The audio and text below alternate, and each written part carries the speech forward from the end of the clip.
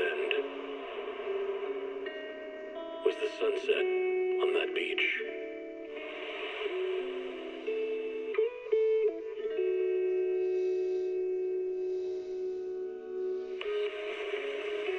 Watching the sun gently slide into the water's embrace were fireworks dancing on the canvas of the night sky.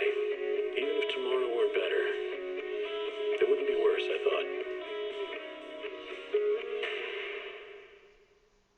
When you're reading this letter, I imagine much has changed.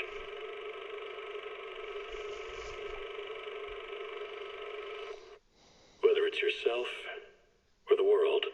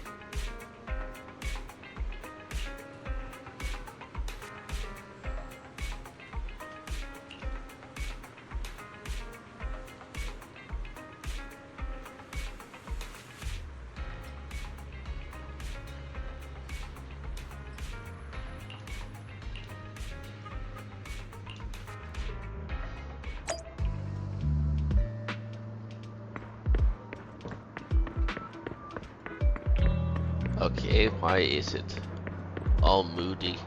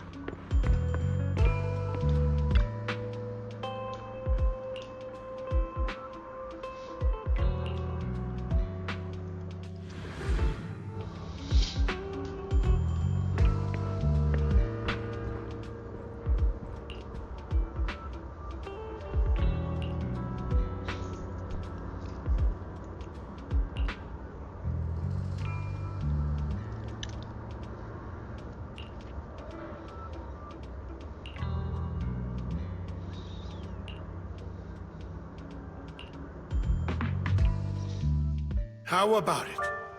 Will you work with me? Correct. Let me be honest with you. I have the sacrifice core that you're after. I am Mockingbird. So it's you. I never thought you'd be so bold as to come see me alone. Relax, my friend. As you know, if I can sneak into such a heavily guarded auction, then naturally, I can just as easily slip away right now. I'm here with the sincere intention to seek cooperation. I can give you that sacrifice core. And what do you want in return? Wealth, glory, power. The things everyone else in the world wants, I want them too. And I'm confident that as the current heir to the Ravenlock family, those are all things you can give me. Then you've certainly come to the right place. My family is working on a big project.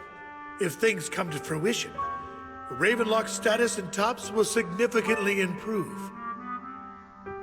At which point, I'll be sure to leave a spot for you. Naturally, as an outsider, you're precluded from handling any of our core business. But profits from the scraps alone will be enough to set you up for life. Mr. Hartman, I think you've misunderstood me. I have no intention of joining the Ravenlock family. In fact, I have an art gallery under my name that does pretty well for itself. I was hoping you could recommend me for Tops. You want to join Tops? That's easier said than done. Even for a family like ours, it would still require significant effort and... Just answer me yes or no. I don't think either of us can afford to waste time. I understand. Yes, you have my word. But in exchange, you'll have to give me the sacrifice core first. I'm sorry, but I'm afraid I can't. I've already hidden it somewhere safe, a place nobody else but me knows. You don't want to put all your chips on the table when dealing with Tops. I know that far too well. Then that means I also need to keep an eye out when working with the infamous Mockingbird, right? Mr. Hartman, I should remind you that I stand before you undisguised. Coming from a phantom thief who's never publicly revealed his identity, shouldn't that be sufficient assurance? If I betray you, then you merely need to lift a finger to wipe me from the face of this world. You do make a valid point there. In that case, you have a deal. I appreciate your trust. Why don't we celebrate our new partnership with a toast?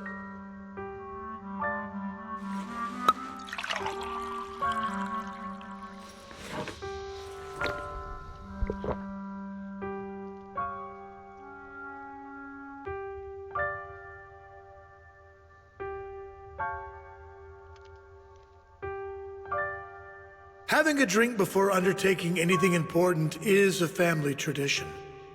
It's good luck. As an outsider, it's a real honor. By the way, you aren't the only member of your organization, are you? Shouldn't all your companions agree to this deal first? You don't have to worry about that. I'll make sure she agrees. Otherwise, I'll get rid of her too. Seems you'll do whatever it takes to get things done. Great things lie ahead for someone like you. All right, let's leave it at that for today. I'll contact you about what to do next.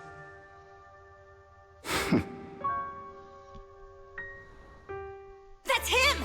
He's the one who killed Serena! She was the only one who was ever any good to him, right? That's how he repays her?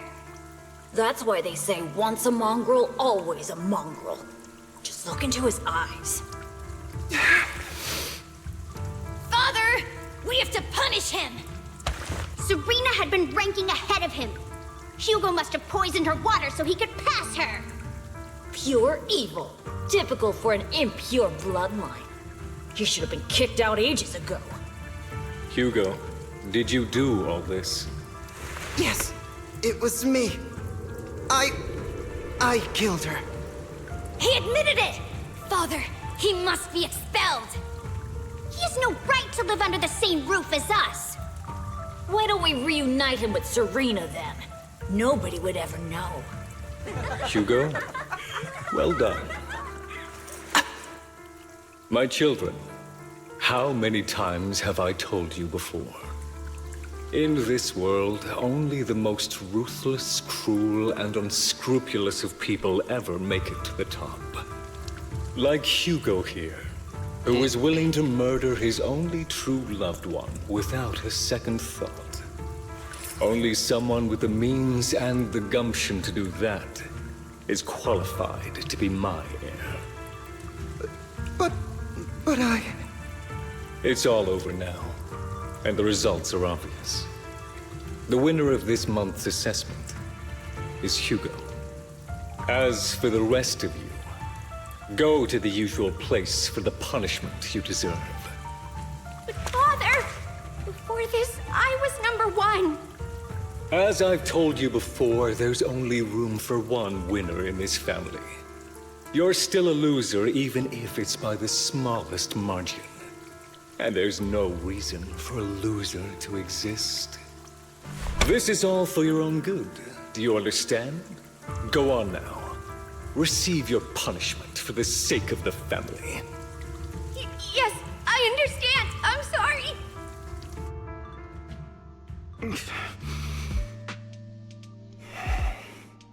That really brought up some unpleasant memories. It won't be long. Soon, it'll all be over.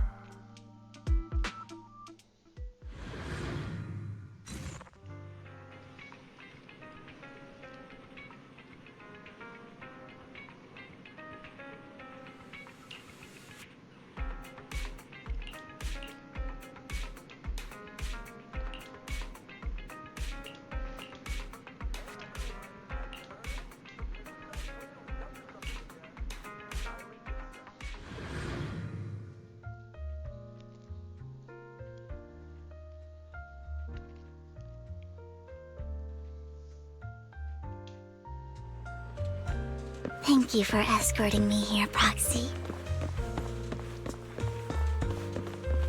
Today was quite eventful. You're a child that only brings misfortune.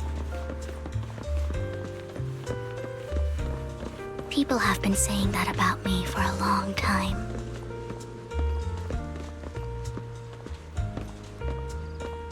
I used to feel hurt and resentful.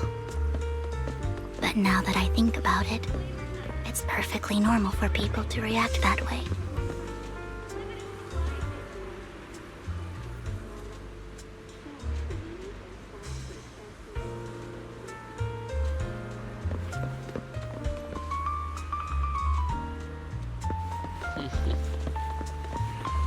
That's a copy.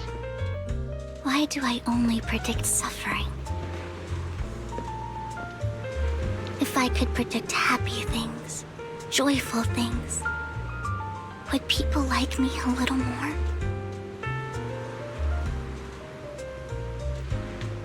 Maybe fate truly is set in stone.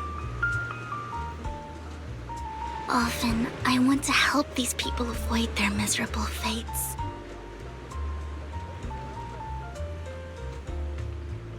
For a time, I even thought that I was successful, that I could change people's destiny.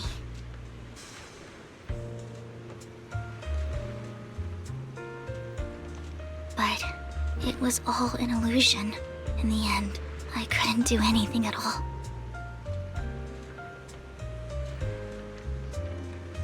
So, I was really happy when you said that my abilities weren't a curse, but a gift.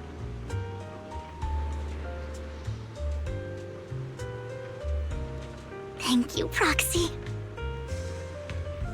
I'm so glad to have met you. And you're also a fan of Lord Phaethon. It's like we were fated to meet.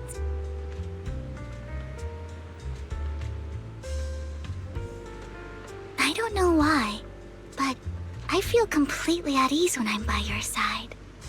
I feel like I'm free from judgment, from blame.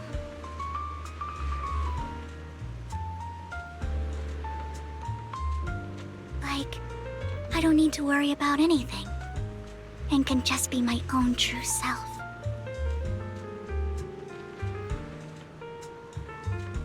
Perhaps people really do possess an aura, and ours just so happen to be extremely compatible.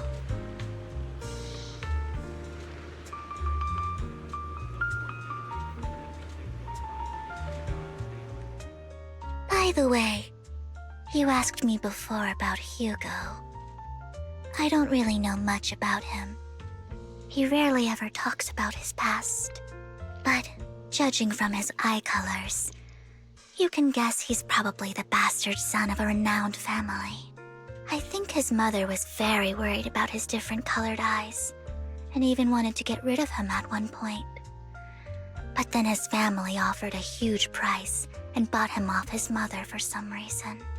And just like that, he moved from a leaky and drafty boarding room to a luxurious mansion. But he's also mentioned that the extravagant home is actually like hell for him. I think it's probably because the family treats him terribly. I digress. He ran away and ended up meeting Lycon and his master. After that, they formed Mockingbird together and experienced a rare period of happiness. Until Lycon's betrayal. So, what's your take on Hugo? I imagine I would still be wandering around now if I had never met him. To me, Hugo is just like an older brother. I've always felt as though he's carrying some heavy burden with him. But that's a secret he's kept to himself. Something he'll never tell me. Sometimes when I look into his eyes, I can feel that he's really struggling with something. Even though he may say some extreme things, Hugo really isn't a bad person. I think one day he'll tell me his secret. Until then, I just have to wait. Wait and trust him.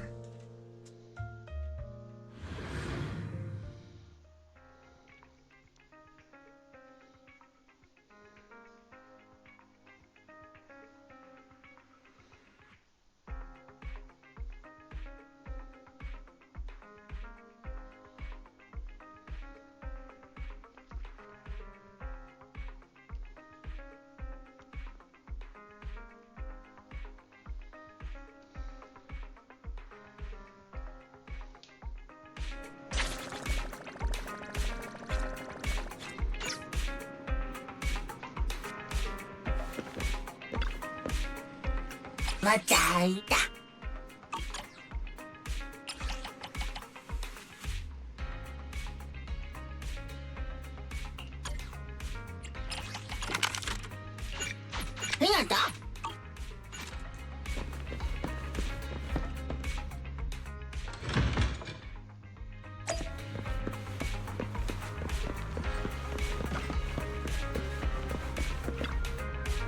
hello there. How about a Tin Master special for the... Coffee is not a must, but a calm and relaxed mindset sure is.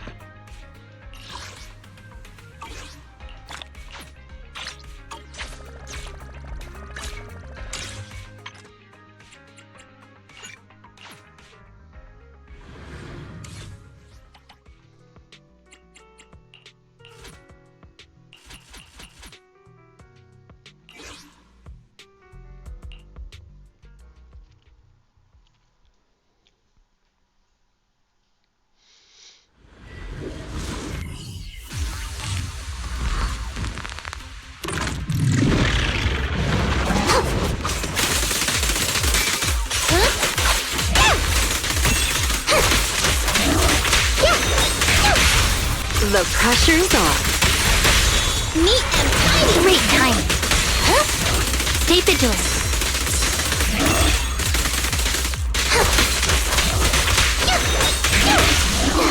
Yep. Huh?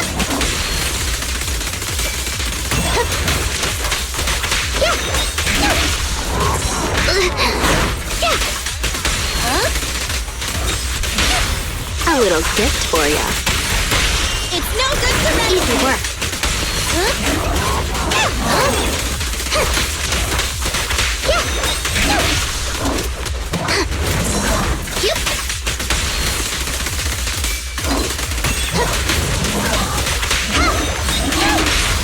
The pressure's off.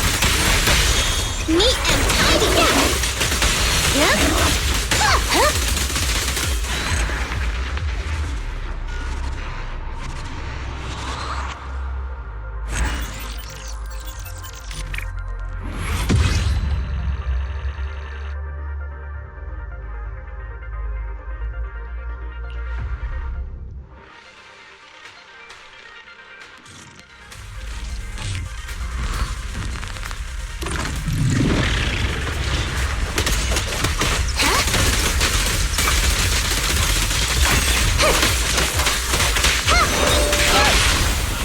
Together this won't hurt.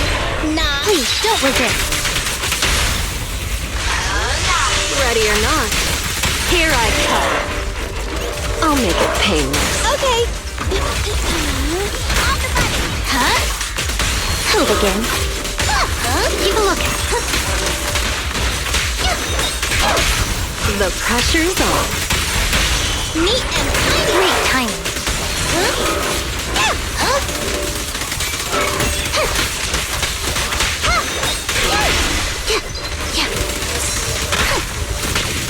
Following order.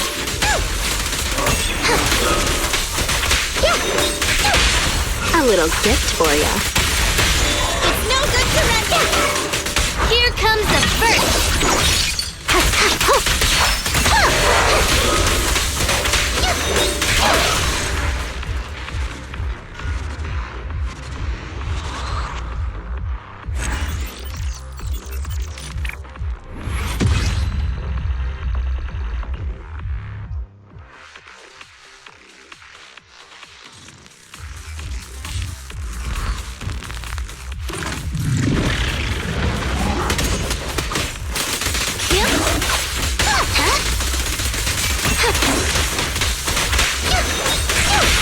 A little gift for ya.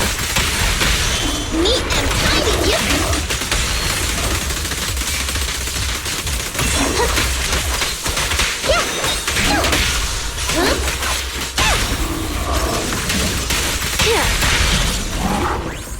Let's make this quick. Hurts, don't it?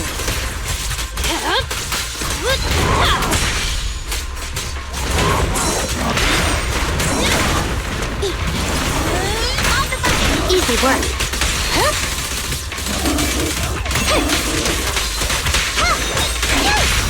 The pressure's on. It's no good surrendering! Cross the line and you get stuck. Yeah, following orders.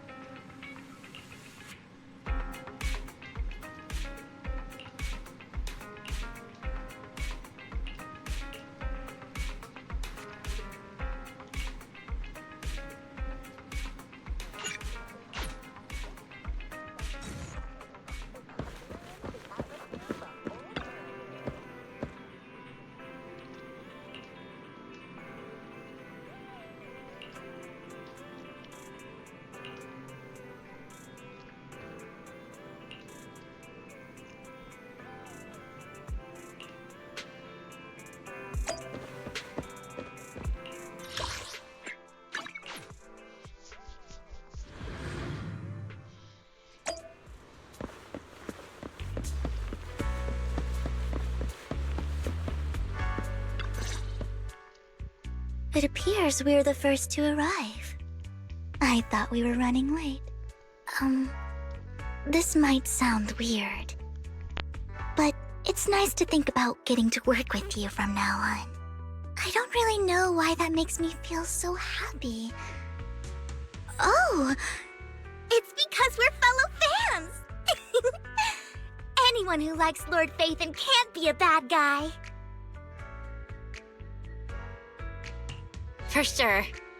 Of course, Lord Phaethon is the greatest there will ever be, but you're definitely the best proxy I've ever met in person.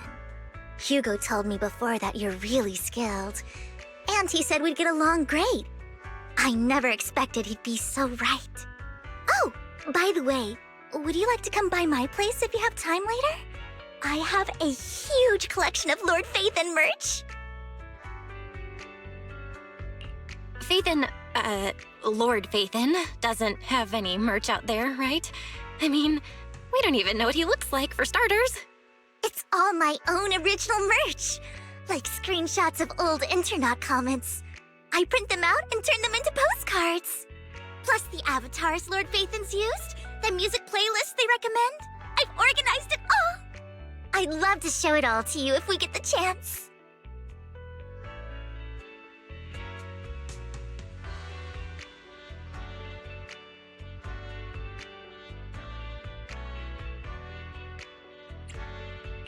I'm super curious to see all that. Please be sure to show me sometime. Splendid! Let's book a time and you can come by my place and see all my Lord Phaethon merch! Speaking of which, what's taking those two so long? Hugo said he had some preparations to do before entering the Hollow. I wonder how that's coming along.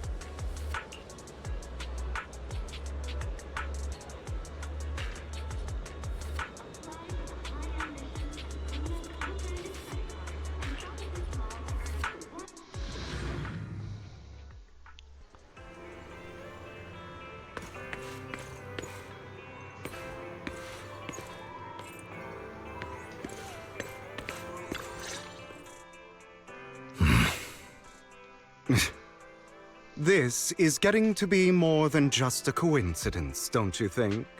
Or perhaps you are actually stalking me. If I was stalking you, you wouldn't ever know. Overconfident as always. You haven't changed at all. We just make it a habit to check the state of our weapons prior to combat. Thanks for that little reminder. I almost forgot. I didn't expect you to let me join. What else could I do? Master Proxy would have insisted on having you join us. I never expected for us to have a chance to enjoy some pleasant conversation like this. Without our weapons drawn, that is. It really has been too long. I still remember when we first established Mockingbird. Indeed. That was a long time ago. Thankfully, Jack went in peace. He must have known about his condition for some time. He even left us with instructions. Passing peacefully in your sleep is the most natural way to go. I'm happy for him. By the way, Lycon, have you given it any thought yet? You mean about our guild for Phantom Thieves? Yeah. It's time for us to build an organization of our own. Jack always supported the idea, didn't he? I don't have any objections. But what should we call it then? How about Mockingbird? It's a bird known for mimicking the calls of others to blend in. The same way we don high society roles for ourselves when we're out on a mission. Oh, oops. I nearly forgot. You're a terrible actor, and you're always flubbing your lines. I guess we can rule out that name, then. No, call it Mockingbird. We're always just putting on an act, aren't we? I won't slip up on our next mission. Besides, we still ran missions together even when we didn't have a name. Having one now won't really make a difference. No. It does make a difference, Lycon. And I don't just want a name. I want Mockingbird to become a symbol, like the sword of Damocles hanging over everyone's heads, striking fear into the hearts of the rich and cruel whenever they hear the name. Just like Jack used to say, this world isn't fair. So that's why we have to influence it however we can, and change things in our own way. But on the basis of not causing harm to other people's lives. That's also what Jack used to say. You remember, don't you? Of course I remember. All right, I promise. That sounded pretty forced. Don't forget, things don't end well for people who break their oaths. I'm good for my word. You must trust your fellow companions. That's also something Jack would say. Well then, today's the day that Mockingbird will officially start flying. Our first order of business, deciding on our symbol.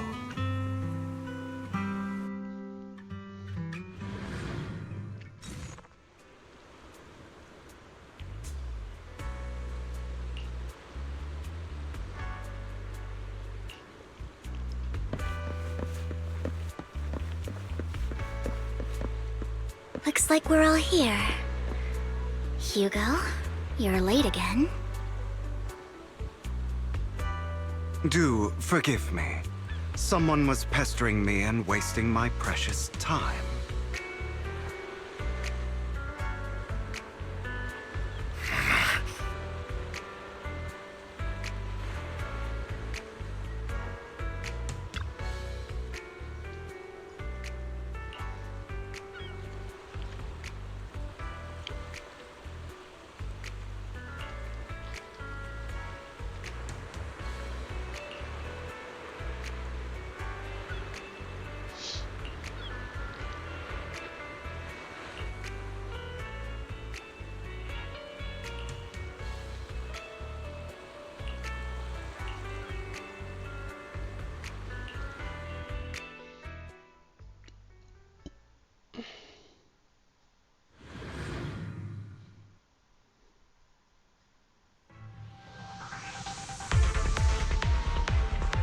Didn't expect the coordinates in Bringer's notes to lead here.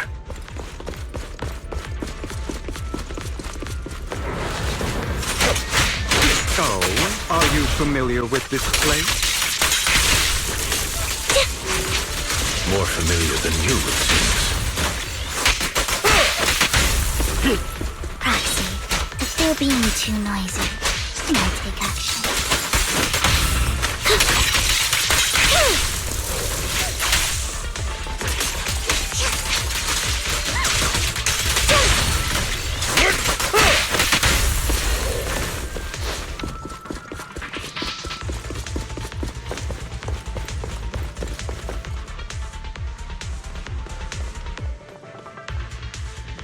I don't enjoy obstacles in my path.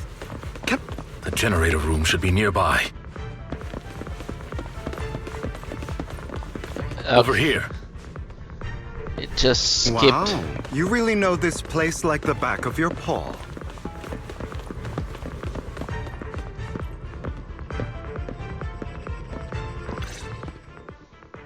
Master Proxy, I hate to be the bearer of bad news, but there's something wrong with the circuit. It seems to be blocked. Don't tell me. Victoria Housekeeping's high and mighty attendants can't even fix a simple circuit. I can fix it, but I'll need a circuit diagram before I can do anything. I've seen diagrams for this type of circuit before. It's a pity that we're unable to connect to the outside world from inside the hollow. Just leave that problem to me. Belle, I just sent an image of a circuit diagram to your phone. Check if you received it. Thank you very much, Master Proxy. Now then, let's start repairing this circuit.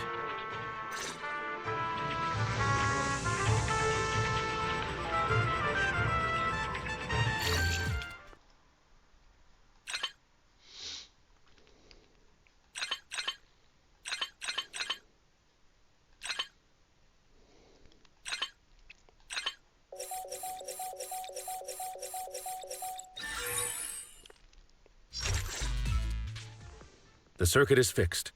We should now be able to open that door. Wait up. Wait a second. Something just doesn't add up. It's all coming together now. Communicating with the outside world from within a hollow. And getting that circuit diagram. In theory, there's only one person who could ever do that. Could it be your Lord Phaethon? Impossible.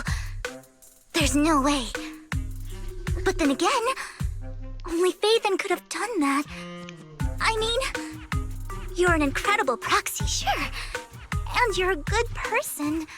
But could you really be Lord Phaethon? That's me. I'm Phaethon. Sorry, I just never had the chance to tell you. Unbelievable. Lord Phaethon!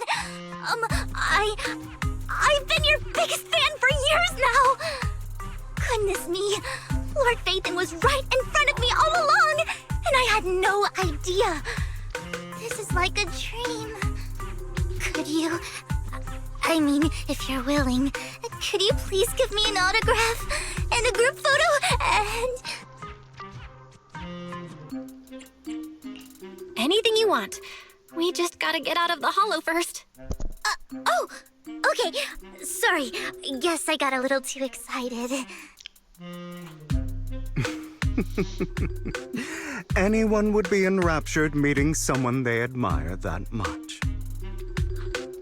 Yeah, if I ever met my favorite movie director, I'd be the same.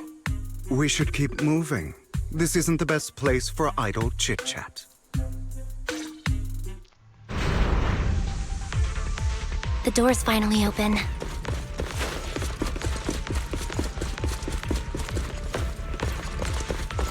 The proxy is Phaethon. Phaethon is the proxy. If this is a dream, I never went to wake up.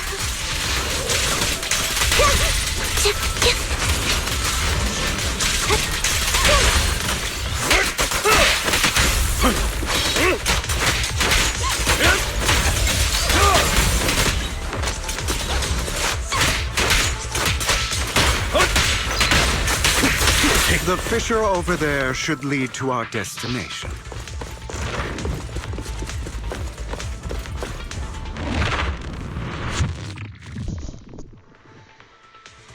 There are more ethereals around. Please be careful, Lord Phaethon. Lycon, your fighting style wasn't so reserved in the past. How bad? I've matured. You call this mature? You're just being pretentious.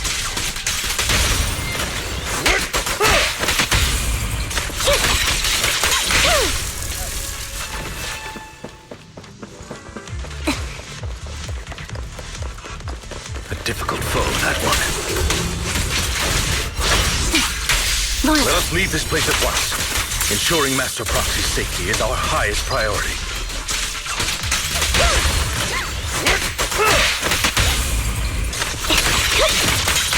I won't let anything happen to you, Lord Phaethon.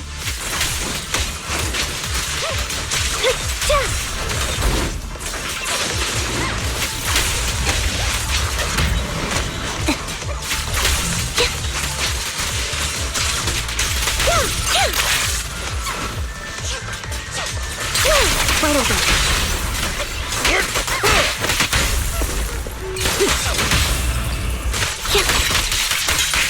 Lord Phaethon, how are you feeling? Are you tired? Do you need a break? Some food? Water?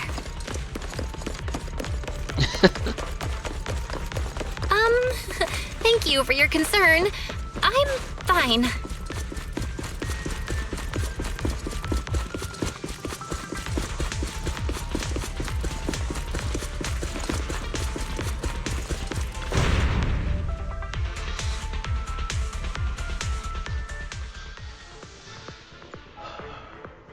Master, a complex mechanism has been detected ahead. To pass through, you need to activate all 3 smaller mechanisms. Suggestion: split up and handle them simultaneously to save time. So, we have to head to 3 different places to crack this thing. Huh? We're splitting into 3 groups? In that case, I'll protect you, Master Proxy! I can take care of one myself. That leaves the last one to me, then. You should go with Hugo. What's that supposed to mean? We get along just fine, don't we, Miss Cunninghair? I don't know what's going on with you two, but you've been bickering the whole time. It's annoying. This is a good chance for you guys to build some rapport. Anby's got a point. Hugo, just go with Lycon. You just want to be alone with your Lord Phaethon, don't you, Vivian? Huh? That's not it! Maybe we should go over it all again. You know, just in case anyone's not fully on board. There's no need, Master Proxy. Our top priority right now is to crack the mechanisms as soon as possible. It's just a simple mechanism. I can handle it solo. Lycon, you better not slow me down. I really want to recommend you two some movies for a crash course on teamwork.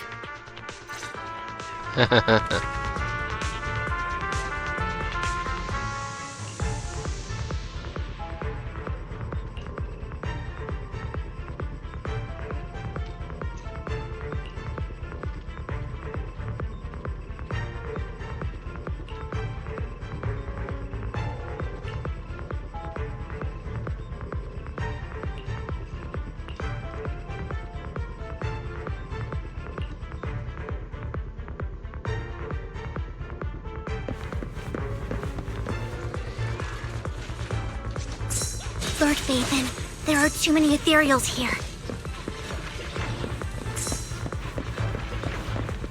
We have to find a way to close that door and...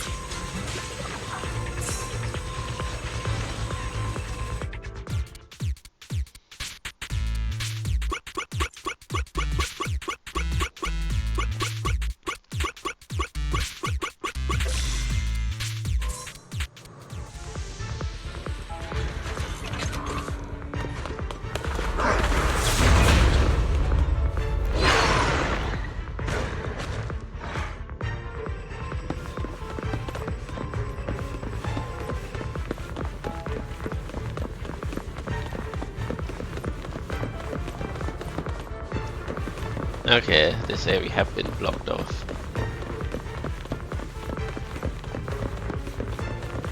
Lord Phaethon, seems like we both need to press down on these mechanisms at the same time.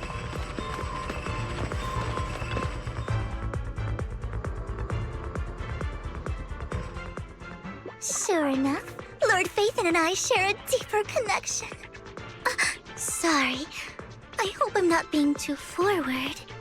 Goodness me, somehow I'm fighting alongside Lord Phaethon. It's like all my dreams are coming true. I'm going to wake up any second now, aren't I? No, this isn't a dream. I'm real, see? You can even hold my hand. Not only is Lord Phaethon incredible, but super kind. That's it.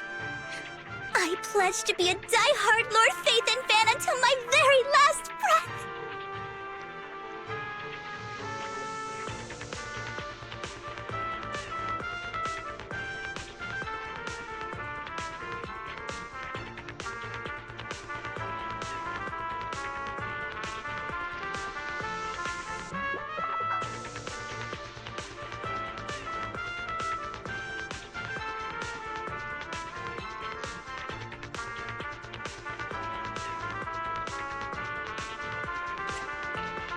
I'm happy to hear that, don't get me wrong.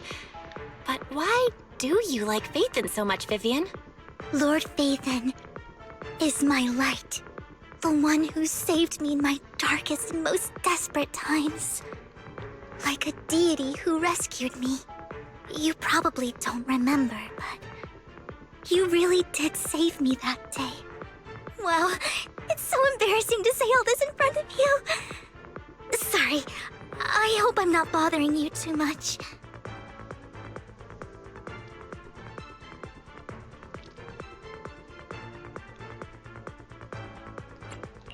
Of course not. Thank you for your loyal support. I should be the one thanking you. Just being able to see Lord Phaethon makes me the luckiest person in the whole world. Sorry to keep babbling like this. I wonder how the others are doing. I'm sure Anby will be able to manage. She's great at this kind of stuff. But as for Hugo and Lycon, let's just hope they don't get into a fight with each other. There are too many ethereals here. Though, it's not a huge problem.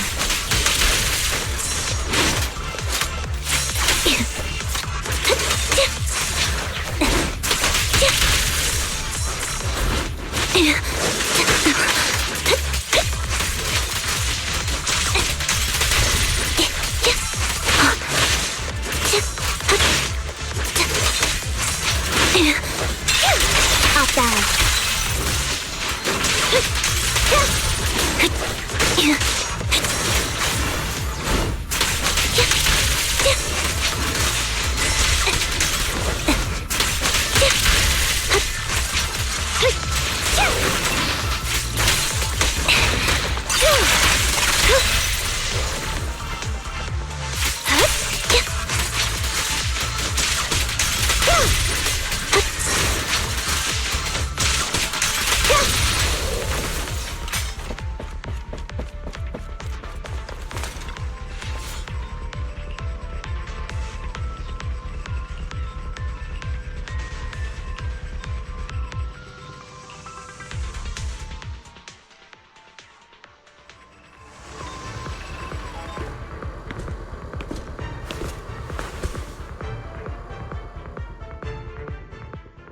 So, we have to cooperate to solve this problem.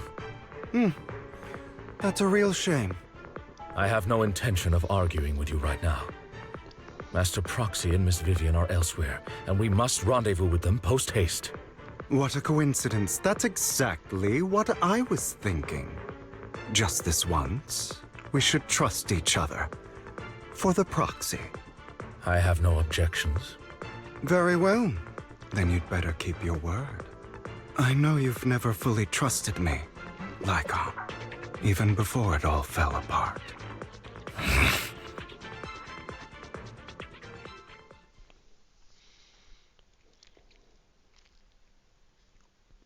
You wanted to speak to me alone? I know you and Hugo are as thick as thieves and don't hide anything from one another. But you can't tell him what I'm about to tell you. Did something happen with him? Hugo is an intelligent and gifted child. He learns everything I teach with ease. In time, he'll grow beyond me. Reach a place where people will marvel and look up to him as a beacon. Yeah. As much as I hate to admit it, he always picks things up just a teeny bit quicker than me. But none of that matters, because I can overpower him easy. I don't think being gifted is a good thing for him. What do you mean? He bears a dark and painful past.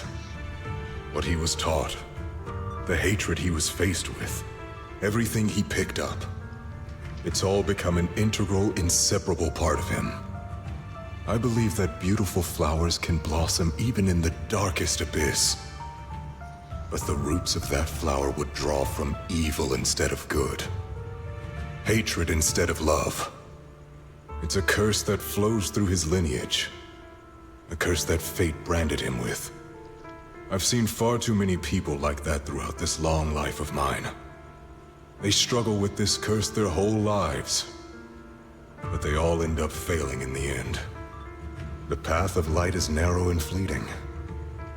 And the darkness is filled with such temptation that dropping your guard for even just a moment can send you spiraling straight into the abyss. Do you mean Hugo's going to be a bad guy? I don't know. I hope he'll always stay true to his heart. That he won't give in to hatred and ambition. That he won't become the dragon that must be slain. But he has inherited the seed of evil. You cannot let it take root. I'm afraid I won't be there to help you. There's not much life left in this old body of mine. So then, Lycon, promise me now. You must hold his chain tight. To restrain him. To stop him. And when necessary, to choke him.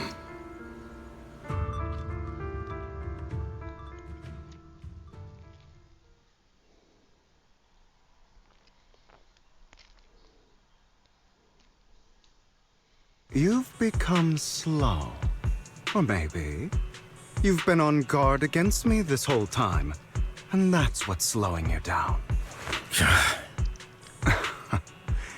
Looks like I was right. Lycon, I hope you're aware that the one who betrayed Mockingbird and went to work for the Mayflowers was you. Not me. I would never betray my companion.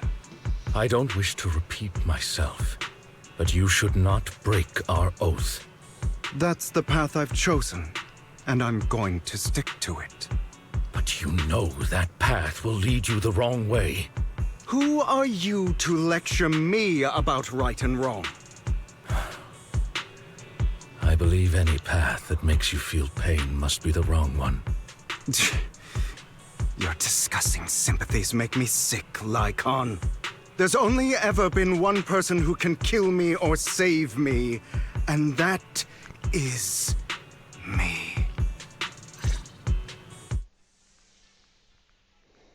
Great, it worked! She was on top of my head for a second.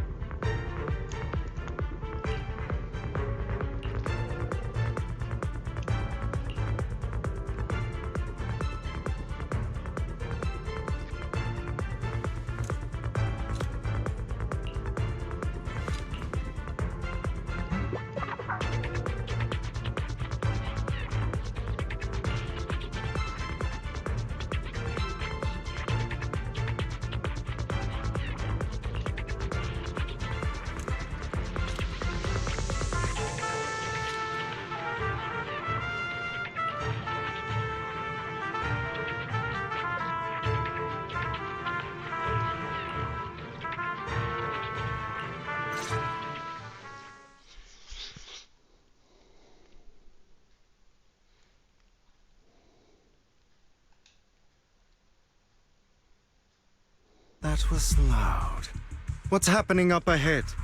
Hold on, everyone. I'll go check it out.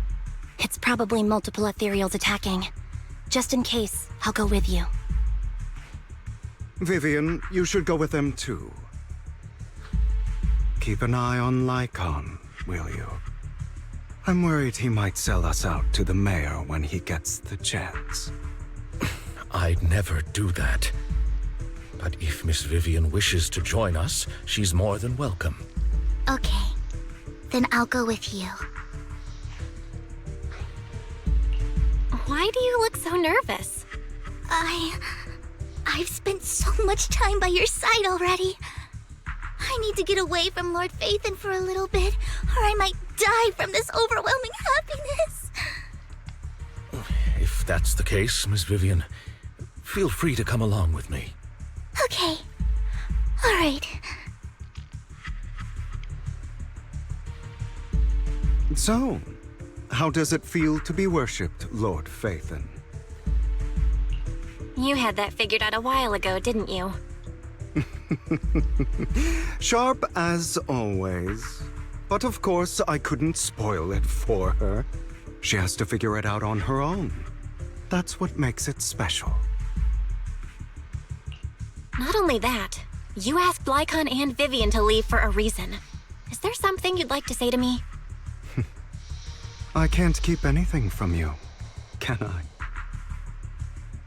I've always treated Vivian like my own little sister. Maybe it's just a coincidence, but she looks a lot like Serena. I think I mentioned it before. Serena was my half-sister. She passed away a long time ago. Vivian adores you. Whether you're Phaethon or just Belle. Of course, I also have a lot of respect for someone like you. Strong, fair, and genuinely kind. So I hope... I beg you, please keep her safe. Hang on. What's that supposed to mean? Think of it as the last bit of conscience I have left. A kid as pure as her. She should stay alongside someone who walks in the light. Like you. Not even Vivian can agree with all my beliefs. One day we'll go our separate ways. Your beliefs? What do you mean exactly? You probably heard from Lycon. We swore an oath when we started Mockingbird. We swore to use our own hands to right the wrongs in this world. But never, under any circumstances, would we take another human life. I stayed true to my words. Until my father, a man I hated, stood right before me. I could have ended his life easily, but I hesitated.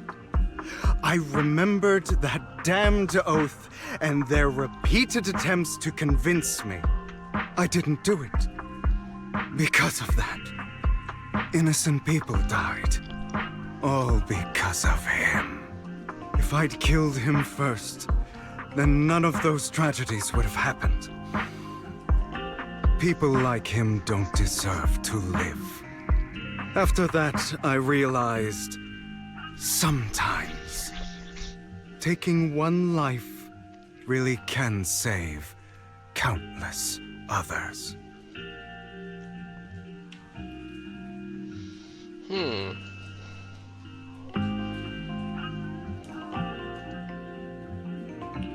I understand where you're coming from. I knew you'd understand. Vivian has a good heart. I don't want her to get her hands dirty. But you know how it is. In this world, someone has to be the bad guy. So, I want to apologize to you.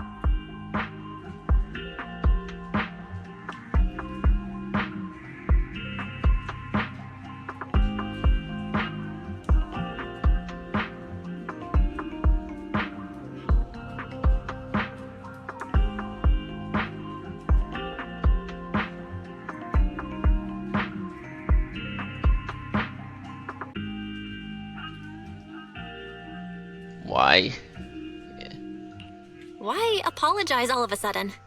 You're incredibly strong, kind, capable, and really, really lucky. The world needs more people like you. Remember that revenge movie I told you about, Children of Devils? I still haven't found it, but I came across another videotape with the same name.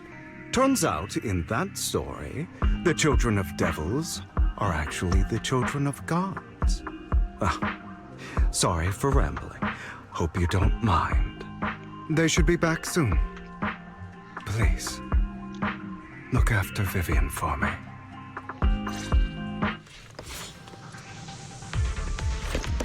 Is he going to eliminate himself?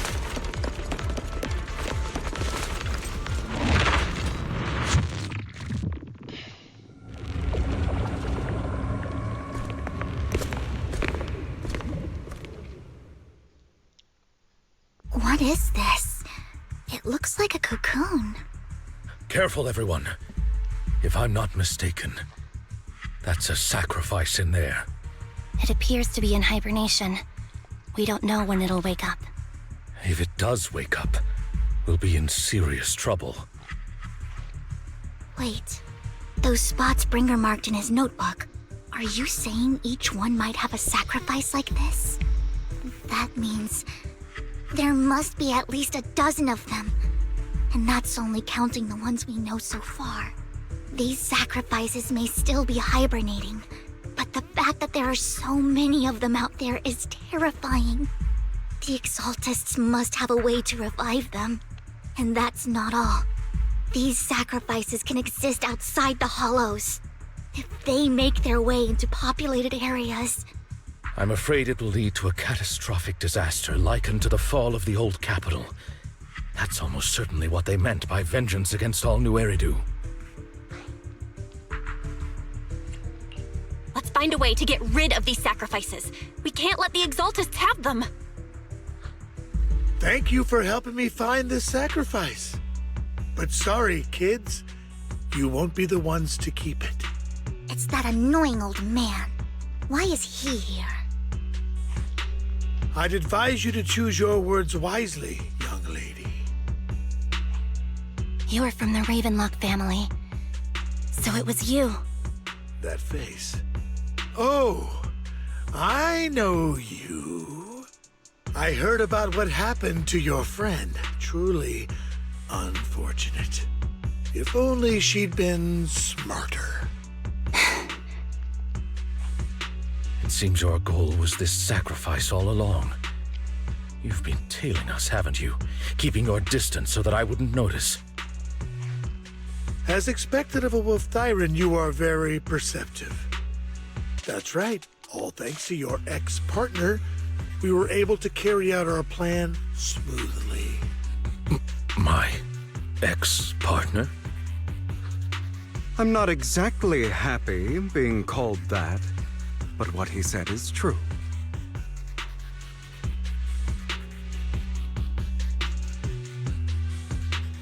Wait, Hugo, what do you mean? I made a deal with Mr. Hartman in advance. So, would you kindly step aside and let us have this sacrifice? Of course, you can choose to refuse, but if you do, then I'll have to take coercive measures. What did you offer him? Everything we know about the sacrifices plus the core itself. But why? It's simple. I want to climb higher. Mr. Hartman offered me a chance to join TOPS. Who could say no to that?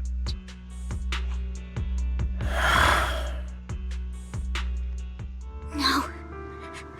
Impossible. You promised to help me investigate the Exaltists. You told me the whole point of Mockingbird was to do anything it takes to bring a little justice to this world. Was all of that just a lie? You're just too gullible, Vivian. I also told you, everybody lies. To hide their true intentions, people lie so smoothly, they don't even bat an eye. You... What a wonderful show of betrayal and backstabbing! Bravo! I've got no interest in your little feud. But would you all be so kind as to step aside? My men still have some delicate handiwork to do. To extract that sacrifice behind you. Over my dead body. Hugo, why in the world would you do that? Instead of wasting your time on idle chatter, why not focus your energy on the battle ahead? My controller didn't respond for a second. Your plans will never succeed. It's useless. Don't you get it? You're not just going against the people in front of you. You're not going against me.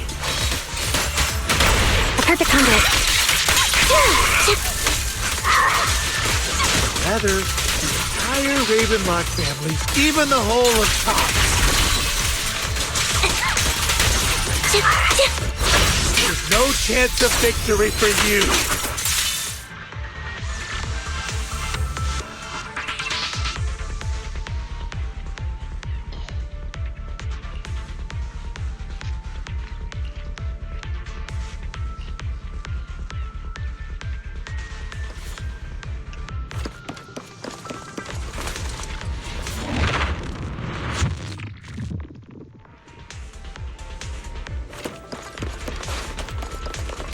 Oh, this brings back memory. I only have been up here. Hugo, don't make a choice you'll regret. There's no turning back for me.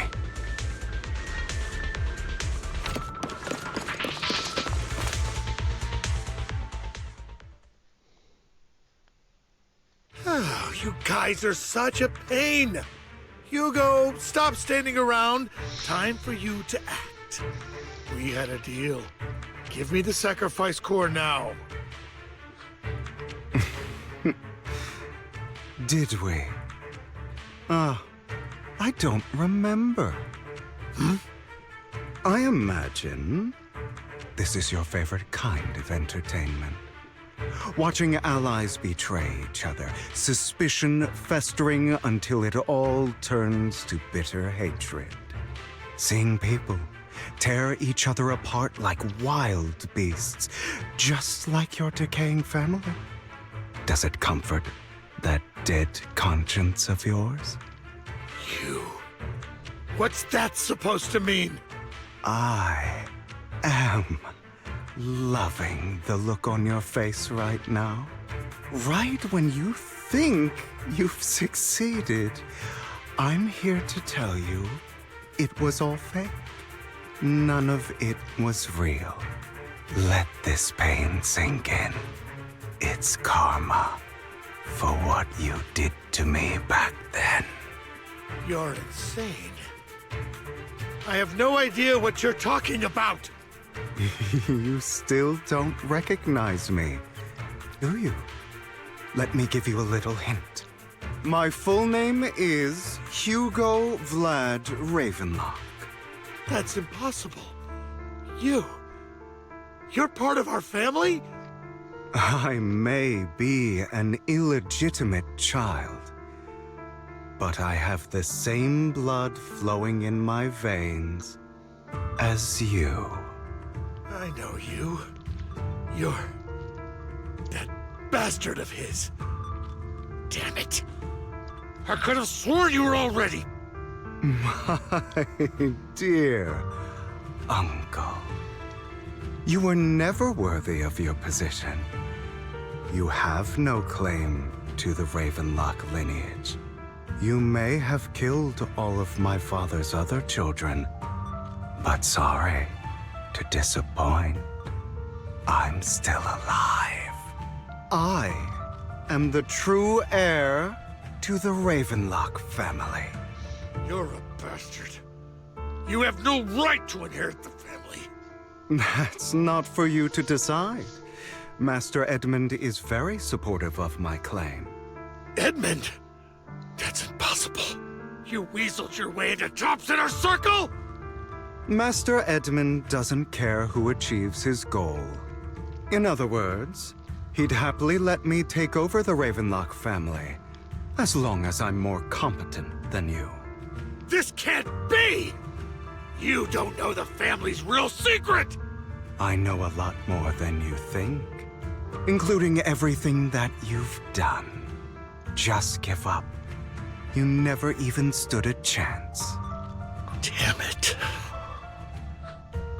This was all fake, right? You were just putting on an act to fool this old man, right? I actually fell for it. Don't do that again. At least give us a heads up next time.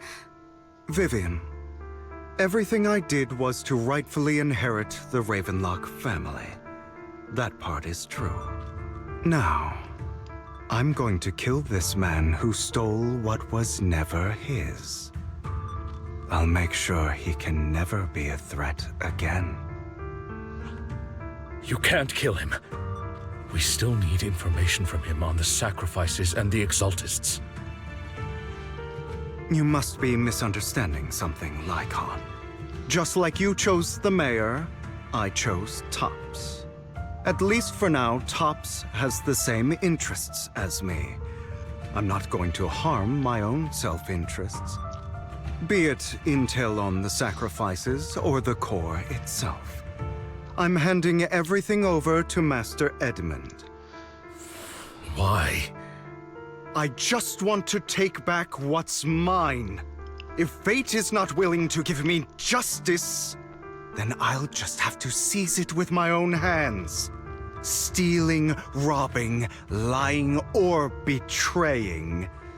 I'll do whatever it takes.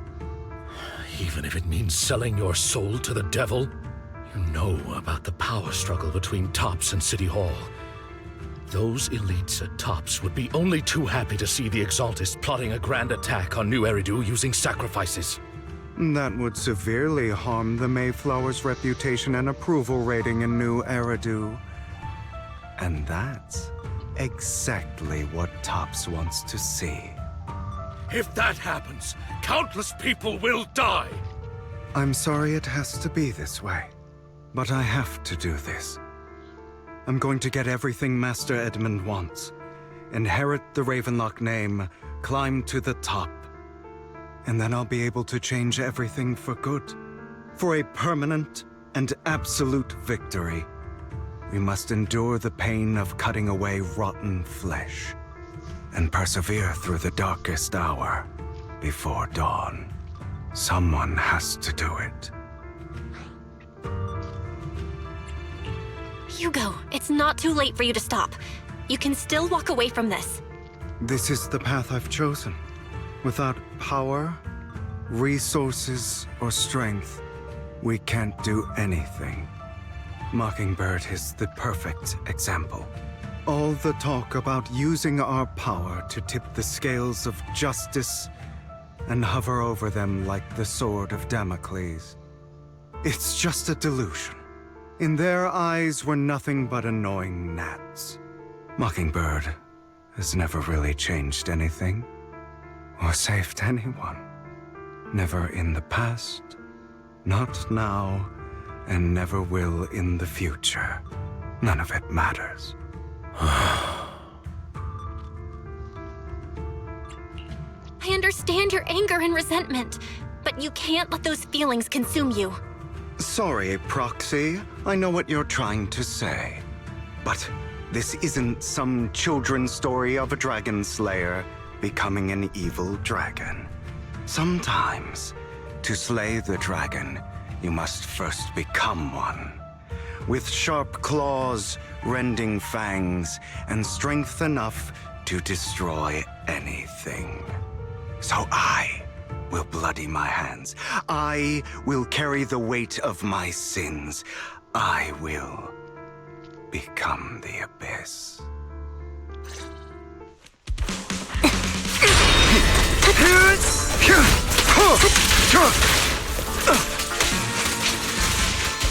It's about time you kneel.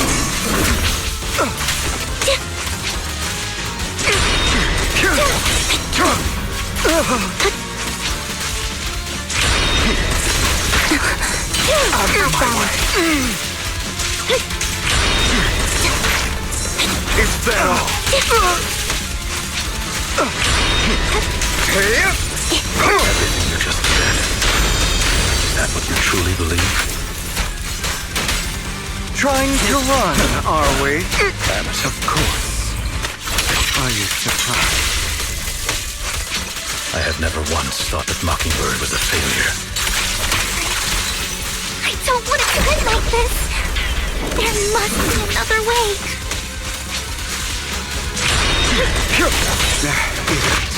Vivian. Truth be told, Proxy, I envy you. The world needs people like you.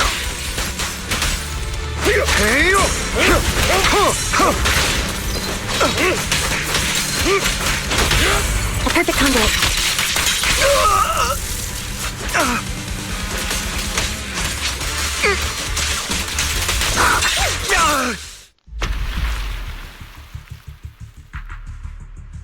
All right, you got me.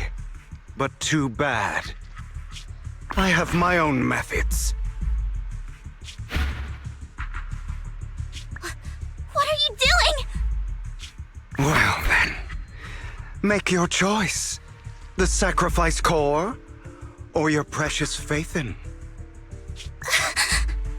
I know you took it. Don't forget, I'm the one who taught you that. Okay, the core is yours. Just leave Lord Phaethon alone. What a shame. Did you really think I'd keep my promise? That's right. This is the real me. What's the matter? Thinking of killing me? Didn't you say all life is precious? Drop your foolish facade. I knew it. You... He has inherited the seed of evil. Do not let it take root. When the time comes, you must be the one.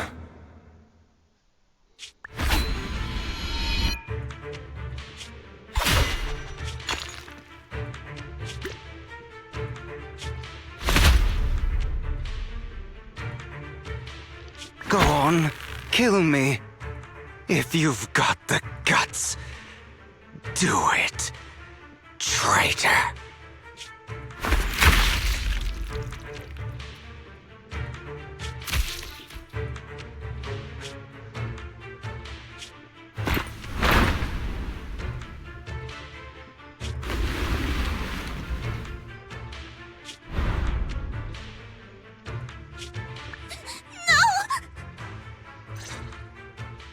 Master Proxy, are you okay?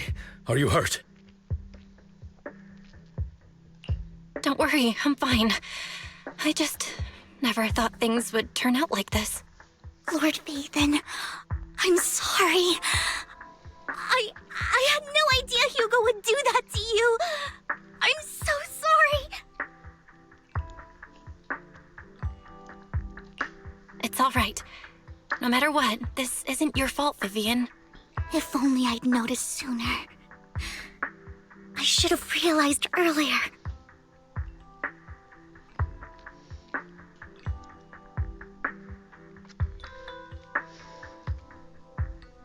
Hugo, he...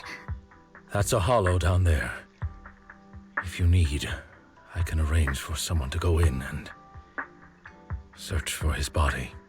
That isn't necessary. To be frank, I thought you'd hate him for his betrayal, Miss Vivian. I do hate that he's keeping things from me, but all these years, Hugo's been like family to me. I believe he's still with us. Me too. There's a chance he's still alive. I'm terribly sorry, but I must tell you, It is impossible for Hugo to be alive. My hand went through his heart. Sorry to interrupt, everyone. But just so you know, Hartman's gone. Probably slipped away during all the chaos. I'm sorry, I was so focused on Master Proxy's safety. I wasn't paying attention to him. Same, but it doesn't matter. We all know what he did. And he will pay for what he did today. Yes. I'll be reporting all of this to the mayor. He's not getting away with this. Well then, now that it's all over, let's head back.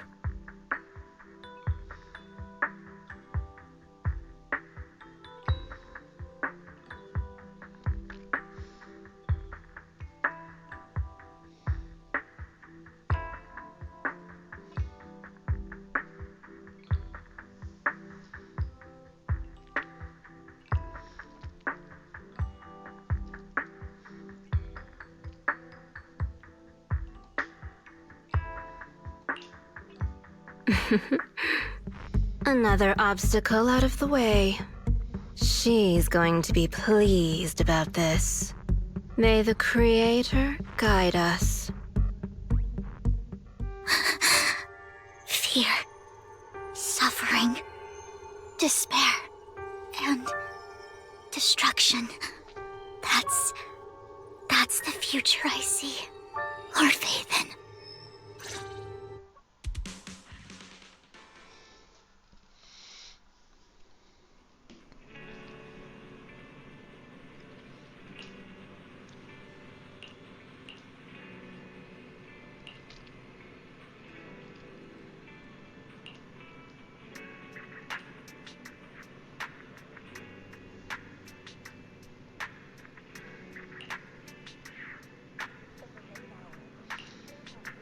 It's always difficult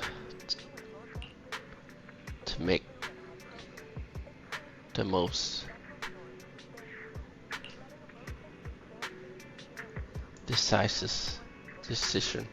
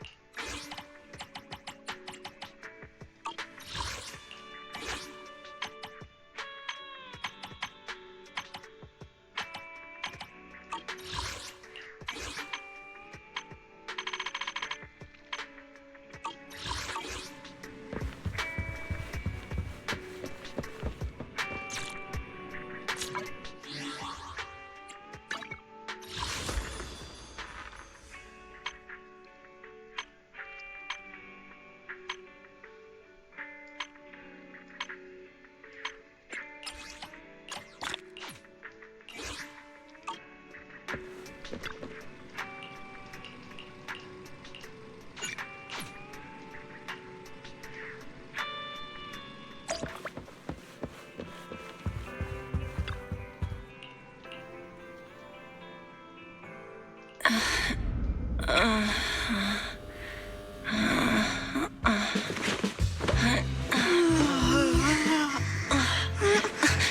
Phaethon, this time let me. Vivian? Vivian?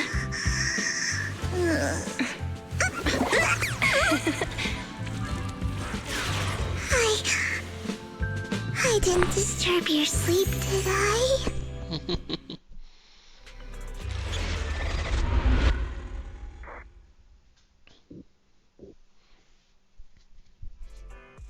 When I got here, the other Lord Phaethon said you were resting on the couch and just let me in. I meant to keep you company while you slept, but then I dozed off myself.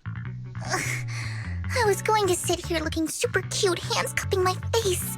You know, like the #1 sleepy face I want to wake up to pose. I can't believe I ended up falling asleep myself. What sleepy face? What pose? That was a lot of words in one breath. Are you sure you got enough sleep, Vivian? No, Lord Phaethon. I was just worried that I had disturbed your rest. Just being able to see you sleeping peacefully is already the highlight of my day. No, my entire month. Though it is a bit late, but... Good morning, Lord Phaethon.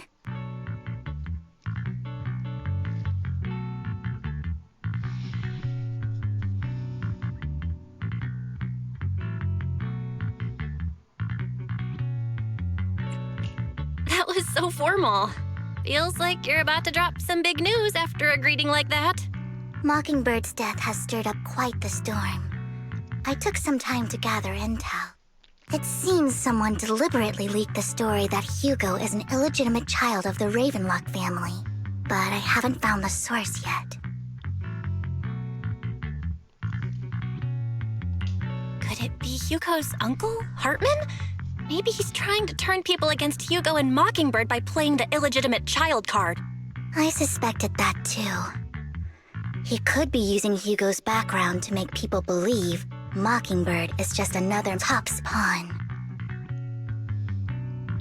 To the upper class, Mockingbird may be insignificant, but it has a loyal following among regular folks. But after some digging, I was surprised to find that the public isn't turning on Hugo. They're actually starting to see him in a better light.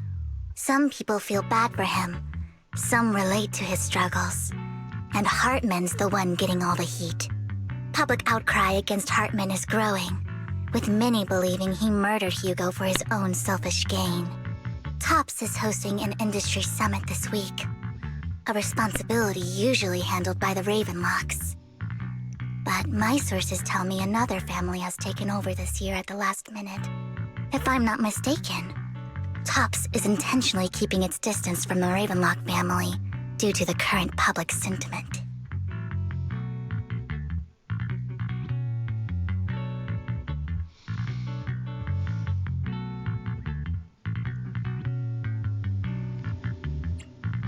Is someone trying to take advantage of this to get rid of both Hartman and the Ravenlocks? I think Hartman knows this too, which is why he's completely vanished. No matter how hard I search, I can't find a single trace of him. Hartman must have taken the sacrifice core. Now that he holds this bargaining chip, he is definitely going to negotiate his way out of this with the Exaltists. Sorry for interrupting, Vivian, but I need a quick word with Belle. Oh, no problem at all. I'm sure you have important Phaethon matters to discuss. Take your time. I'll just be waiting outside. We can't make our guest wait outside. Belle and I will step out instead. Oh, don't mind me, Lord Phaethon. I wanted to browse the videotapes anyway. I'll be right here. Just let me know when you're done. Belle, Lycon's outside the video store. He knows Vivian is with us, so he's hesitant about coming in. He's stressing over what he did to Hugo in front of Vivian, but he really needs to talk to us. Maybe you should go speak with him first.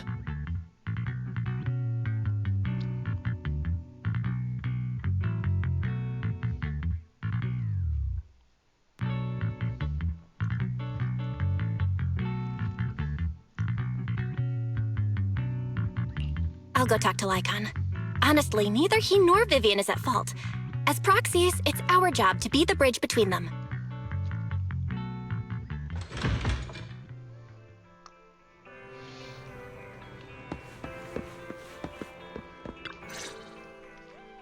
Good morning, Master Proxy. Good morning, Lycon. Wise mentioned you wanted to talk to us and Vivian about something? Yes, it's an urgent request from the mayor, one that directly affects New Eridu's safety. However, before we get into the details, as a former member of Mockingbird, I'm concerned about Miss Vivian.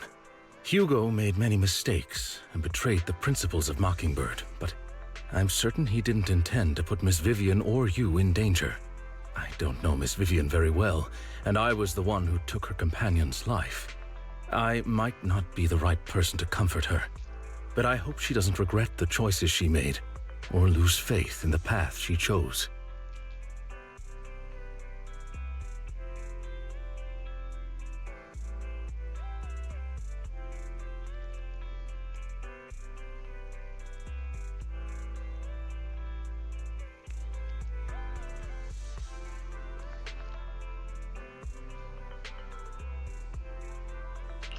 Vivian's doing just fine.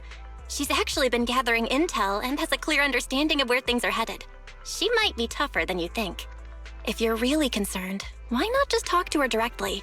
If you'd like to apologize, it should be face to face, right? That's reassuring to hear. I trust your judgment. You've always had a sharp eye for people. Would you mind coming in with me? I'd like to apologize to Miss Vivian in person.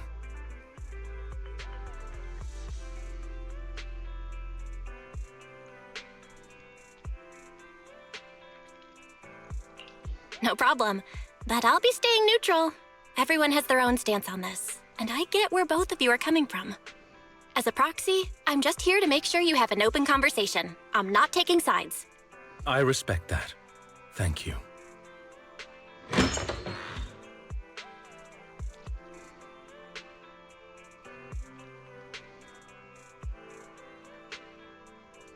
Miss Vivian, I'm very sorry about Hugo. You don't have to explain anything. I'm also part of Mockingbird. Mockingbird stands on more than just gain, so it won't fall when fortunes shift. Hugo had his fixations and ambitions. I also have things I must see through.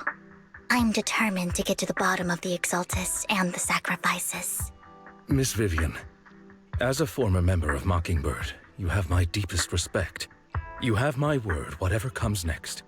I would never harm you or Master Proxy. As for Hugo, please accept my condolences. Condolences? That's not necessary. Mockingbird has plenty of tricks up its sleeves. This isn't the kind of act that ends so easily. Wouldn't you agree? You're right.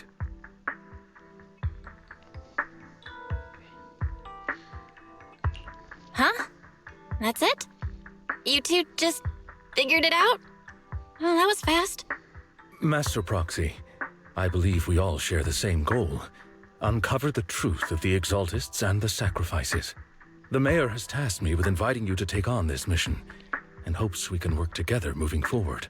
If the mayor wants to work with us, I trust he will demonstrate his sincerity in kind. Mockingbird will not serve as a pawn for the powerful. That will never change. Of course. While the mayor cannot handle this personally, he will make sure we have all the intel and support we need. Miss Vivian, I know you have your own intelligence network, but for some high-profile shady dealings, perhaps the mayor can provide you a different perspective. Please, take your time to discuss. If you're open to collaborating, I'll set up a call with the mayor so he can speak with you both directly.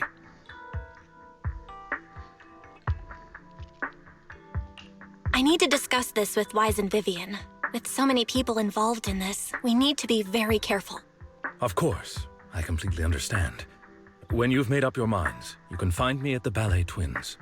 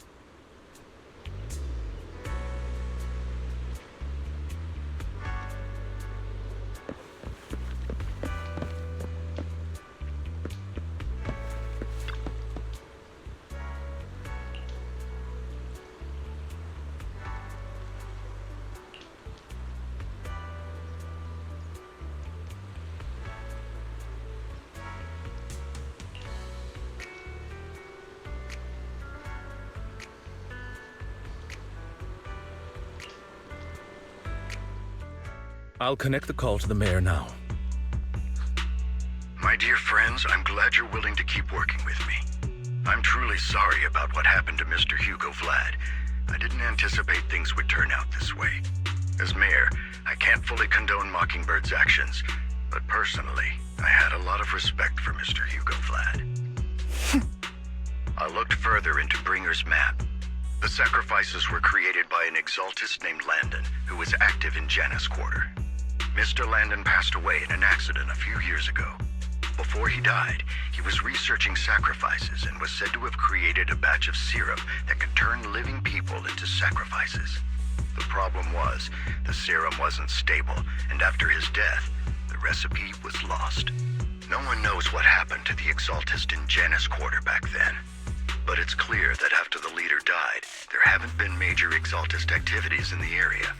Bringer's map marks the locations where the exaltists' most successful attempts at creating sacrifices were.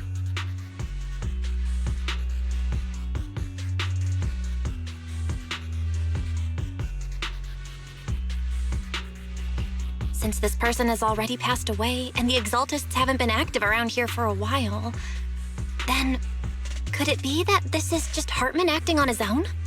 Unfortunately, that's not the case. My sources confirmed that Hartman had been secretly in contact with someone, and they only meet inside the Hollow.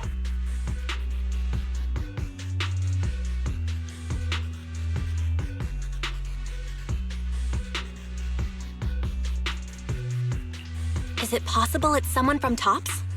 TOPS is a huge alliance of corporations. They wouldn't bother getting their hands dirty. Instead, they just sit back and reap the rewards. Everything Hartman is doing is to secure his place in TOPS and strengthen his power within the Ravenlock family. If my guess is correct, Hartman has gotten in touch with the remaining members of the Exaltists that used to follow Landon, helping them create new sacrifices.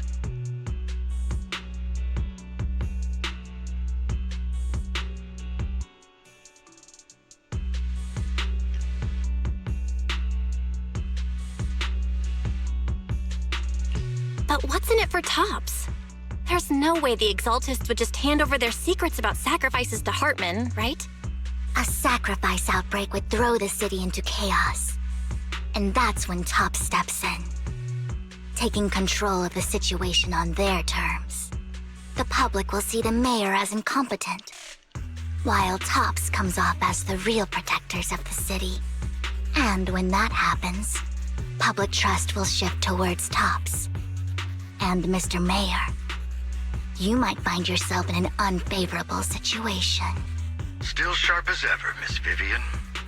So, what exactly do we stand to gain from partnering with you? Please don't tell me you're doing this out of some noble concern for your citizens. I'm not some hero of justice, and I don't believe in lofty ideals or empty promises. We have a common enemy. While our ideologies may differ, we can work together on this. And as proof of good faith, I may not know exactly where Hartman is, but I can fan the flames over Mockingbird's death and escalate conflicts within the Ravenlock family. So it was you behind the rumors. No wonder I couldn't trace the source of the public outcry. I'm not the one who started the rumors. I just helped them spread faster after they leaked. And I pulled a few strings to make sure the story painted Mr. Hugo Vlad as a heroic figure who was unfairly persecuted. As I said before, I had a lot of respect for him, and I'd be happy to clear his name. Now let me lay out my terms for collaboration. After looking into it, I found that the dormant sacrifice you discovered wasn't the only one. There are more places where sacrifices might be lying dormant. Too many eyes are on me right now, so I can't send my own men to deal with it. I'd like to ask you to retrieve the sacrifices from those locations. I'll make sure to dispose of them once you do, so no one will be able to use them again. On top of that, I've asked a friend to help monitor your physical condition, and maybe even uncover more of your potential. Her research overlaps with your teacher's work. You don't need to worry about her capabilities. She's a Void Hunter rank special investigator.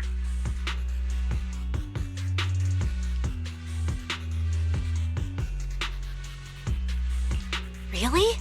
A Void Hunter rank special investigator is going to be assisting us? And she's involved in our teacher's research? That's right. She's heading to Janus Quarter for some business. I wanted to set up a formal meeting, but she declined. She prefers to assess things on her own and will reach out when the time is right. She'll let you know the details then. So it looks like you both are on board with this commission and ready to help recover the sacrifices? Okay.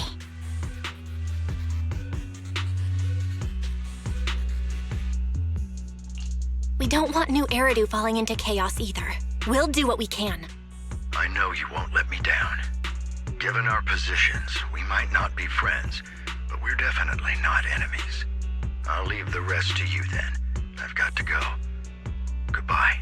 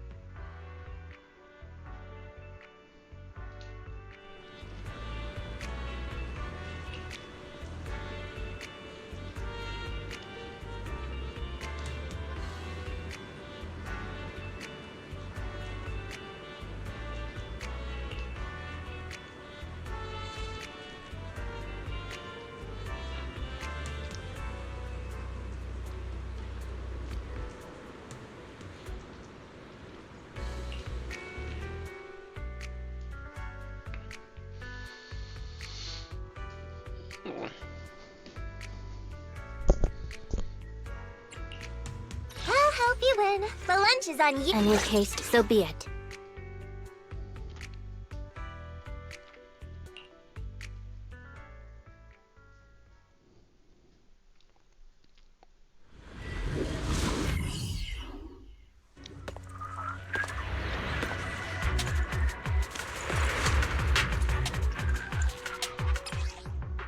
Let me see.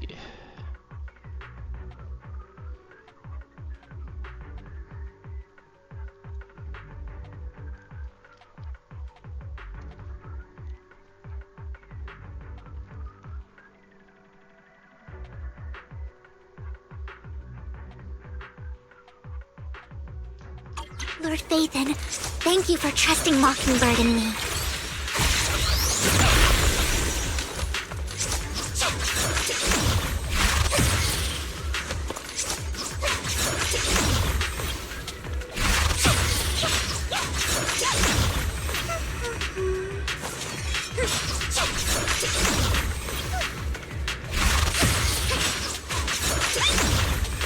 With pleasure.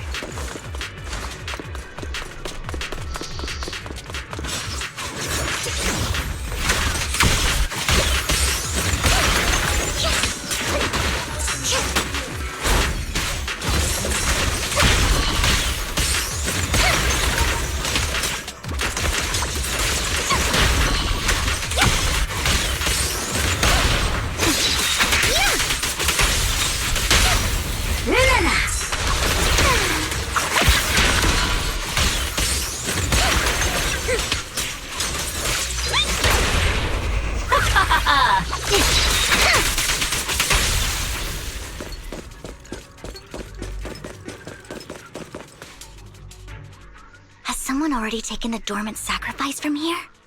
Or did the Exaltus decide to relocate it? No. If these dormant sacrifices aren't handled carefully, they could awaken and turn against anyone nearby. She wouldn't risk moving them unless it was absolutely necessary. Did she realize the mayor was looking into this?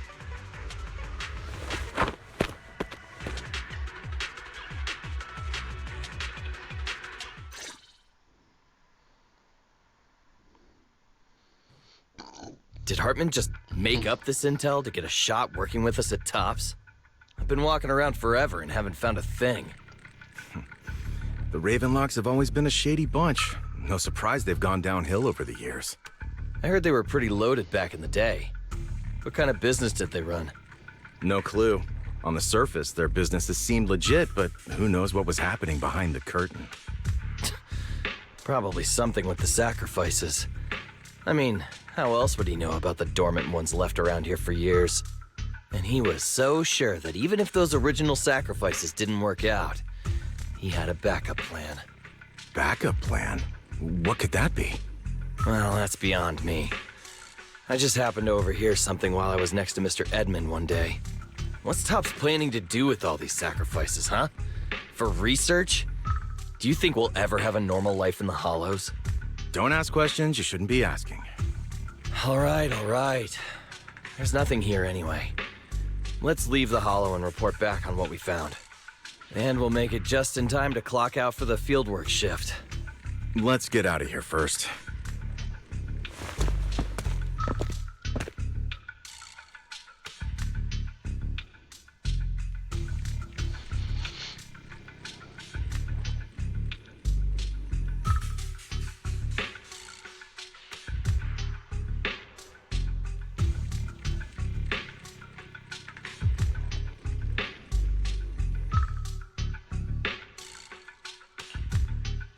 Hartman, that fool. He'll do anything to get into Tops, even if it means playing with fire. She's an Exaltist. Human lives have never mattered to her. The more people get dragged in, the greater the danger. Vivian, I've been dying to know, who's this she you keep mentioning? I apologize for losing my composure. Please don't mind me. The she I'm referring to is with the Exaltists. Someone I have a history with. That's why the moment I heard about the sacrifices, I felt compelled to uncover the truth. I never meant to hide anything from you. It's just that, for me, the Exaltists bring back painful memories. And I'm not ready to face them yet. So, Lord Vathan, please give me a little more time. Once I've gathered my thoughts, I promise I'll tell you everything. Sure, I won't pry anymore. Everyone's got a past, and you don't have to dig up old wounds if you don't want to. I can see the Vivian I know now is super brave and kind. I believe you've really put in the work. Lord Vathan, if we weren't in such a hurry, I'd spend 3 whole hours singing your praises. I'll make note of this and make sure to get it done before bedtime. First things first, let's track down those dormant sacrifices. The Exaltists have probably realized someone's after them by now. I wish we knew what Hartman's backup plan is. I just can't shake the feeling that something bad is about to happen.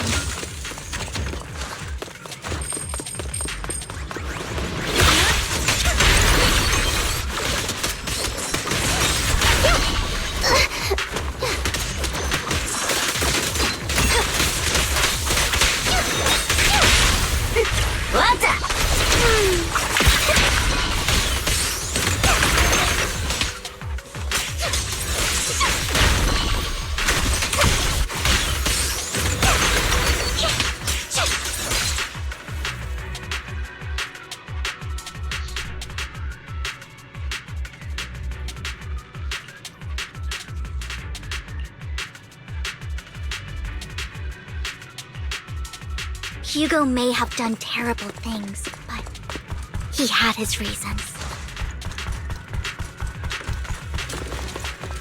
Mockingbird might be seen as the bad guys by a lot of people, but...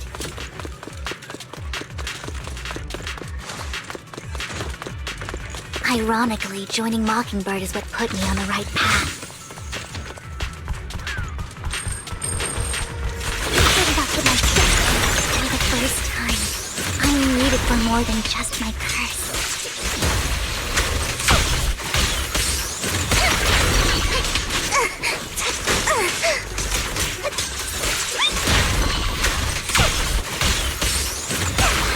Nothing here either. Are we too late?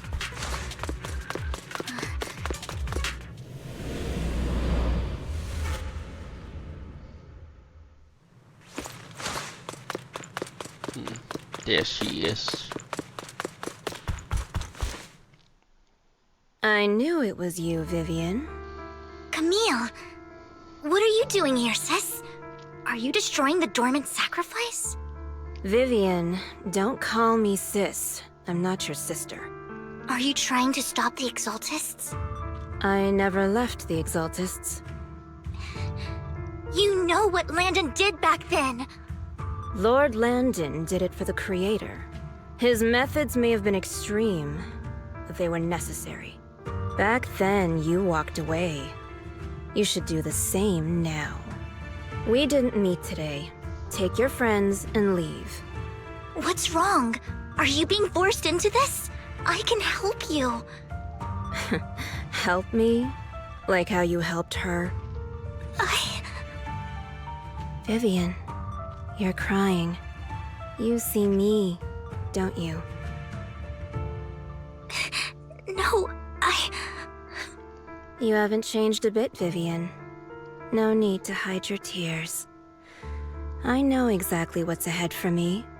You've made your choice, and I've made mine. One last piece of advice. Stay out of this. She loathes you. I won't tell her we met today. Don't show yourself around us again. Camille!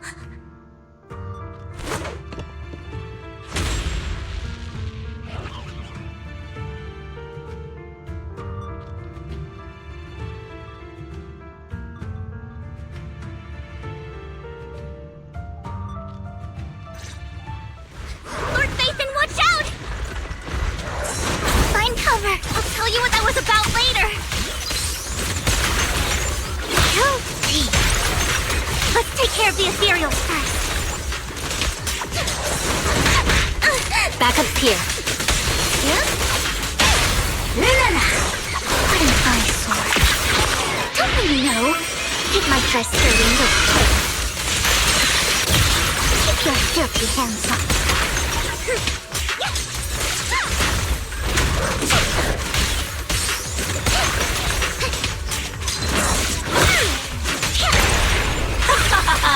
Justice will be served.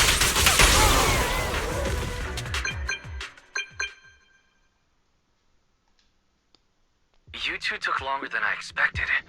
Did something happen? We searched the coordinates the mayor provided. Most of them were already empty. No dormant sacrifices. Camille, the Exaltists have been actively destroying the dormant sacrifices. The Exaltists? There's no reason for them to go after the sacrifices, right? Vivian is telling the truth. I saw it too. And one of them is someone I once knew. I thought she would leave the Exaltists after Landon's death. But she stayed. Do you have a history with the Exaltists, Vivian? When I was a child, I stayed with the Exaltists for a while. Back then, Landon was one of the most respected figures among the Exaltists in this region. A lot happened. And after Landon died, I left. I can't turn a blind eye to the sacrifices. I know all too well how many lives have been lost bringing them into existence. Ever since I learned a sacrifice had appeared in Janus Quarter, I haven't been able to stop worrying. I won't let history repeat itself. That's why I asked Hugo to investigate, starting with the Sacrifice Corps. Vivian. Please stop. I'm not looking for comfort. I'm just recounting the story for you to understand the situation. We've got bigger things to focus on. But when I do need comforting, I'll come straight to you. I hope you'll make time for me, Lord Vathan. Just so you know, I'm not the easiest to console.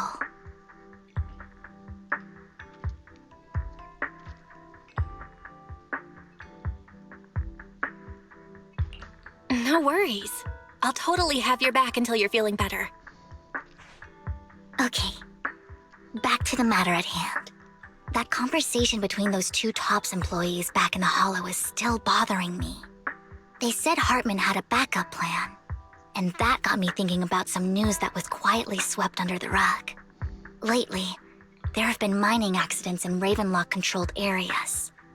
Many workers have died. The families were paid off with huge settlements, way more than usual. No protests, no controversy, and the issue was buried. But considering the Ravenlock's financial position, why would they be so generous with payouts?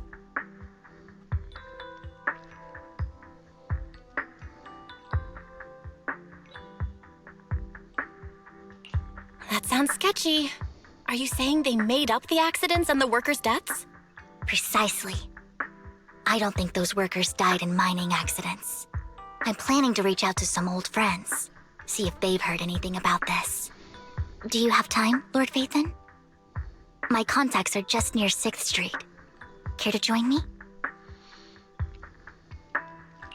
I'm in. Let's go together.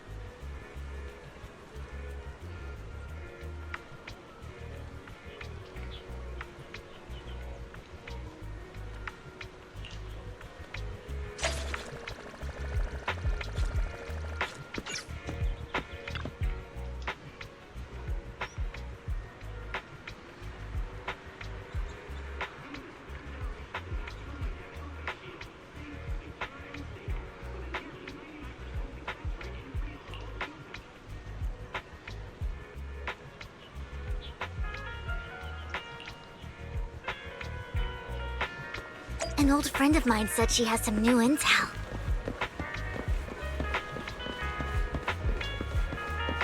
She's like a mentor to me. I learned a lot about data scraping on Internet thanks to her.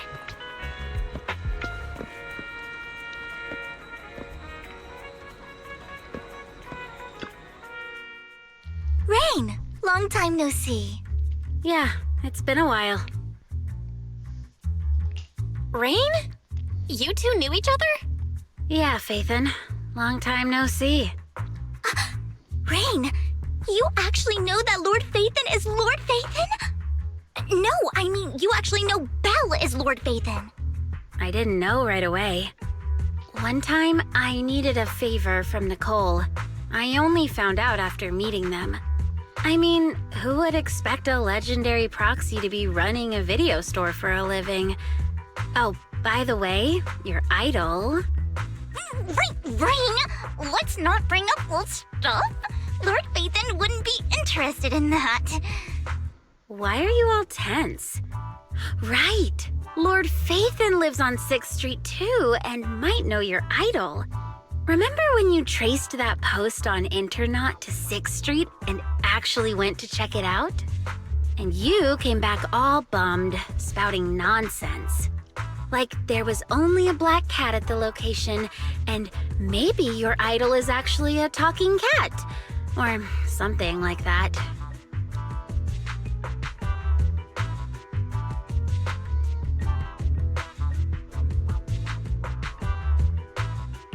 I know that black cat. I'm always sneaking at snacks. Lord Vathan, please, let's drop this topic. Come on, Vivian. It's been years and you still won't say who your idol is. If you'd just let me, I'd have tracked them down ages ago. I get it. You want to find the person who's important to you on your own. But you've tried so hard already. It's okay to lean on me a little, you know. I'm sure your idol won't hold it against you. I shouldn't have come to see you. Huh? What's wrong?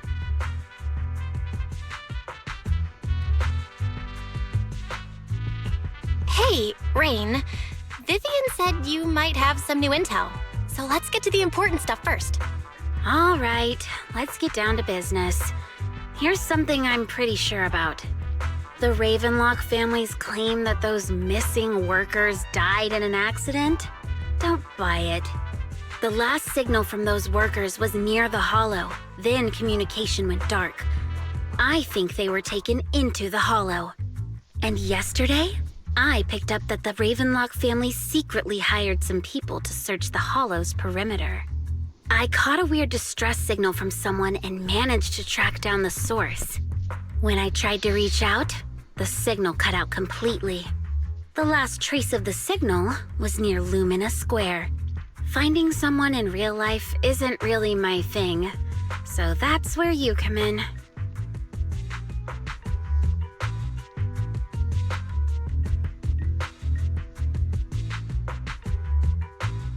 Okay, we'll check things out.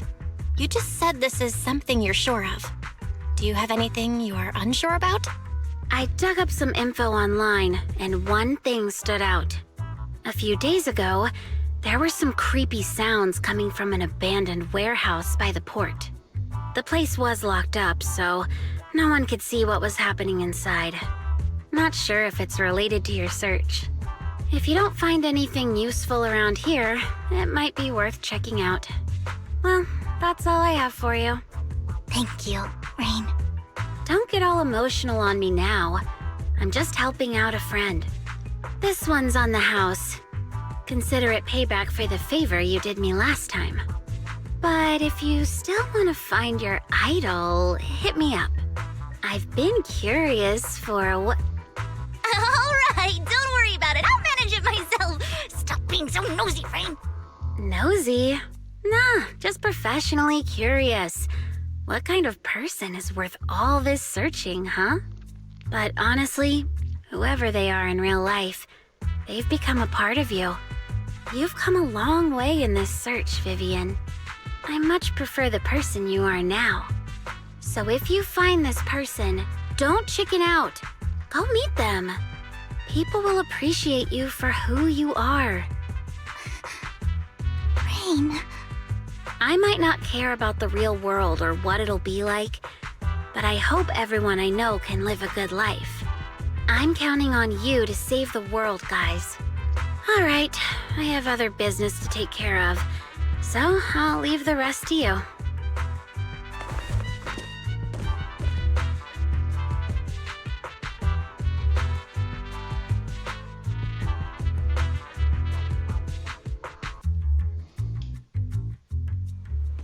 Lord Phaethon, please pay no mind to what Rain said.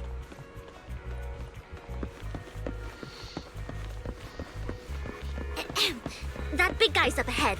Let's hurry.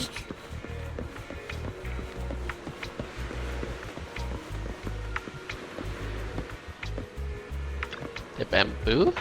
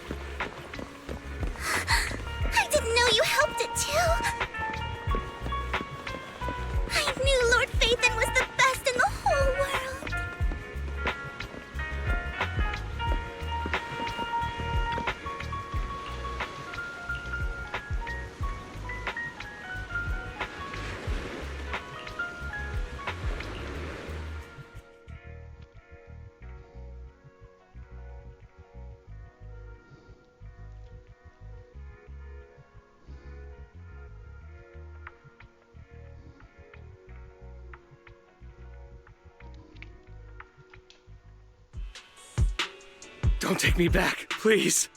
I was wrong. I know I messed up. I don't want your money anymore.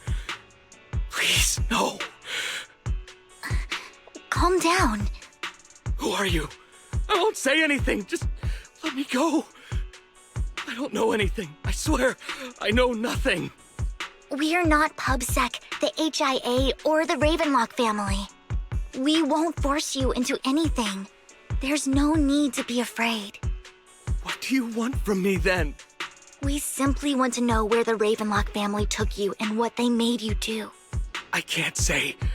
I can't tell you. I have a family. They'll hurt them. You never saw me. Please, just stop asking.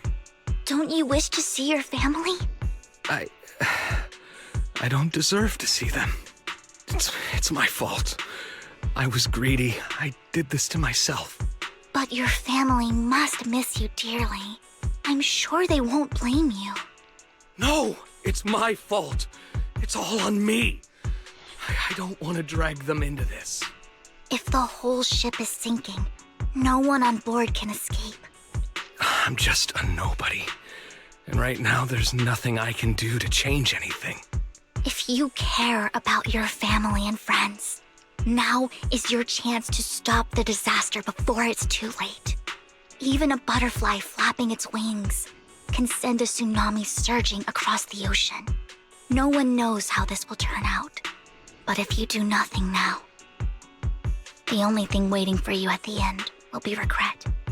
We're not here to turn you in, and we won't force you to confront. I'll help you return to your family.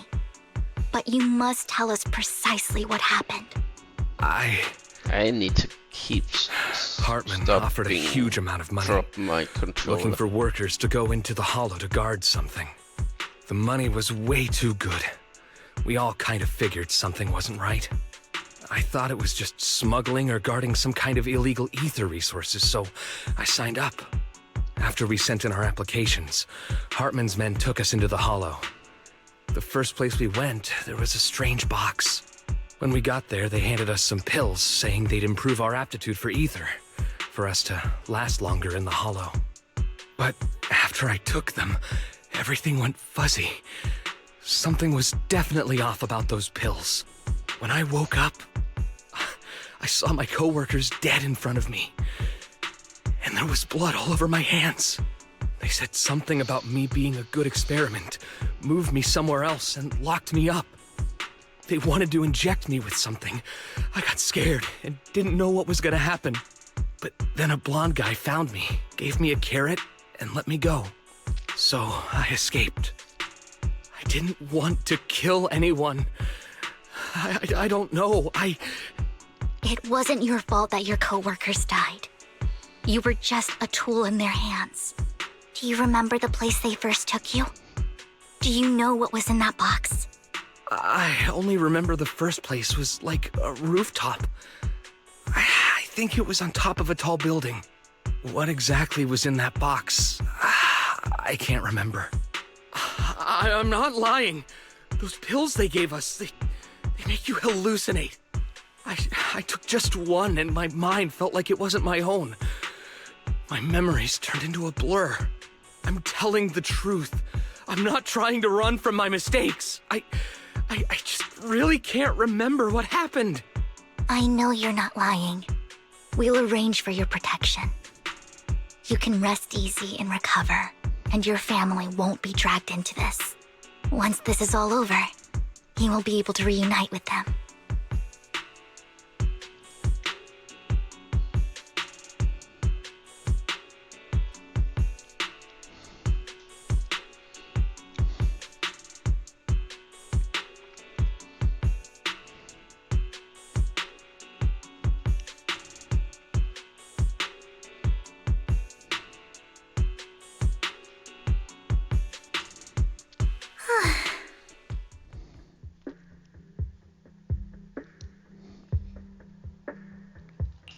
I've been meaning to say this for a while, Vivian.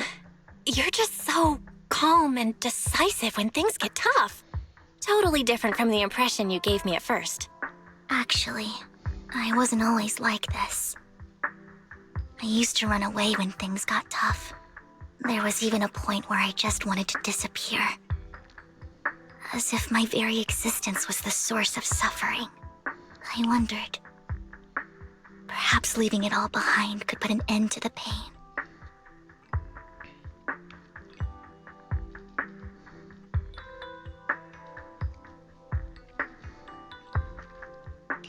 Whoa.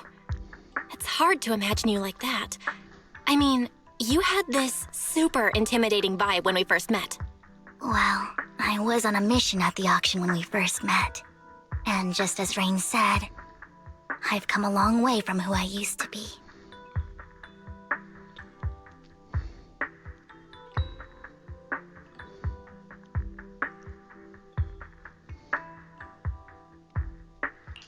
Speaking of Rain, it's still wild to me. I never thought you and I would have mutual friends. And you even know one Denny Boo. Can you believe we might have passed each other so many times without even realizing it? Enough about me. Tell me more about you, Lord Phaethon. Where have you been? And what have you experienced? Looking back, I feel like I've been through a lot lately. My brother and I even lost our Phaethon account. Oh, everything started when the Cunning Hares took something from the Red Fang gang.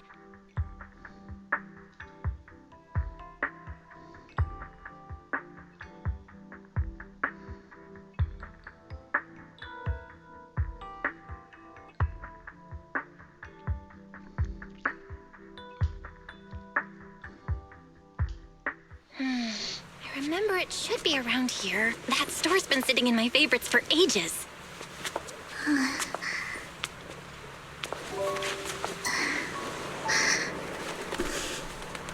Lord Phaethon! What's up? I've seen that black cat on 6th Street. That harmonica in the outer ring you mentioned. I've heard it before, too. I've even been to the monument outside Hollow Zero. But none of that was a coincidence. It was me.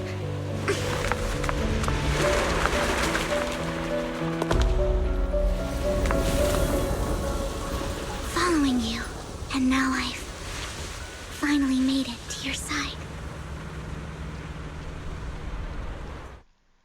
Ever since I was little, I had been seen as the bringer of bad fortune. I had traveled to many places and witnessed far too much misfortune. Every tear I shed brought disaster. I've heard too many curses to count. I loathed my tears as much as I despised my own existence. Wherever I stayed, tragedy followed. I had roamed too many places, and each time, it ended the same way. I didn't know where I could go anymore. One night, I stumbled upon a post discussing me. Whether they knew me or not, everyone seemed convinced that I was the source of the curse. Some mocked me with cruel intent. Some wished I would vanish, and others speculated maliciously. It really seemed that my very existence was a disaster. In that moment, as darkness enveloped the city, I saw lights flickering to life all around New Eridu. So many lights, and not knowing where to go, I thought, if only I could disappear into those lights. I made up my mind, and right then, my phone rang. I decided to take one last look. I wanted to know who left me my final message from this world. It was you, Lord Phaethon. Wait, really? Me? Yes. And I checked with the other Lord Phaethon. You were the one using the account at that time. But I know you probably don't remember it. After all, it was just an ordinary day, with an ordinary post and meaningless comments online. But for me, it was the night I finally realized where I could go. I wanted to walk the paths you had walked, see the sights you had seen. And then, one day, share it all with you, face to face. What did I even say in that comment? I can't remember off the top of my head. Well, you'll have to figure it out for yourself. I'm not telling you. Huh? No! So, Lord Vathan, thank you. Not only for that comment you made that day, which was a silver lining for me, but also for giving me the courage to become who I am today. The Vivian standing right in front of you now. Lord Vathan, I truly like who I've become.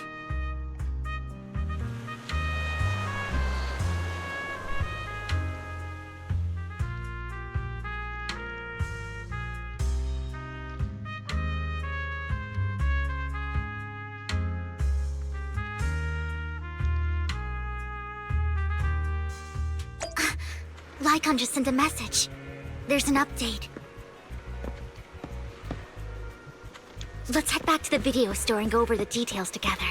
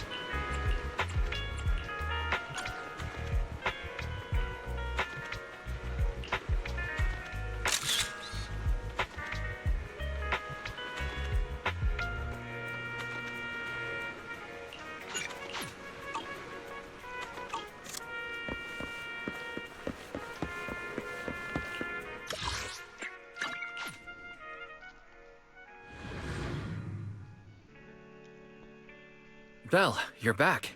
Lycon told me he wanted to meet up with us online to discuss things when he returned. I'll call him now. Master Proxy, Miss Vivian. The gentleman Rena brought back has stabilized and calmed down now. Based on his account, we've identified where Hartman is hiding the core. He also mentioned that Hartman plans to trade the core with a group of people. We suspect that this group consists of members from the Exaltists. I knew it. Now that we have the location, it would be splendid if we could seize the sacrifice core before they do. Precisely. We hope you can head to the location as soon as possible to secure the sacrifice core. We've got this. I have other matters to attend to, so I'll leave the retrieval of the sacrifice core in your capable hands. The mayor's friend that he mentioned before will also be assisting you this time. The target coordinates have been shared with her, and she'll meet you there. Please ensure your safety, and I wish you all the best.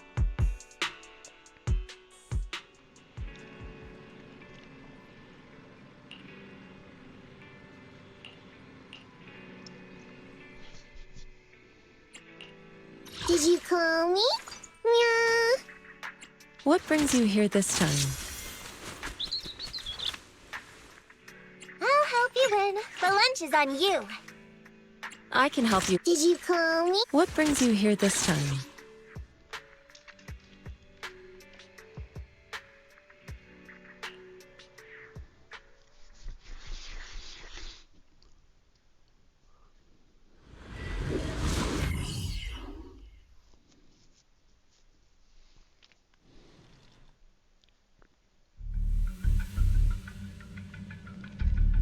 Where's the sacrifice core?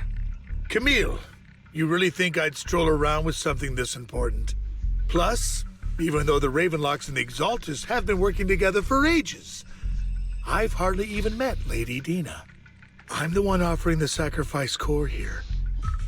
I'm curious what Lady Dina's got lined up for me in return? I'm just here to verify that the core you mentioned is real. Once that's sorted, Lady Dina will give you a proper response. Our partnership isn't just talk. We need to be sure you have what we need before moving forward. Sure thing. I'll take you to where I keep the core. Once you verify it's legit, have Lady Dina come over. We'll lay everything on the table face to face. All right, lead the way. It seems Hartman is trying to bargain for more. What a greedy and insatiable man. It's just that... why would they only send Camille for something as important as the sacrifice core? And I can't shake the feeling that Camille doesn't want Hartman and Dina to meet. Why is that? Who's this Dina he just mentioned? Is she the leader of the Exaltists? Kind of. Lord Vathan, I really think we should hurry. We must get to where Hartman keeps the core before anyone else does. I've got a shortcut planned, but there are gonna be ethereals along the way. I'll let you handle them, Vivian. Don't worry, Lord Vathan. You're in capable hands. I'll ensure your safety.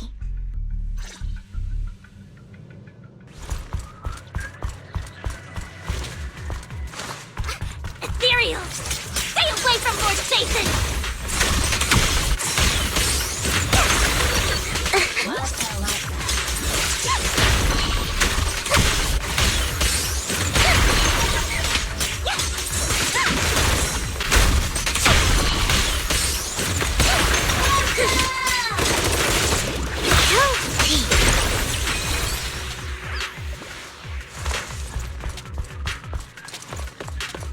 Looks like Hartman's trying to negotiate for more leverage.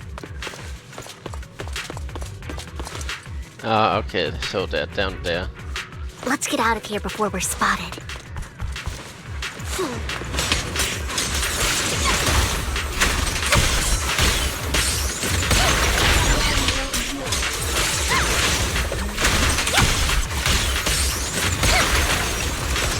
Look around!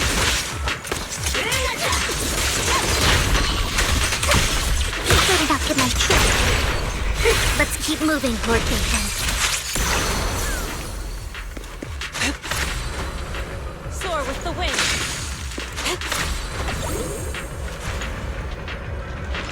Leave the enemies to me, Lord Vathan.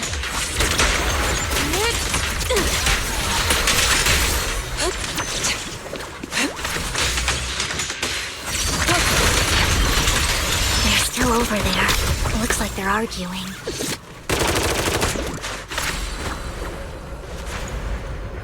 This is our chance. Let's hurry. No matter who has the sacrifice core, Hartman or the Exaltists, It'll be dangerous. hand over what's in the box.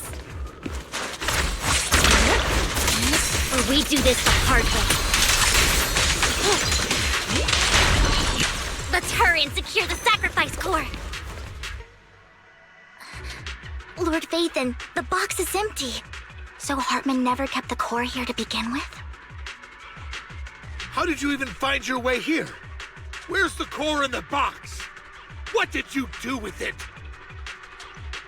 You call this keeping the sacrifice core safe?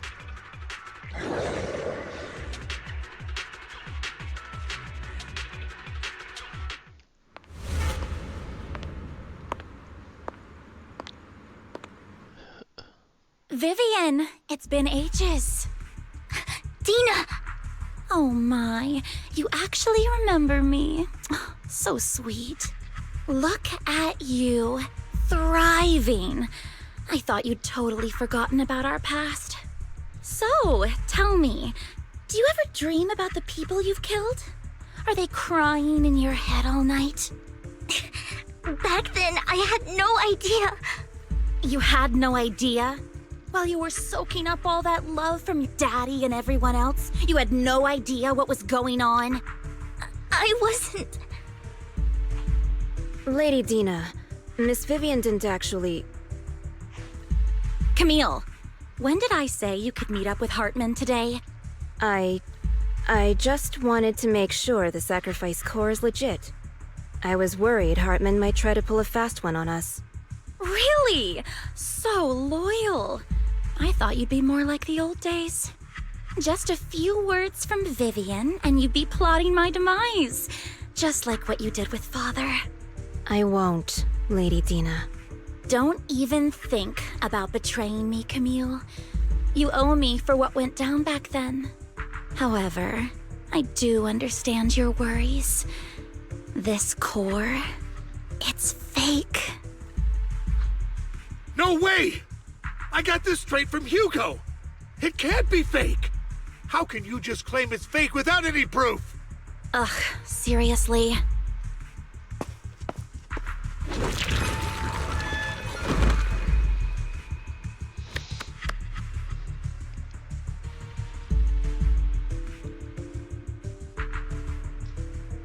The sacrifice core can max out the ether particles within human bodies in no time at all. But look at your little subordinate. How uncouth.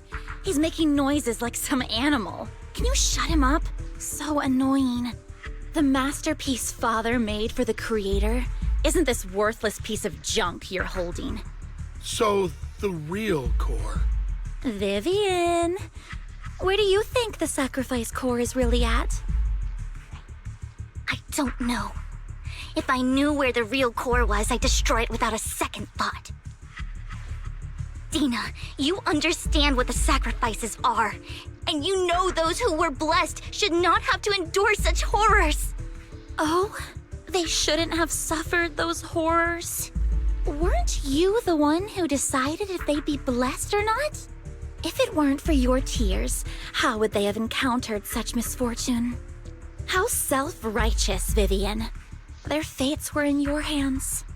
It was you who brought disaster on them.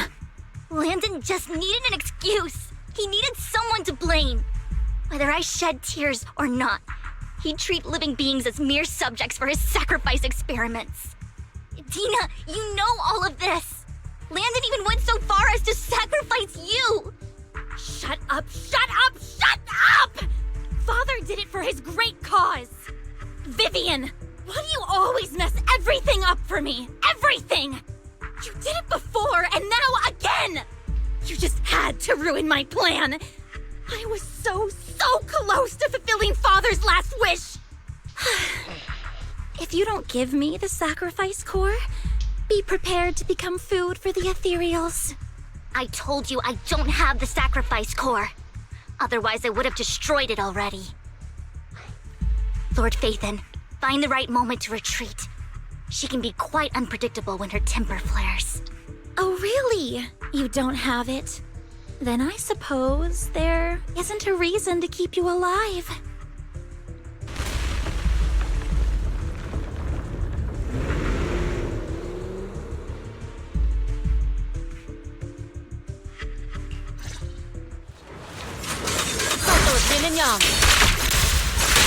More ethereals are coming. There's no chance to get out of this. Keep your filthy hands up.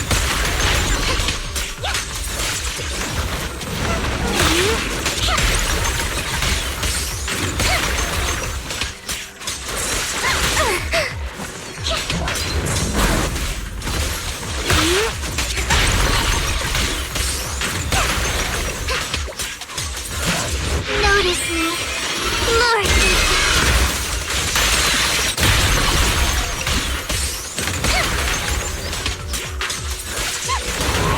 I'll watch over you. What a nuisance. Eagle shall be heard.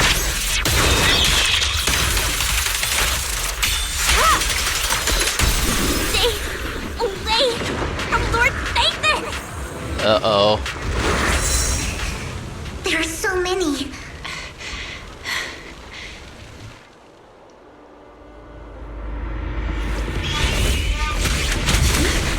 It's ink.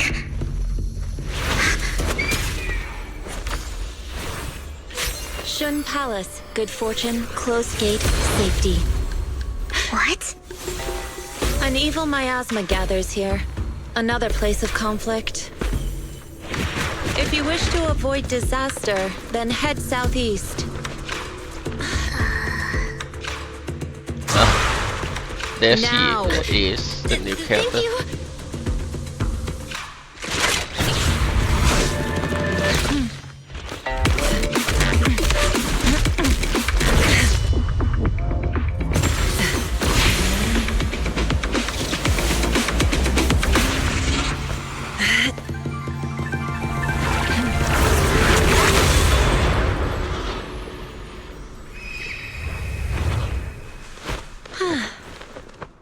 Finally.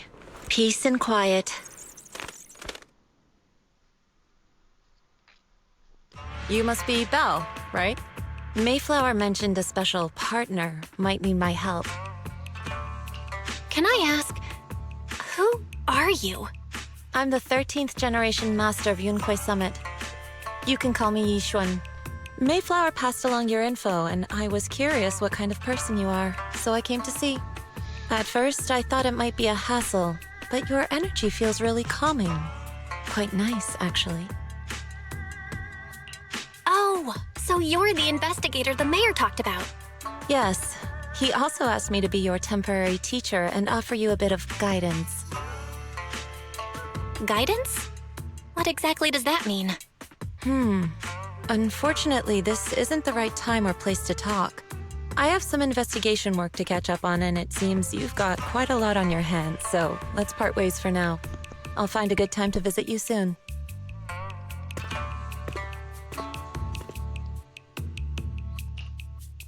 I'm so sorry, Lord Bathan. I'm just not feeling very well. I think I'll head back for now.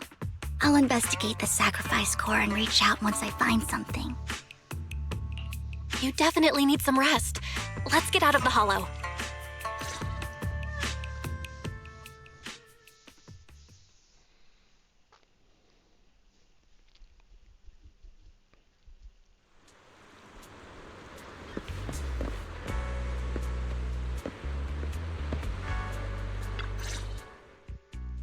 Lord Bathan, are you going to rest now?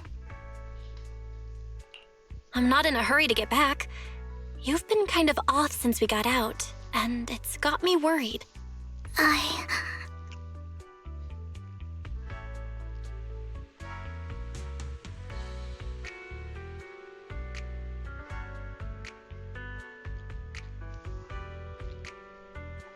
If something's bugging you, just spill it if you want to. I'm a pretty good listener, you know.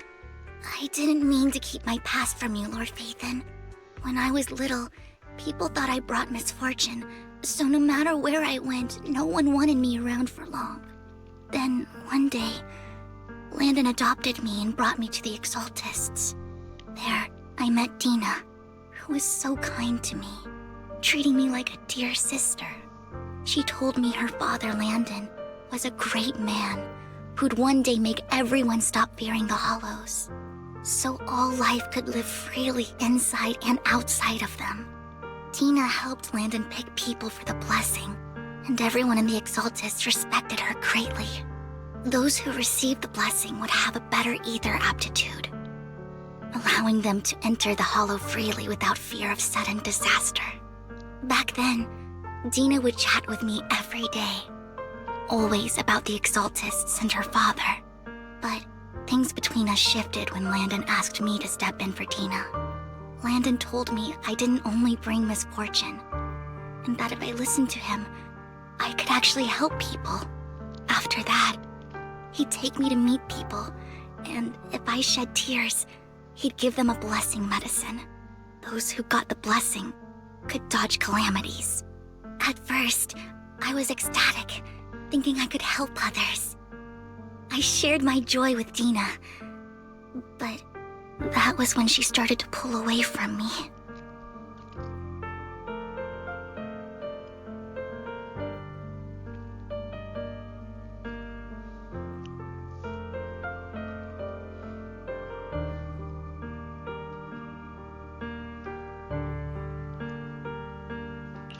The blessing medicine. Please tell me that wasn't the sacrifice serum Bringer had. Yes, to be precise, it was an early version of the sacrifice serum. Landon's medicine wasn't stable. The medicine Landon developed could boost abilities quickly, but also sped up the development of ether corruption. In the end, most people turned into ethereals, and a few became sacrifices, losing all human consciousness. The ethereals were killed while the sacrifices were given to the higher-ups of the Exaltists. The Exaltists wanted the sacrifices to hold human consciousness, so Landon's medicine was seen as a failure, and he gradually lost influence within the Exaltists.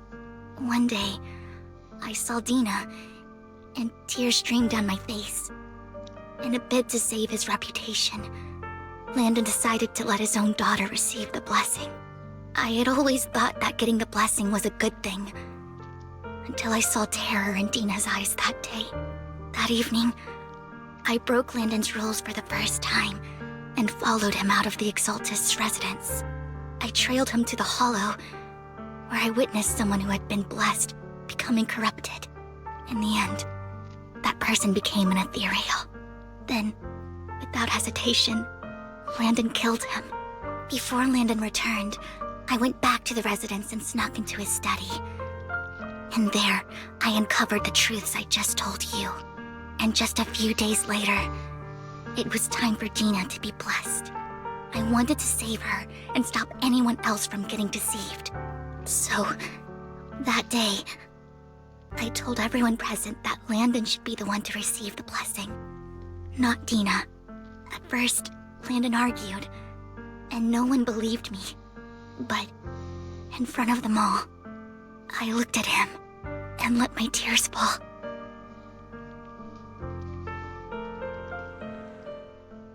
Lord Landon, please accept the blessing. Vivian, you... Why won't you accept the blessing? Were you lying to us? Ungrateful fools! You have no use anymore! Liar! Run! Run! Dina! Dina, wake up! We have to go! Vivian? What's happening? Listen to me! Lord Landon's so-called blessing isn't...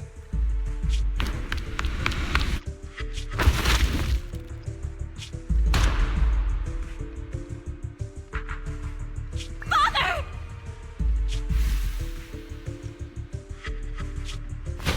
No, I was just... Mom, I want to go home. It's got nothing to do with us.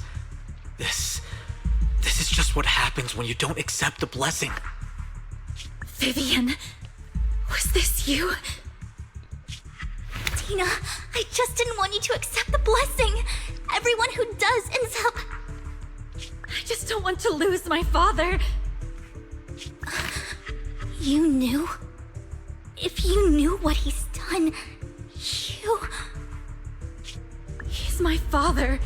He's all I have. Stop being self-righteous, Vivian. You only ever bring misfortune.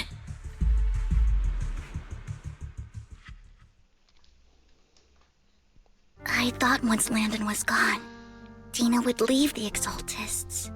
I never expected her to continue his research, or that Camille would stay. Camille lost her entire family in a Hollow disaster, so she's always supported the Exaltists.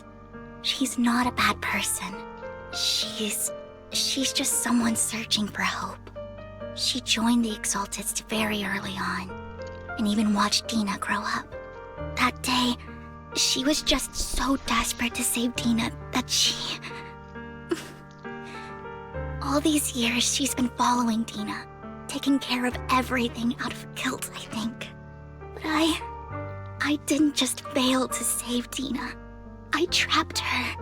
I see misfortune approaching, but I can never change its course or avoid the bad ending. Maybe I really am a bringer of misfortune. No way. You're not the one bringing bad luck. Whatever went down with the Exaltists, Landon used you. As for Dina and Camille, they know the truth, and they just made their choices. The Hollows and the disasters they caused took more than just their loved ones. But not all survivors cling to obsession and hatred like they do. Lord Phaethon. You need to believe in yourself. You're currently resolving the sacrifice crisis with your own effort. I remember you saying you really like yourself now. So what's changed? Yes, that'll always be true. Thank you for listening to my story today. Years have gone by, but I've never had the courage to face all this. Maybe Dina and I were meant to meet today, so I could finally spill it all out. It lightens my heart a little. Lord Vathan, you truly are a wonderful listener. Whenever you're feeling down, don't hesitate to come to me. I will. It's been such a long day. You must be exhausted. I'll track down the location of the sacrifice core and let you know what I find. Good night, Lord Vathan.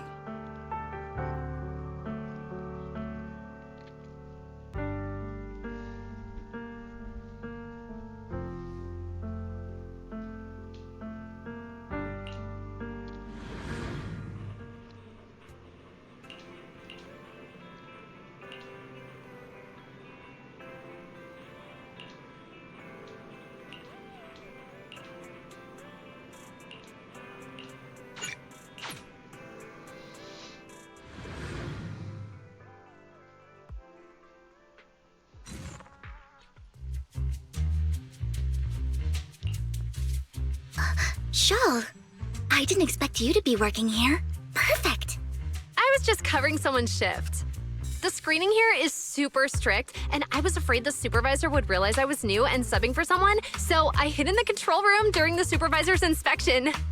So I happened to bump into this guy, a blonde man wearing a hat, and I think he was checking some footage. Then he logged that footage into the tape he brought. Later, I found that part of the footage had been wiped. Blonde, wearing a hat. Could it be Hugo? Do you know him? I think it's him. If it were Hugo... I think I know where he would hide the tape. Thank you, Shaw. You were a big help. Great! You also helped me a lot when I started working. I used to make mistakes all the time. If it weren't for you cleaning up my messes, I would have been fired ages ago. So I'm happy I could help you too. All right, go ahead and do what you need to do. We'll catch up another time.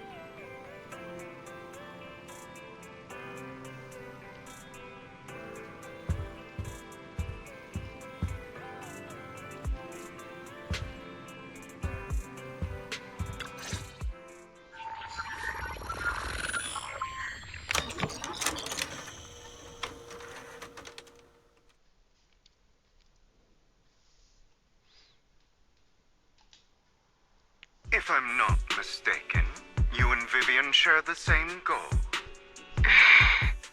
Silence is no good for negotiation. I just don't want Dina to reach a point of no return. Hasn't she already reached that point with what she's doing? The formula for the Landon serum was lost, but a batch survived, and Dina was able to develop a substance that can be used for mind control. She's trying to combine the two to make sacrifices that would obey human commands.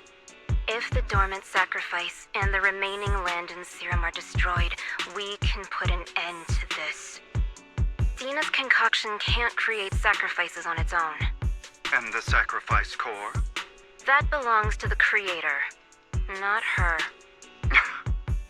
Although I find Landon's methods despicable, I can't deny that the Exaltists and the creator are leading us in the right direction. I just don't want Dina to spend her life trapped by her father's mistakes. I mean, no offense, but I find your protectiveness rather weird. I will confirm the location of the dormant sacrifice and find the chance to relay the information to you. I do not want any of my people to be going into danger. As for the sacrifice core, I can only guarantee that it will not fall into her hands. As for how things will ultimately play out, The creator will guide me.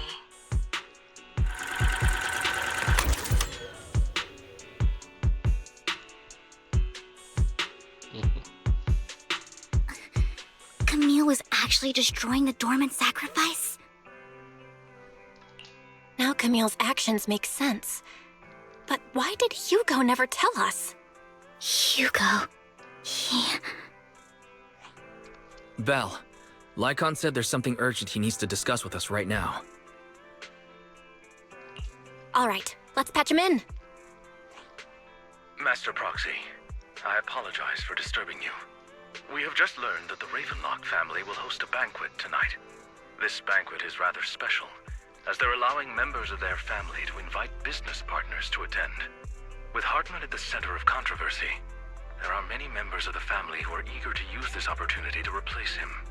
The mayor has been spreading rumors of a young tycoon who inherited a sizable fortune and is looking to partner with a person from an old and influential family. This information has lured a young man named Burton from the Ravenlock family. So, you want me to pose as this tycoon and use Burton to infiltrate the banquet? Correct. And Hartman's study is also located within the venue. I see. Hartman's study might hold valuable information.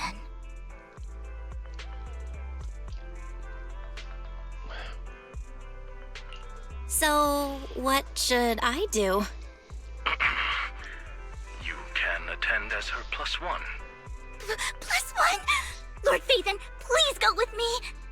Master Proxy, it seems Miss Vivian requires your presence, so... Yes, just your presence will help me immensely! All right, then let's go together. I'll send you the time and place for the meeting with Burton. If you encounter any danger, please evacuate immediately or contact me for backup.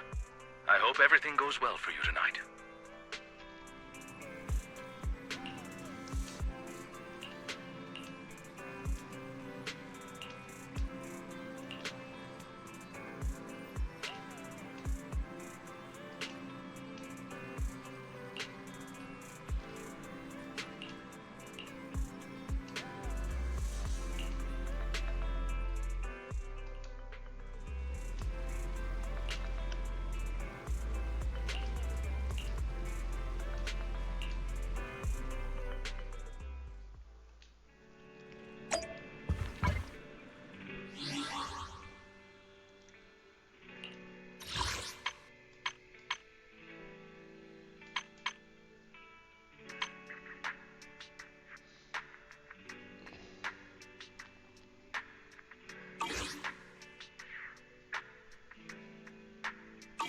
Why did I click? I don't know.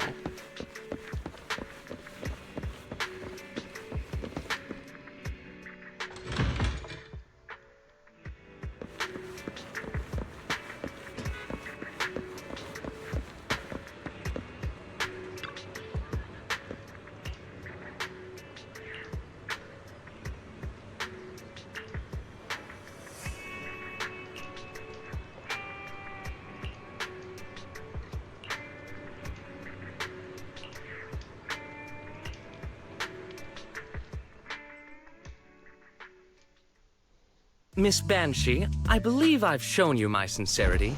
Now how about you? Sincerity? My presence here is a show of sincerity. If we're to work together, Miss Banshee, you should drop your pretentious act. I am well aware of the ways of the Ravenlock family. If I were to come empty-handed, I probably wouldn't even be able to make it out the front door tonight.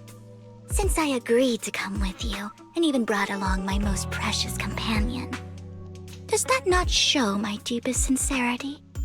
No need for such an off-color joke. Our door is always open for those coming or going.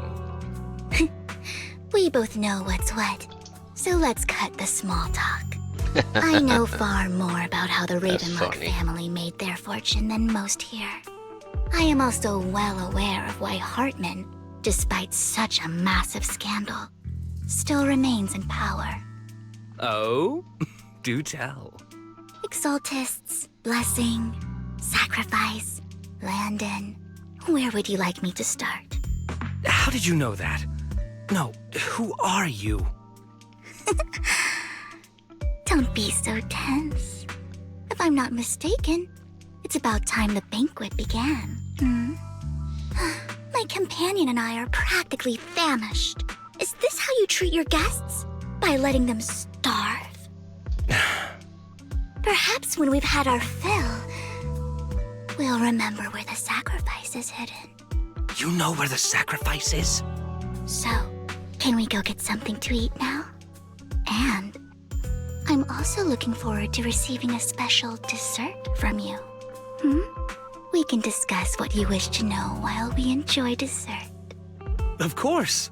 I wouldn't let such an important guest discuss matters on an empty stomach. As for dessert, I will prepare it myself, and I guarantee it will satisfy you. I'll come find you later. I wish you a pleasant evening.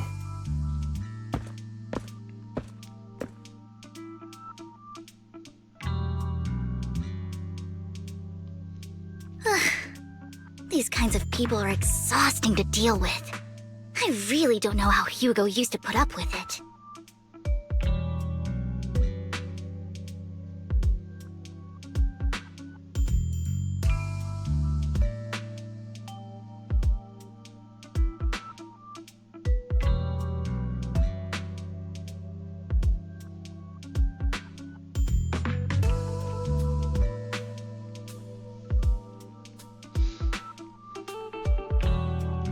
What did you mean by dessert just now? I couldn't really follow. Hugo taught me that bringing up dessert in such situations is a way of telling the other party they need to offer more. Fortunately, that old fox Hartman is terrified of losing power. He's definitely keeping the destruction of the sacrifice and the fact that the sacrifice core is fake hidden from the other family members. Otherwise, Burden wouldn't have been so willing to raise his offer. Lord Phaethon, let's find Hartman's study when the banquet is at its busiest.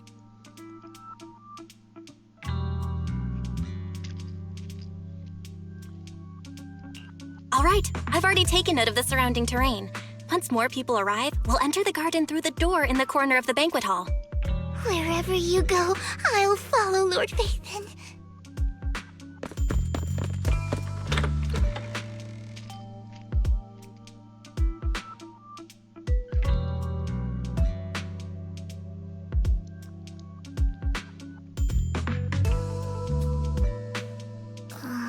Isn't this going a bit too well?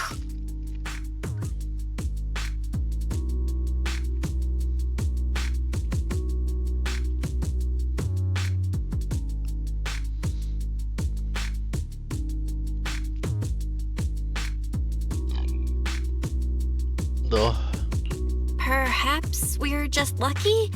Plus, their security measures outside were so tight. Maybe it's more lax inside. However, just to be safe, I'll call Lycon.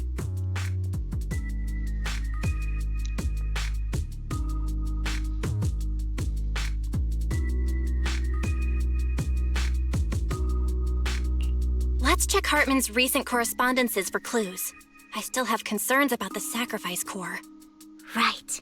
Though the core he gave Dina was fake, Hartman might have left a trick up his sleeve and hid the real one.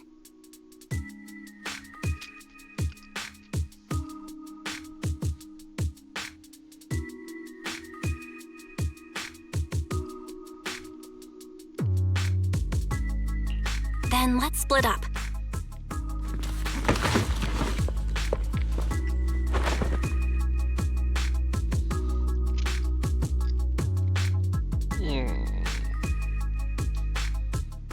Esteemed guests, is the catering at the Ravenlock family banquet not to your satisfaction?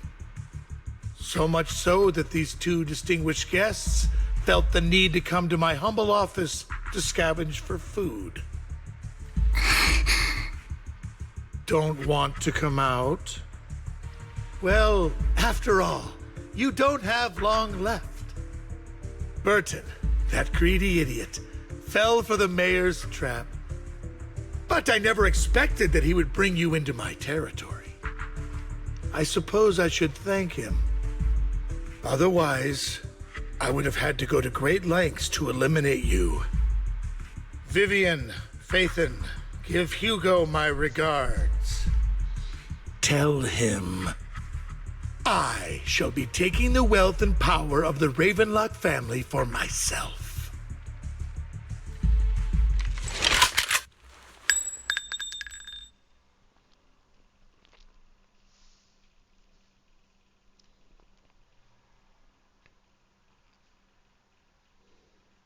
The bullet? How? Dear Uncle, why must we be so distant with one another? You can just tell me what you want to say directly. Hugo! Impossible! You're... Uncle, you must know a Ravenlock will never stop until they get what they want. Did you really think I would be defeated so soon? When I have yet to trample you into the dirt. You filthy bastard! You only know how to resort to these petty tricks! Petty tricks?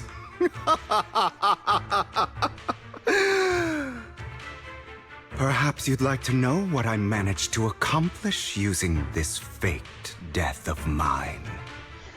My dear Uncle.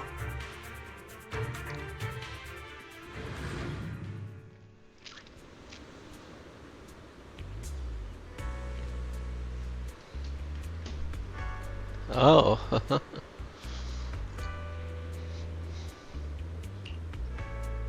Faking my own death. Hope it's all worth the theatrics in the end. It was just to keep Hartman off my back, but maybe I went a little overboard. The manager must be pretty shaken up. I should apologize at some point.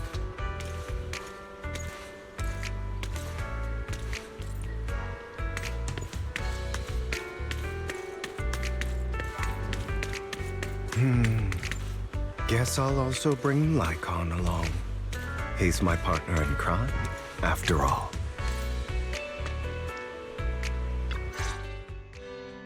You're taking longer to rest than I expected. Lycon, you think too highly of my physical capabilities. Well, thank you for your cooperation. I must say, if nothing else, at least your acting skills have improved. Why do you look so angry? You should be happy. We pulled that off together with flawless teamwork and managed to fool everyone. Drop your foolish facade. I'm glad you still remember the code we set all those years ago. And thank you for ensuring your sleight of hand didn't deteriorate. Oh, right. I should also thank the blood bag hidden in my clothes and our other props. Do you remember when we last used this trick? It was probably ages ago. Sometimes I really don't understand you. Have you never thought about what the consequences would be if I didn't understand your code? If I decided against helping you? Or if I just couldn't control my strength properly? You'd understand it. Of course, if things really did go awry, I had alternative plans. You wouldn't be so arrogant as to think I'd bet everything on you, would you? You're insane. Aw, I'm flattered. So what exactly is the purpose behind all this? Surely after going to such great lengths to erase your own existence, you don't just plan to hide here and reminisce about the past with me. Don't try to brush this off. I've already helped you enact your plan. Tell me the truth. Don't get your tail in a twist. I have more plans that require your assistance, so naturally I would not hide anything from you. Simply put, as things stand, whether as Hugo Vlad or as Mockingbird, I am doomed to die. Seems you've made quite a few enemies. As a member of the Ravenlock family, I negotiated with Edmund and managed to obtain resources from Tops for my future plans. I also confirmed what attitude they held toward your master, the Mayflower family. Meanwhile, I used my identity in Mockingbird to strike a deal with Hartman and gather information on their collaboration with the remnants of the Exaltists. That's where I got my intel on what Bringer left. Oh, by the way, the crime declaration letter that your dear mayor received, that was also sent by yours truly. He's probably figured that out by now, right? Though I'm not sure if he told you. The mayor learned about the sacrifice attacks through his own means, but lacked an opportunity to take action. That warning letter was precisely what he needed. You aren't hopeless yet. How delightful. In short, I'm more well-informed than your lot because I get around, dealing with all these different important figures. But of course, it comes at a cost. It's only fair. After all, you can't hide the smoke from a wildfire. Rather than trying to carefully tame it and risk setting yourself alight, it's better to let it burn free. When I helped you put on your little act, killing you in front of everyone, you left the sacrifice core to Hartman. That was intentional too, then? Oh, yes. And it worked like a charm, didn't it? Now no one cares for me anymore, and all eyes are on Hartman. A perfect situation for keeping the Ravenlock family in check while dealing a cutting blow to the Exaltists behind them. Another crucial point is Vivian and Phaethon. I must sever any ties they have with me or Mockingbird. Although I feel bad for Phaethon about what happened, but it had to be done. That's the only way they would be safe, allowing the plan to continue. I noticed that you never turned your blade toward Master Proxy. So, those words you said back then were also... I will bloody my hands. I will carry the weight of my sins. I will become the Abyss. Obviously, it was all an act. My acting has always been impeccable, as you know. Hugo, you're taking such a tremendous risk.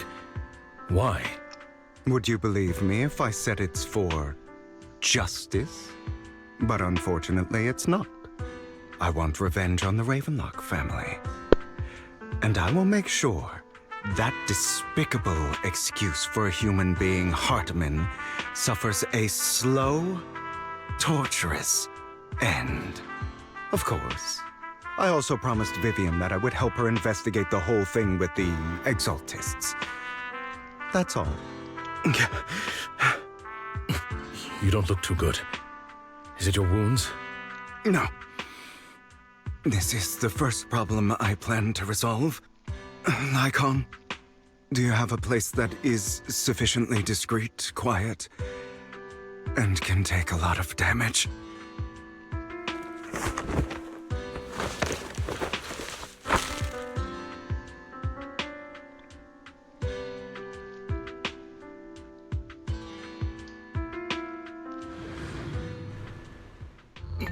What exactly are you doing? Don't look at me like that. If I didn't have to do this, I wouldn't. Hartman recently obtained a bizarre substance, most likely from those crazy exaltists. After use, it allows control of the victim's mind, to some extent. You were dosed with it? To be more precise, Lycon, I deliberately allowed Hartman to put this drug in my cup to facilitate our previous collaboration.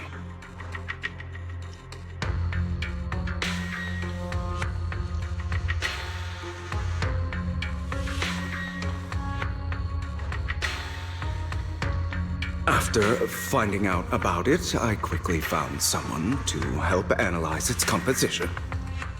The good news is he gave me a very low dosage, perhaps because he was afraid I might notice. There's a different medication that can delay its onset, preventing me from actually being under his control. I simply need to put on a show in front of my dear uncle. The bad news is that currently there is no antidote. When I delay those effects, however, they will accumulate and erupt when my body reaches its limit. It may even break my mind. And that's exactly what's happening now. I need to endure those accumulated consequences. So, I will lock myself in this room for however long that takes. I've tied my limbs to prevent me from smashing this place or accidentally hurting myself. Anyway, after you leave, do not open this door, no matter what you hear. I recommend seeking professional medical assistance. This is advice I received from a doctor. Or are you saying you don't believe I can make it? So, Lycon, come find me here at the scheduled time. All you need to do is smile and await my victory. What if I want to stop you? You know you won't succeed. You never have. And you never will. Well, time is short. Let's begin. I understand. Don't die, you stupid bastard.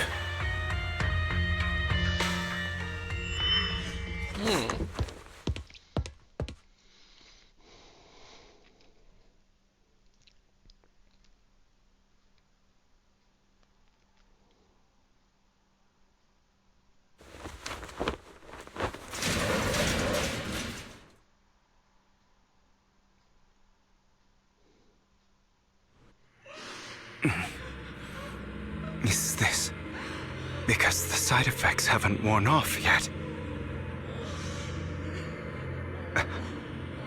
Lycon's late. I'm surprised. Or is something wrong with time itself? Looks like someone's over there. Might as well go ask.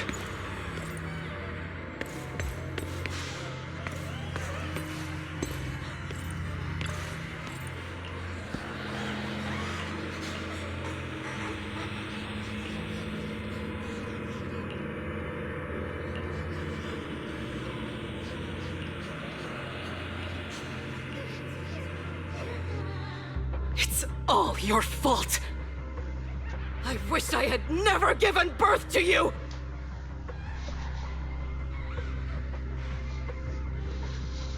Okay, so he's hallucination.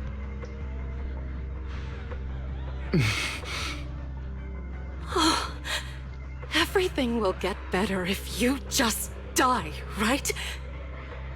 If you die, he'll come back. We'll have another, more perfect child. One who will inherit the Ravenlock family bloodline. Then I'll be able to escape this pain. So, Hugo, for the sake of Mommy's happiness, just die, okay?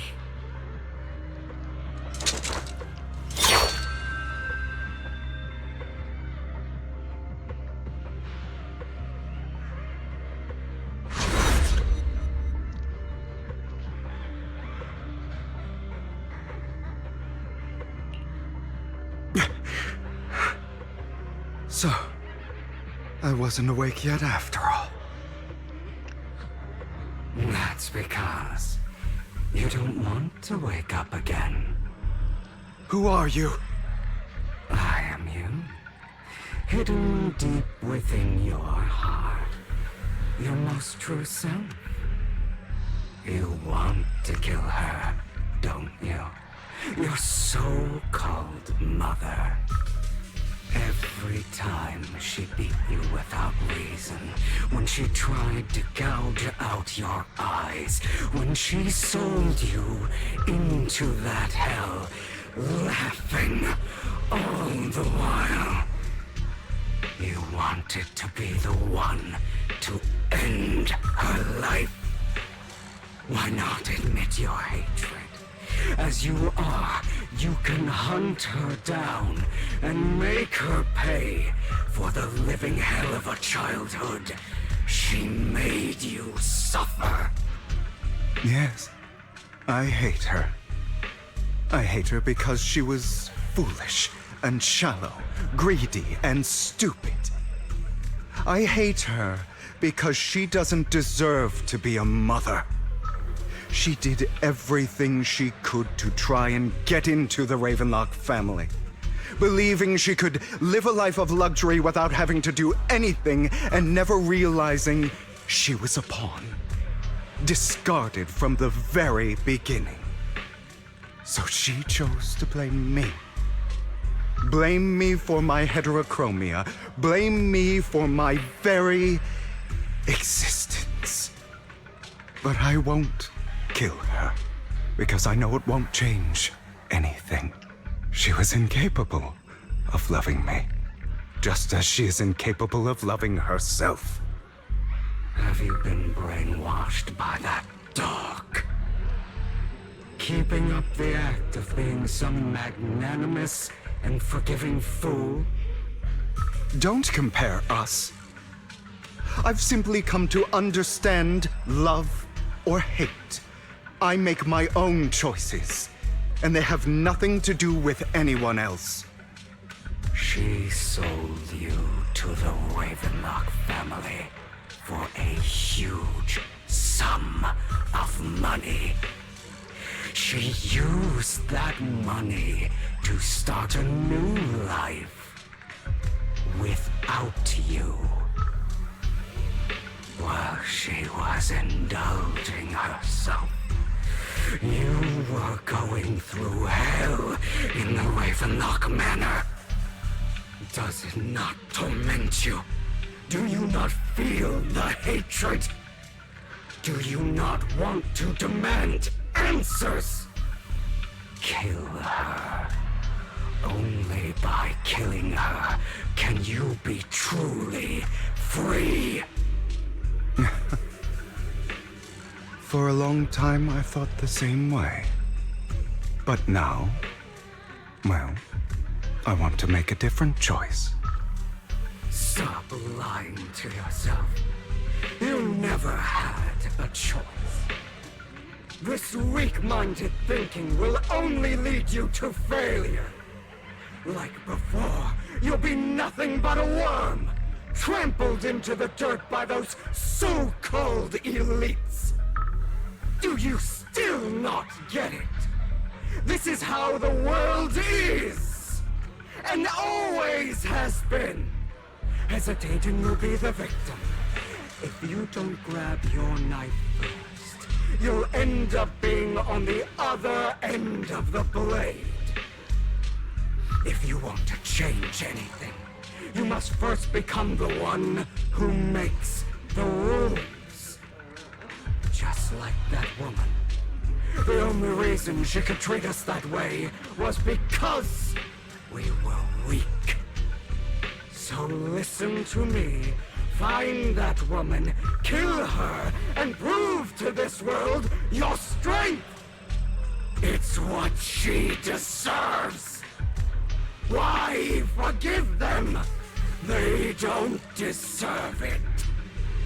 I'm not forgiving them. Or rather, I don't care about them. They don't even matter, at least not yet. You know, perhaps the person I hate the most, the one I truly cannot forgive, has never been someone else, but rather my weak, powerless past self who could do nothing but hide inside a closet and cry. I hate myself for having neither the strength nor the courage to resist. I hate myself for begging for so-called familial love, even after being treated so terribly. I hate that despite the pain of my wounds, I still hope to receive the carrot and not the stick. And that me is you, correct? So, I forgive you. I forgive myself. You'll regret this, fool. Your pretty words mean nothing. You will ultimately return here to me.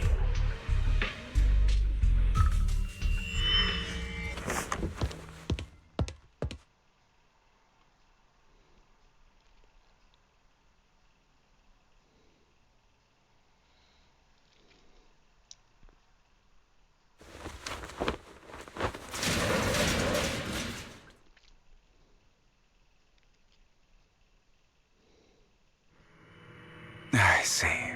This is still an illusion. I wonder who's going to show up this time.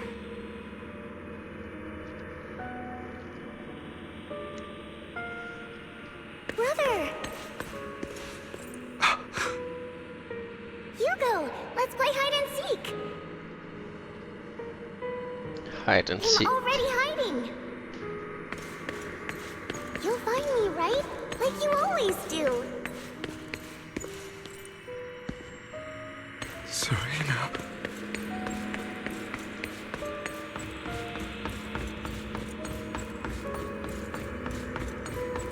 You're looking in the wrong place. I found an even better hiding spot this time. Harder to find than any place you showed me.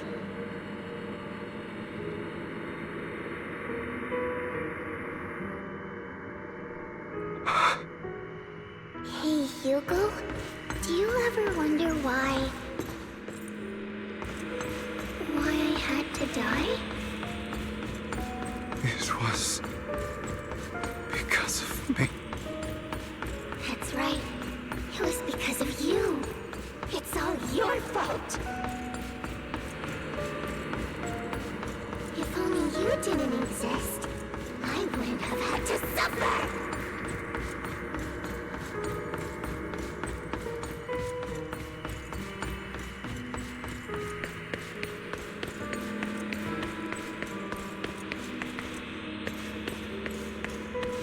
Still looking in the wrong spot.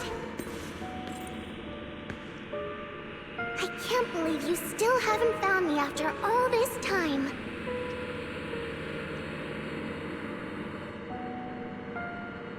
Have you forgotten about me?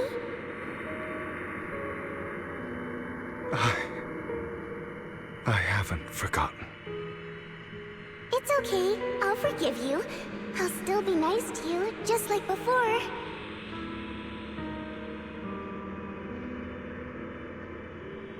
I was the only one who was ever nice to you, wasn't I? Yes. Then tell me, why do good people always suffer? Why is kindness always punished instead? Tell me, Hugo, why?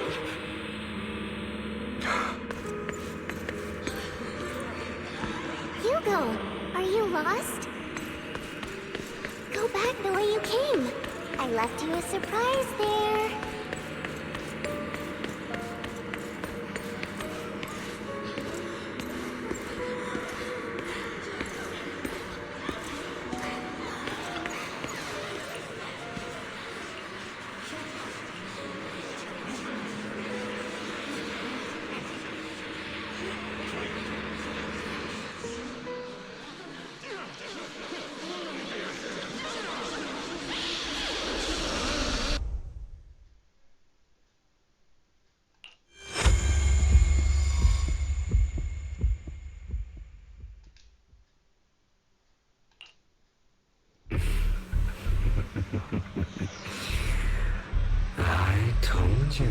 you would eventually return.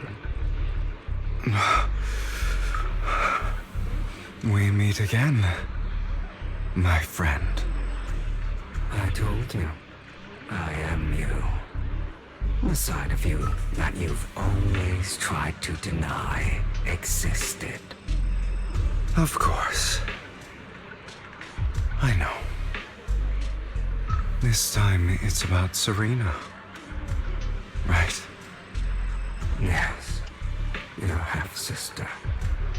And the only child in the Ravenlock family who was kind to you. Unfortunately, it was her kindness that led to her untimely death. It was my fault. I don't like the way you blame yourself. Because that means I'm to blame as well. And I don't think I did anything wrong. Your mother sold you to the Ravenlocks. And your father, he saw your talent and wanted to use you to push the other children into competing with each other. My brothers and sisters wanted to get rid of me from the moment they first saw me. In their eyes, you were no more than a slave. But Serena dared to treat you, a slave, as if you were human. And so, she was fated to die. They tried to kill me many times, but I was careful, and they did not succeed. So they killed Serena, who was weaker, an easier target, and pinned everything on you. Serena died in your place. Those cruel brats thought that by reporting this to Father, they could use it to get rid of you, a rival who threatened their positions. Yet, not only did Father not blame you for the incident, he praised you for it. In this world, only the ruthless, cruel, and merciless can stand at the top. And that's exactly what you managed to live up to, no? You found a perfect opportunity thereafter to catch the ringleader of the group who framed you and almost beat him to death.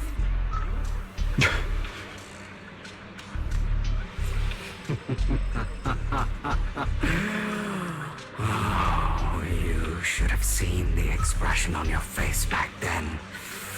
Oh, crazed and manic with utmost delight.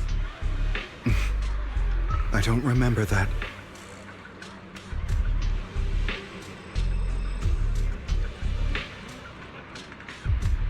Here you go again, trying to deny your desires. Deep down inside, you've always wondered, asking yourself why these evil people never got the punishment they deserve. Why the world is so unfair. Don't you want to rip them to shreds? Just like that day when you beat that boy's face into the dirt until he was barely recognizable. His disgusting blood staining your fists. Recall your exhilaration, your cathartic release of rage, that outpour of hatred. That victory belongs to you. You deserve it. Those brothers and sisters of mine are all dead. I cannot take revenge against the long deceased. They died by Hartman's hand.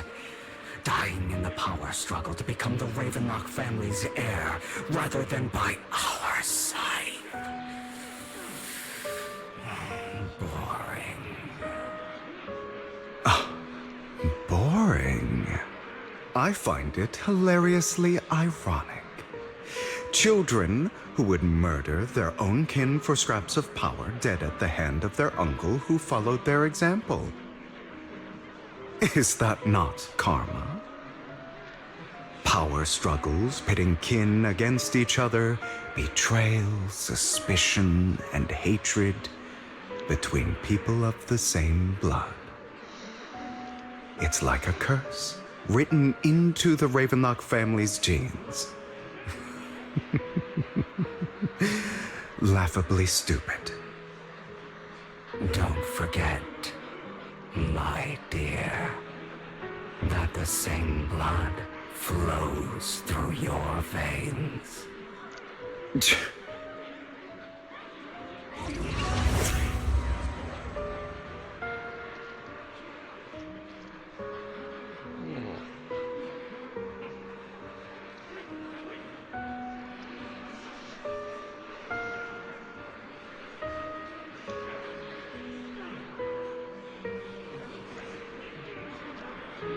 That's right, my dear nephew. No matter how much you deny it, the blood of the Ravenlock family flows through your veins. Survival of the fittest. Only the strongest deserve to live. Only the strongest deserve to rule. This is the path of success that has led the Ravenlock family to victory countless times. A blessing and a curse etched into your flesh and blood. As long as you live, you'll never escape the mark of family. You are destined to one day become someone like me, like your father.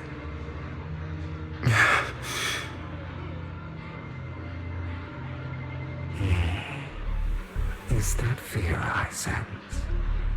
I can see you trembling. Why does the Ravenlock bloodline terrify you so? I won't become like my father. Never. You won't become a failure like him. So relax. Our power eclipses him, and so does our ambition. So, do not deny your own desires. Do not resist your own ambition. This is the talent you were born with.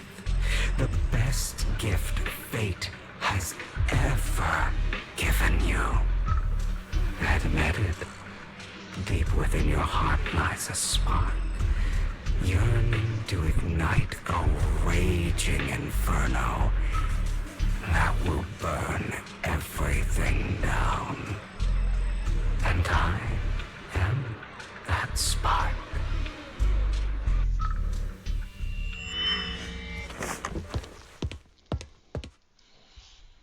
So creepy.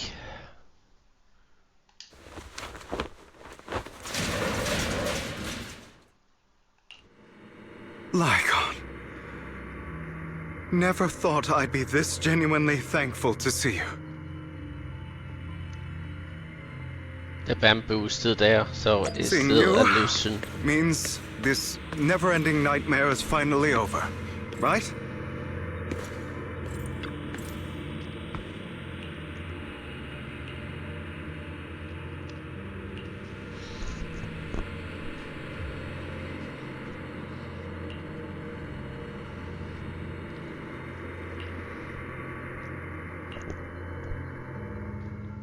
I don't want to hear something like that from you. You have no idea what that man, my father, is really like. A person who stops at nothing for their own interests and ambitions. Just like what you're doing right now. And what do you think I'm doing this for? All of this was part of your plan. You knew where the Ravenlock family was going to be, so you set Mockingbird's target there. To seek revenge, you plotted to assassinate your own father, but he was too vigilant, and you failed. After almost being assassinated, your father was furious and locked everyone in the hall, but was unable to find the assassin. And what a coincidence that a hollow disaster just occurred in the vicinity. So he used it to eliminate all the unfamiliar faces there, turning them into victims of the hollow, an easy feat for the Ravenlock family. So, the one who killed innocents was my father, not me. You knew what choice an extremist like him would make, and you used the chaos to once again attempt an assassination. This time you succeeded. You killed your own father at the cost of innocent lives. Admit it, Hugo. You don't care about anyone else. The only thing you care about is your revenge. How is that any different from your father? Enough. I'm tired. I may hate him for betraying me, but he wouldn't say something like that. What? You aren't Lycon. You're the other me, hidden deep within my heart.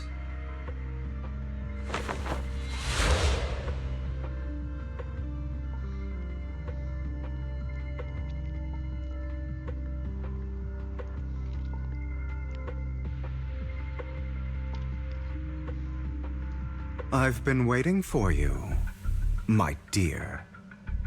It seems you've already grown accustomed to this place, even turning the tables on me. Just as you said, you are me, and I am you. There's no such thing as having an advantage over oneself. We are ultimately one and the same, forever inseparable. Then you should know what I want to say. When you and Lycon split, you didn't even try to clear up the misunderstanding, didn't deny or argue against what he said. Because you realized that deep down, he was right about you. You just hadn't acted on it yet. Some people live only to bring more suffering into this world. Sometimes, murder is what brings justice back into this world. For that, I must stain these hands in blood. That's right. Just like what you said before you faked your death. Were those words really just an act? To slay the dragon, you must first become one, with sharp claws, rending fangs, and strength enough to destroy anything. You know the truth better than anyone. If you hadn't hesitated, and instead seized the first opportunity to kill your father, none of what followed would have happened. Innocent civilians wouldn't have died. Your partner wouldn't have lost an eye and both legs trying to save people. And Mockingbird would have never gotten to that point.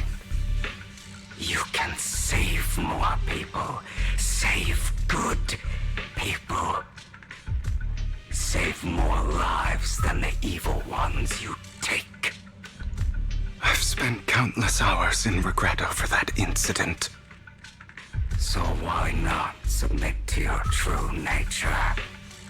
You want to be the judge, jury, and executioner of this world. And you can. I wasn't responsible for Father's death. The true mastermind is my uncle, Hartman. His schemes to kill the head of the family were all so he could take control. Mockingbird was simply unlucky enough to get caught up in it. So, for a behemoth like the Ravenlock family, with its roots so deep, a single person's death, regardless of who that person is, wouldn't change anything. Of course, whether it's Tops, the Mayflower family, or even the entire world, it's actually all the same. I refuse to be dragged down by pointless hatred any longer. You foolish, stubborn idiot. Do you understand the power of hatred? Have we not come this far precisely because of it? Or are you going to follow Lycon and Jack's twisted logic? Come on. You don't actually trust anyone? Otherwise, why would you hide this whole scheme of faking your death from them?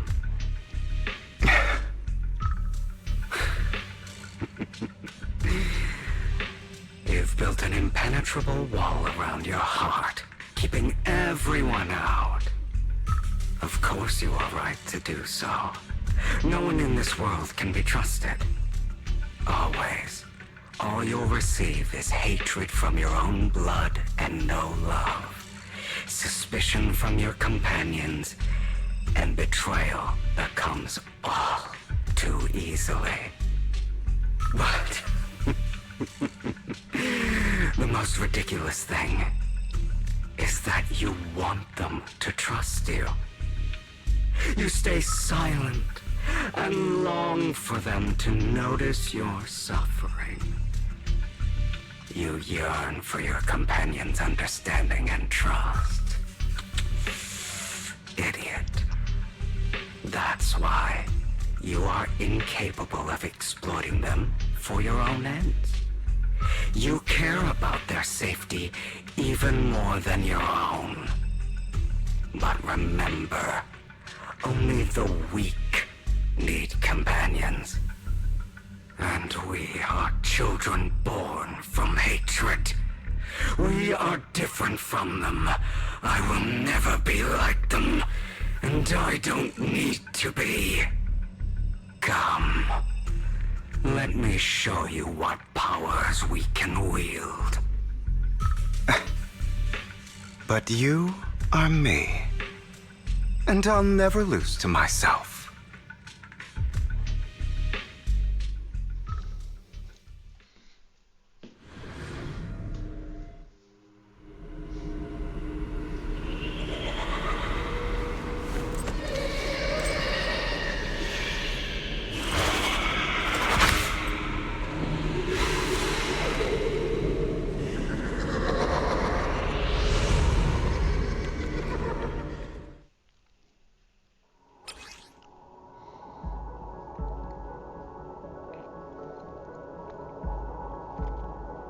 Okay. Think about all the injustice you've suffered. If you choose to forgive, you're betraying yourself. Letting you consume me would be the real betrayal to myself.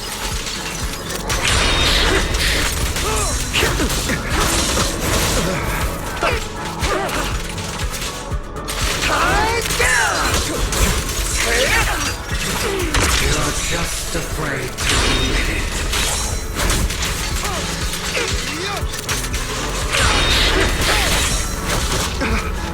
Give up! You're too scared to face your true self and what you truly desire.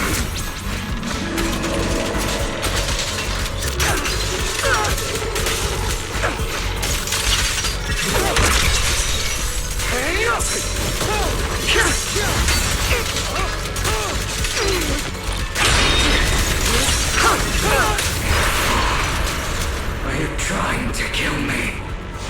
You think you can just get rid of me? Without me, you are nothing. For what it's worth, thank you. Don't be afraid. You and I are inseparable. You're part of me, just as I am part of you. Fancy words won't change anything. No. It's not just platitudes. I finally understand now. Some pain only fades when it's seen. when it's accepted. So I won't fight you anymore. I won't hate myself anymore. Weakness, hatred, malice, strength, forgiveness, justice.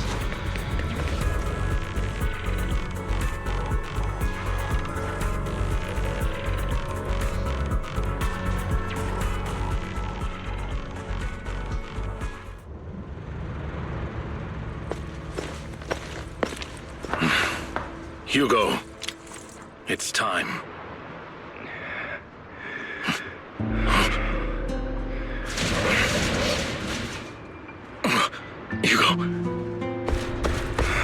Hugo, you... Did I scare you? I made it through. I won. No praise for me, my dearest partner.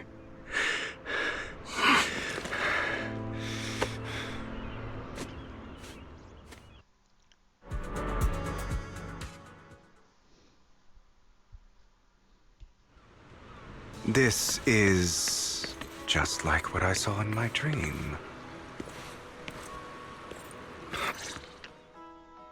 Ah, my former partner. You're still as punctual as ever. Are you sure you're fully recovered? How about we fight? And I'll show you how recovered I am. I refuse to fight someone who is in need of medical attention.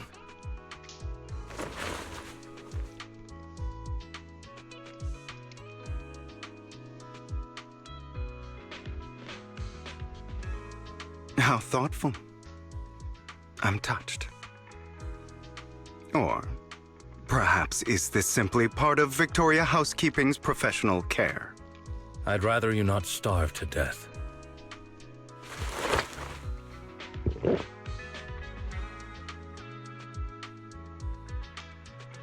Not to your liking. I'm fairly certain this is the same kind as before. No. I've just gone too long without food.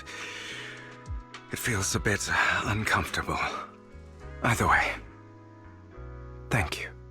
Now tell me, what exactly happened in the warehouse? Just going a bit crazy from... you know what? Were you expecting anything else?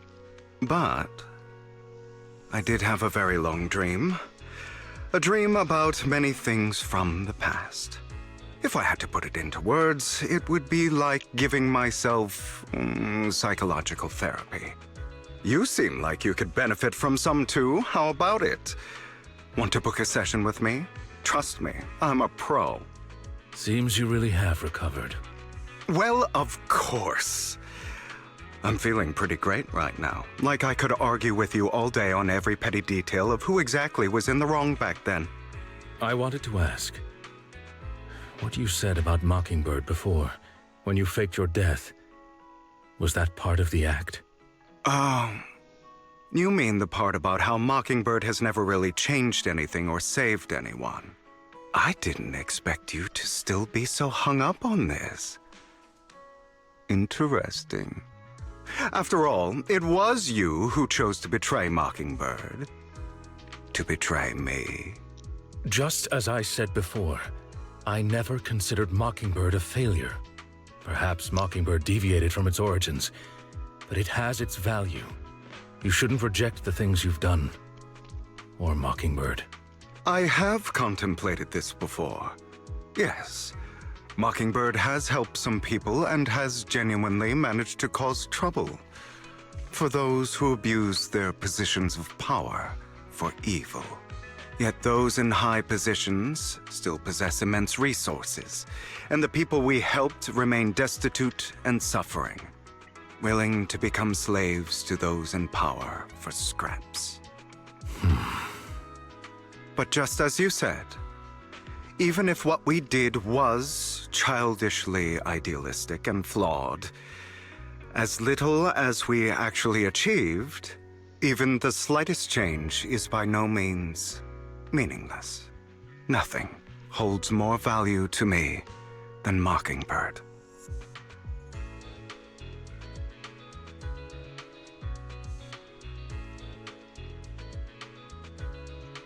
All right, let's catch up later. I still have things to do and need to wrap up my plan. I thought you would rest up first. As much as I would prefer that. My dear uncle and the Exaltus fanatics likely would not give me such an opportunity. If all has gone to plan, the fish will have taken the bait already. And if everything goes very well, I'll soon have solid evidence of the Ravenlock family's crimes. Well then, thank you for your assistance, former partner. Let's part ways here. I'll go with you. Lycon, surely you don't think that because I just recovered, I'm too weak to deal with those useless fools. Hartman's actions will disturb the safety of New Eridu. As I serve the mayor, I should intervene. Very well, whatever. Let's go. And don't slow me down.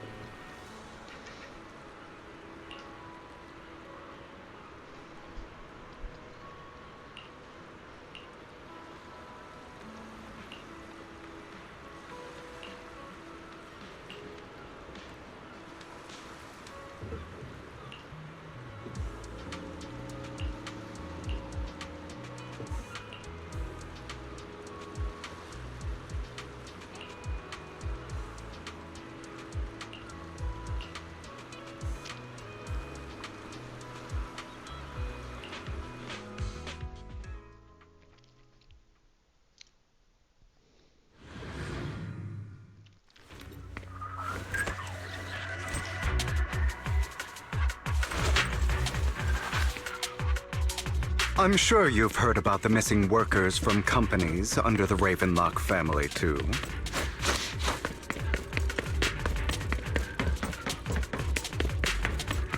Those are Ravenlock's men.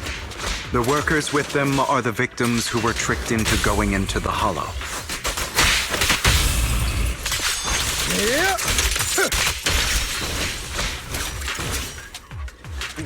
Come on, let's get them out of here.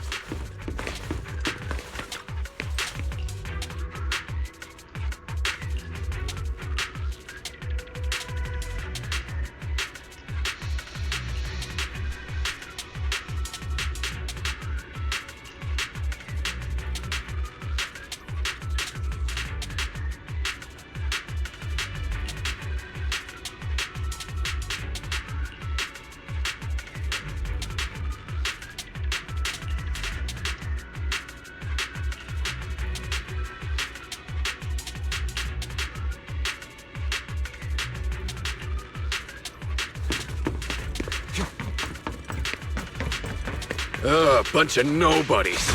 Annoying as hell. Kill them!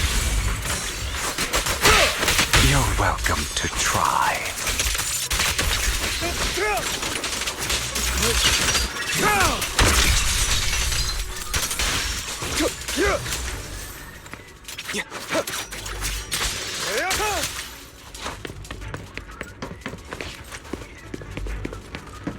More workers here.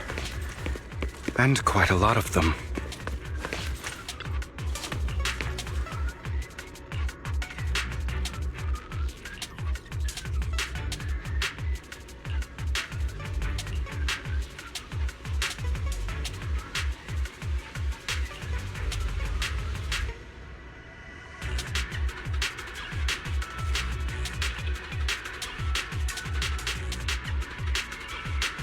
Is Hartman behind this, too?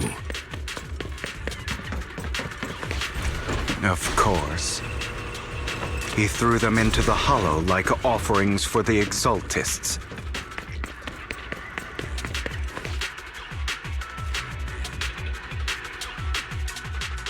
There's more over there. Let's hurry. It's different this time. Don't rush in. Let's listen in on what they're saying first. I still need more direct evidence to ensure the plan is absolutely foolproof.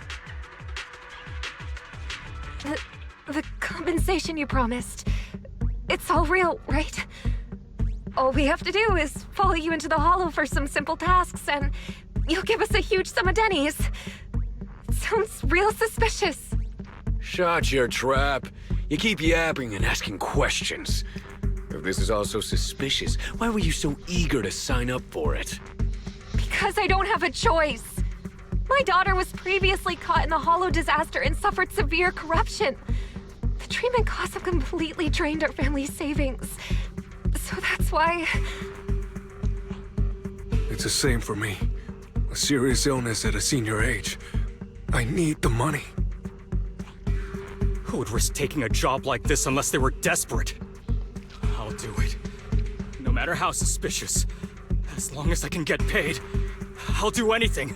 Even risk my life! Wait, you people from the Ravenlock family, you're part of a big company in Tops. You wouldn't go back on your word, right? Don't worry, you'll get every denny you were promised. But before we start, you all need to take this medicine first.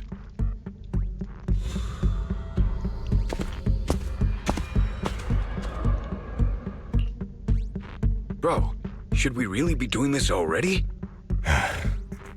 These workers keep talking. We're wasting time like this. And the sooner they take it, the sooner it'll be over. Consider it an early release for them. What?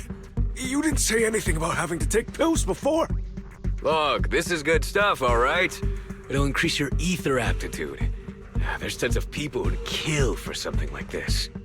Exactly! You'll be working in the Hollow for several hours. This is essential medication. You have to take it before we continue. If you refuse, then you can forget about the job. Of course, you won't receive the compensation either. Lycon, what are you doing? Rescuing those workers, of course. There's clearly something off about those pills. We can't let them take them. Now is not the right time. As I said, we need more evidence to ensure the plan works. And as I said many years ago, you can't exploit innocence to achieve your goal. So that's how you see it. If that's not what you want me to think, then explain everything to me. All right. It's a little complicated, but simply put, these workers will be fine. Of course, it's your choice to trust me or not. But if you try to rush in, I will stop you. I trust you.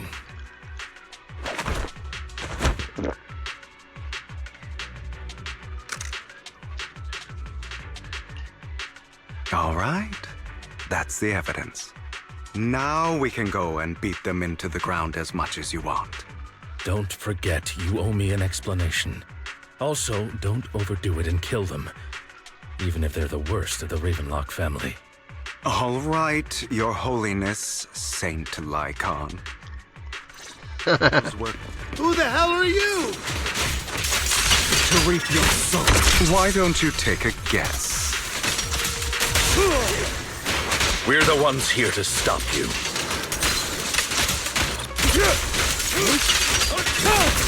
Your legs?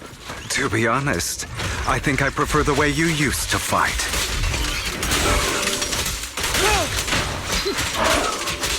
You had a lot more aggression. I've merely learned to control my strength.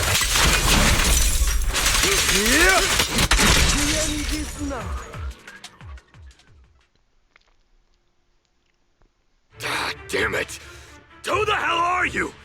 How dare you mess with the Ravenlock family? Ravenlock. Savor the name while you can, for it will soon cease to exist. What's that supposed to mean? It means exactly what I said. I think this might be good for you.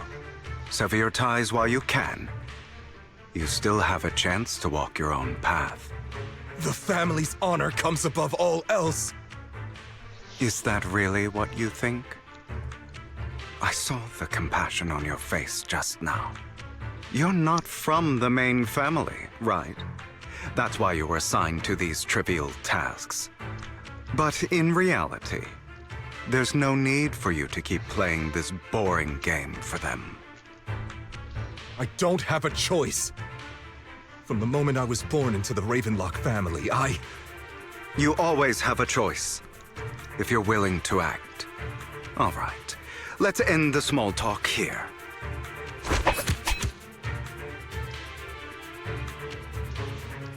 Don't worry, Lycon. I didn't hit them too hard, just enough to keep them quiet. How's that? My acting's pretty good, right? As always, a certain someone should take some lessons from you. I'll leave the rest to you then. Okie dokie. Ah. Clever woman.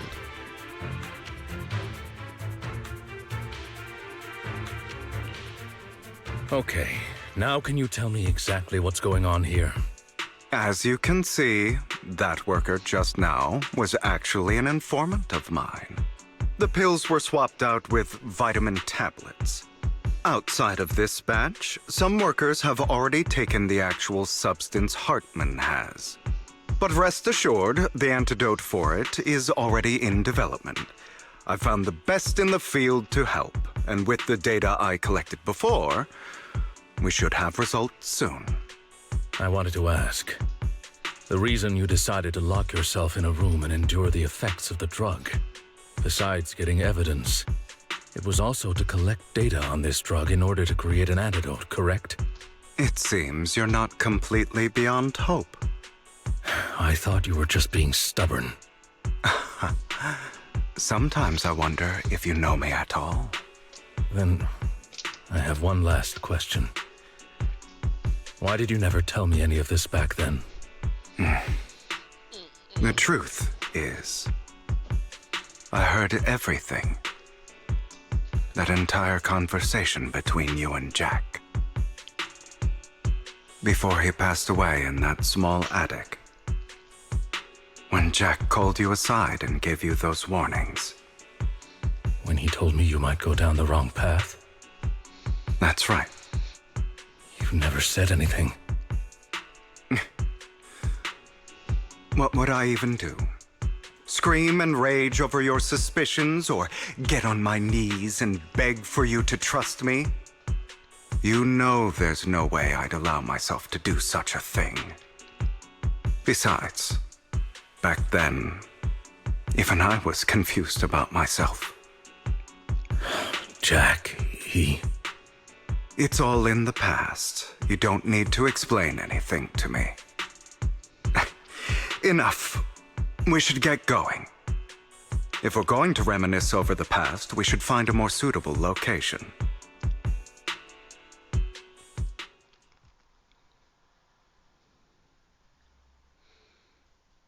Lycon? That incident back then, I didn't do it. It was a scheme Hartman devised to take over the family. It was Hartman who killed my father, too. I only discovered the truth long after the fact. I did indeed attack my father, and I thought he was dead. But he wasn't. I couldn't kill him. And even before that, if I hadn't hesitated, none of what followed would have happened. Even now, I still think they deserve death. But I no longer care to personally deliver that fate. They're beneath me. And I have more important things to do. You? I know we may never agree on that point, Lycon. I once wanted to fight against those ugly truths that defined me, but I discovered that the more I rejected them, the more painful it became. So, I could only accept that crazed, hateful, and malicious side of myself. As long as I know I will never become like my father, like Hartman, that is enough for me. You've changed. But I think that might be a good thing. Don't patronize me. You've changed a lot too, compared to before. I still disagree with Jack's words, and I won't forgive your betrayal.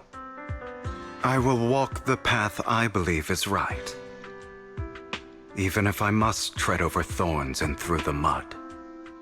But I will also allow you to walk your own path, Lycon. Should I say thank you? You're welcome. Come to think of it, we haven't talked about your legs and eye. It was just an accident, not your fault. I'm doing well now. I hope you are too. On the contrary, perhaps I should be the one apologizing. I misjudged you. I used to think you wanted power, that everything you did was for your own ambitions. I thought you wanted the power to pass judgment on all in this world, like a god. I am a god. I am my own god. Or you could say that in this world, everyone is their own god. There are many things that we are powerless to change. But there are also many choices we can make. Just as I said before, I am the only one who can kill me or save me. I'm glad you think that way. Let's go. I still have one last thing to do. To witness the end of Ravenlock.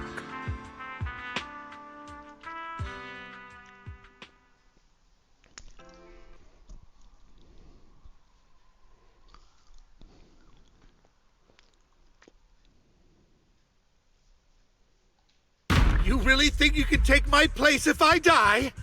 Never, you filthy bastard! Your little tricks mean nothing. As long as the Ravenlock family stands, I can still get back on my feet.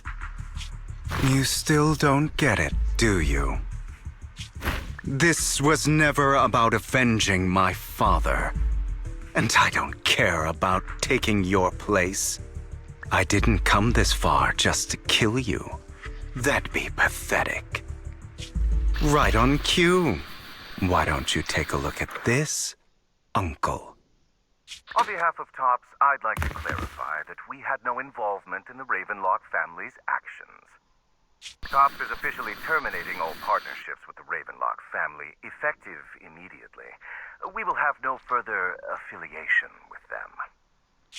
Are you crazy? What the hell do you get out of ruining the Ravenlocks? You want to be a petty thief forever? Thief? Oh, Uncle. Allow me to reintroduce myself.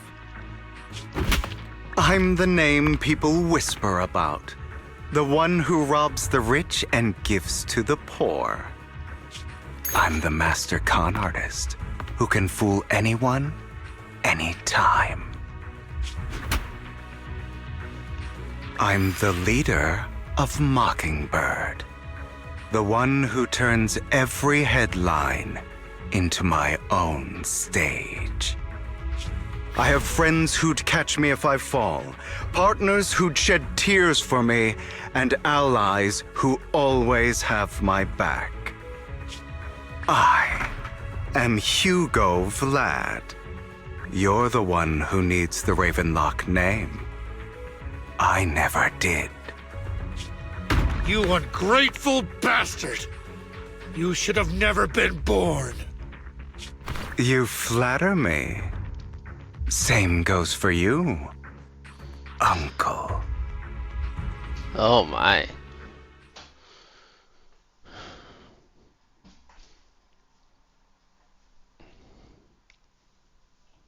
You've done well, Vivian. You had better give me an explanation. And here I thought this would be a touching reunion. What's with all the anger? Hugo, I'm a member of Mockingbird too. And I mourned your death. Listen, Vivian. I don't want you or the people you cherish to get caught up in danger because of me. I've always been selfish, so I don't hesitate to use you all as variables in my plans. But it is because I am selfish that I also don't want my failures to affect my treasured companions. In any case, if you were in the same position, would you not make the same decisions? Lycon's taking care of everything outside. We should go. Also, Belle, thank you.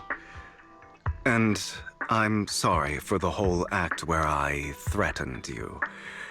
It was the only way for Hartman to drop his guard against you and leave you be. I, Hugo Vlad, am forever indebted to you. I have something stuck in my teeth.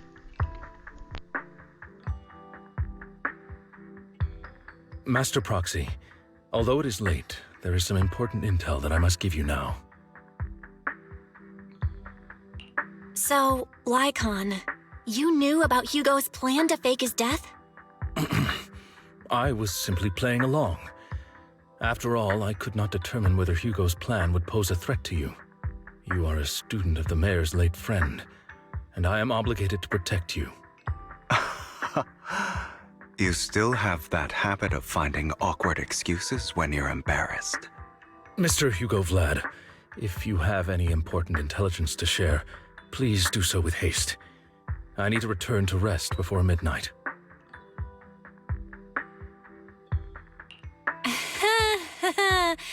You two sure are close.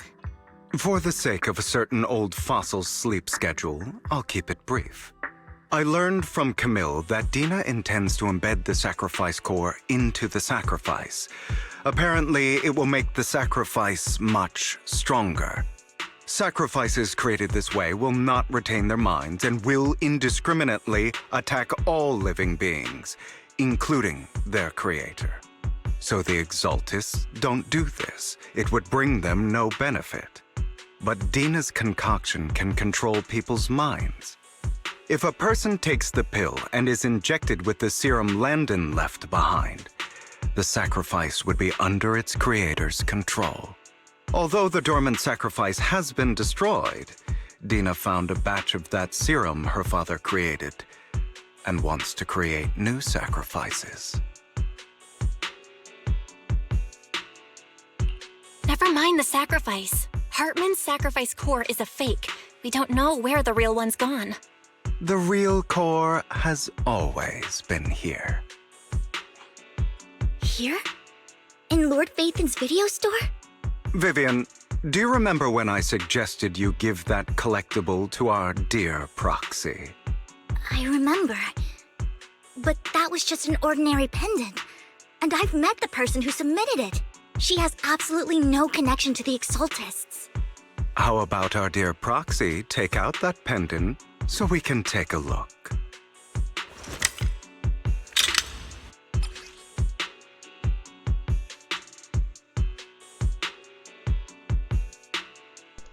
Oh, clever, the bastard. He hit the pin. He hit it inside it.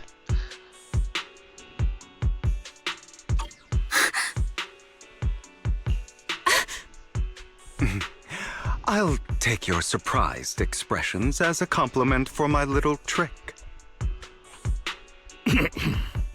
I will hand over this core to the mayor as agreed.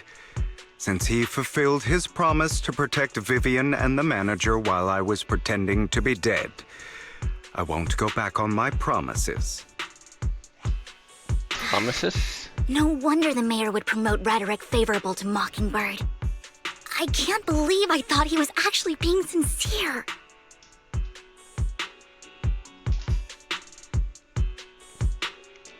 Since we have the sacrifice core, all we have to do now is stop Dina from using innocent people to make more sacrifices. Yes, and we need to destroy the last batch of Landon's serum. Hopefully with no options left, Dina will give up her obsession. All right, that's the important stuff. I'm going to go and confirm where Landon's serum's been stashed. I'll contact you again once I have something.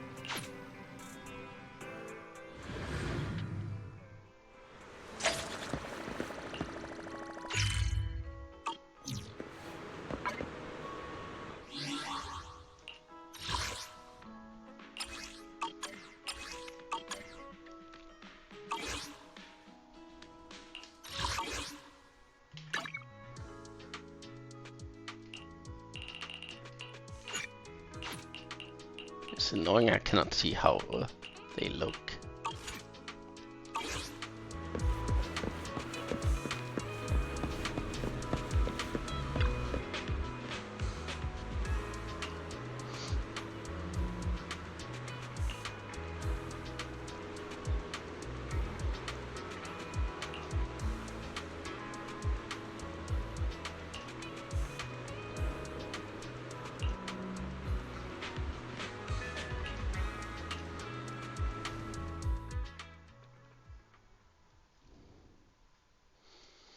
This should be hopefully the last one.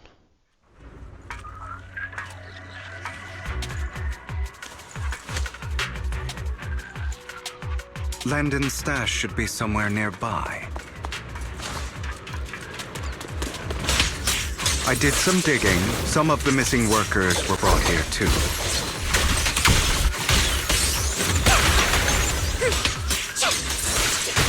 Dina's getting ready to make her move.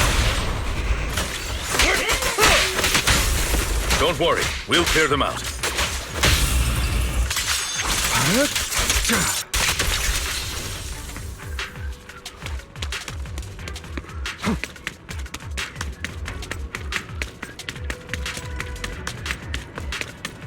They're trying to destroy the goods! Stop them!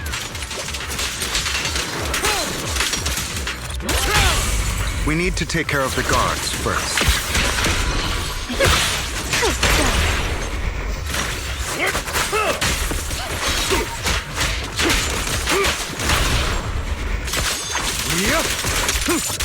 Some of the serum is stored in this warehouse.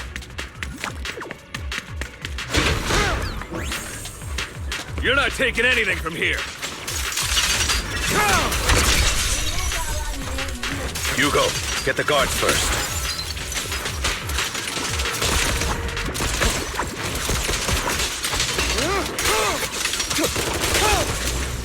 Scrap. You just stepped into your own grave!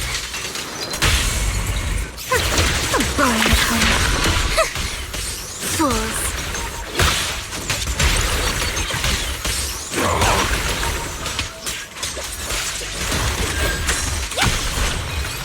In position. I'll write the ending to your nightmare. Where are you looking? Keep your filthy hands off. Move it! You better not get on trust me. Notice me. Lord.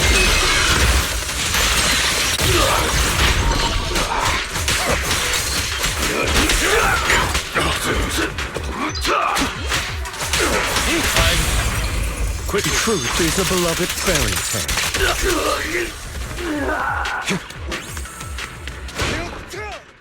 More of Landon's serum survives than expected. Fortunately, since they're still here, it means Dina hasn't executed the final step of her plan. There is likely a lot more stashed around here, and we have yet to locate the missing people. Our actions here won't go unnoticed. Perhaps they're making plans to deal with us on their side. With Landon and Dina's concoctions combined, she may be capable of creating a sacrifice that obeys her. If it comes to that, this will get far more troublesome. How about we split up? Hugo and Lycon will destroy what remains of the substance around here, and Vivian and I will go search elsewhere. Very well. Let's go with your plan.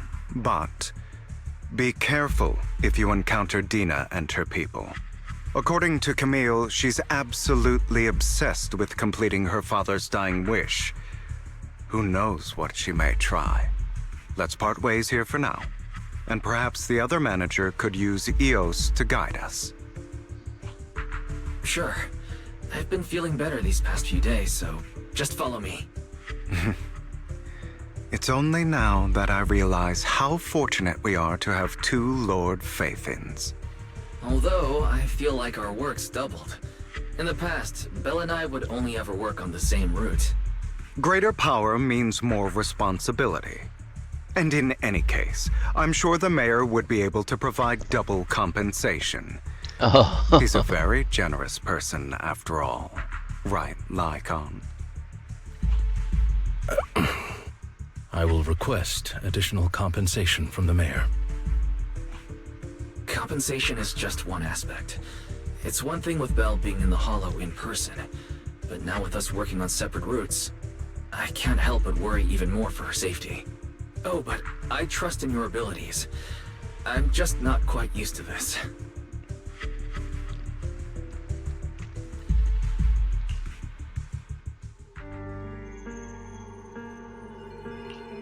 This is the future I saw. Lord Phaethon. She will fall or turn into a beast. I'm sorry. This time, I will make sure the future I saw does not come to pass. I don't want to bring you misfortune. That's all I wish for.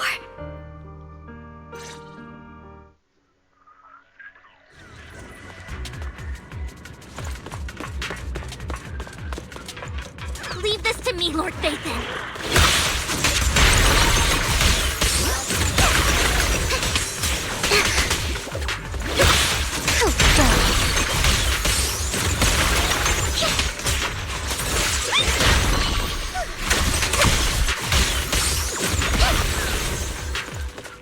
Lord Phaethon, there might be more serum here.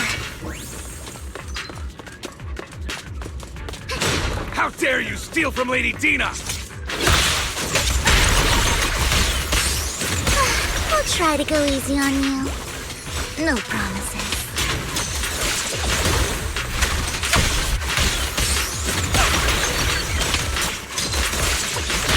You better not get my chest.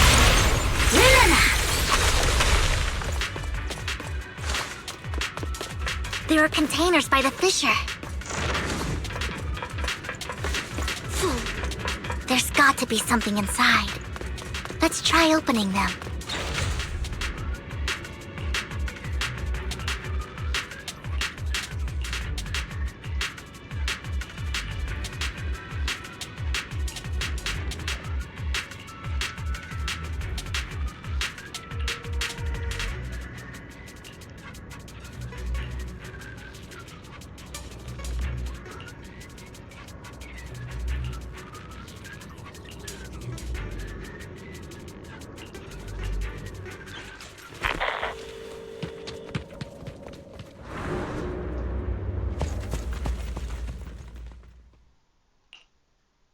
It must have been tough for you to find this place. Vivian, if you had stayed out of it, I wouldn't be so eager to get rid of you. Those people have been taken to safety. You're all out of options. They're just mere test subjects. So what if they get away? There will always be people consumed by greed, and therefore, they will come willingly to me. In any case, what are a few sacrifices in comparison to the completion of Father's grand ambition? Dina, you deceived those people. They didn't come willingly to you. You tricked them, just like Landon did back then. Deceived? Father gave hope to those who had everything taken from them by the Hollows. Vivian, you once rejoiced at the hope Father offered you, too.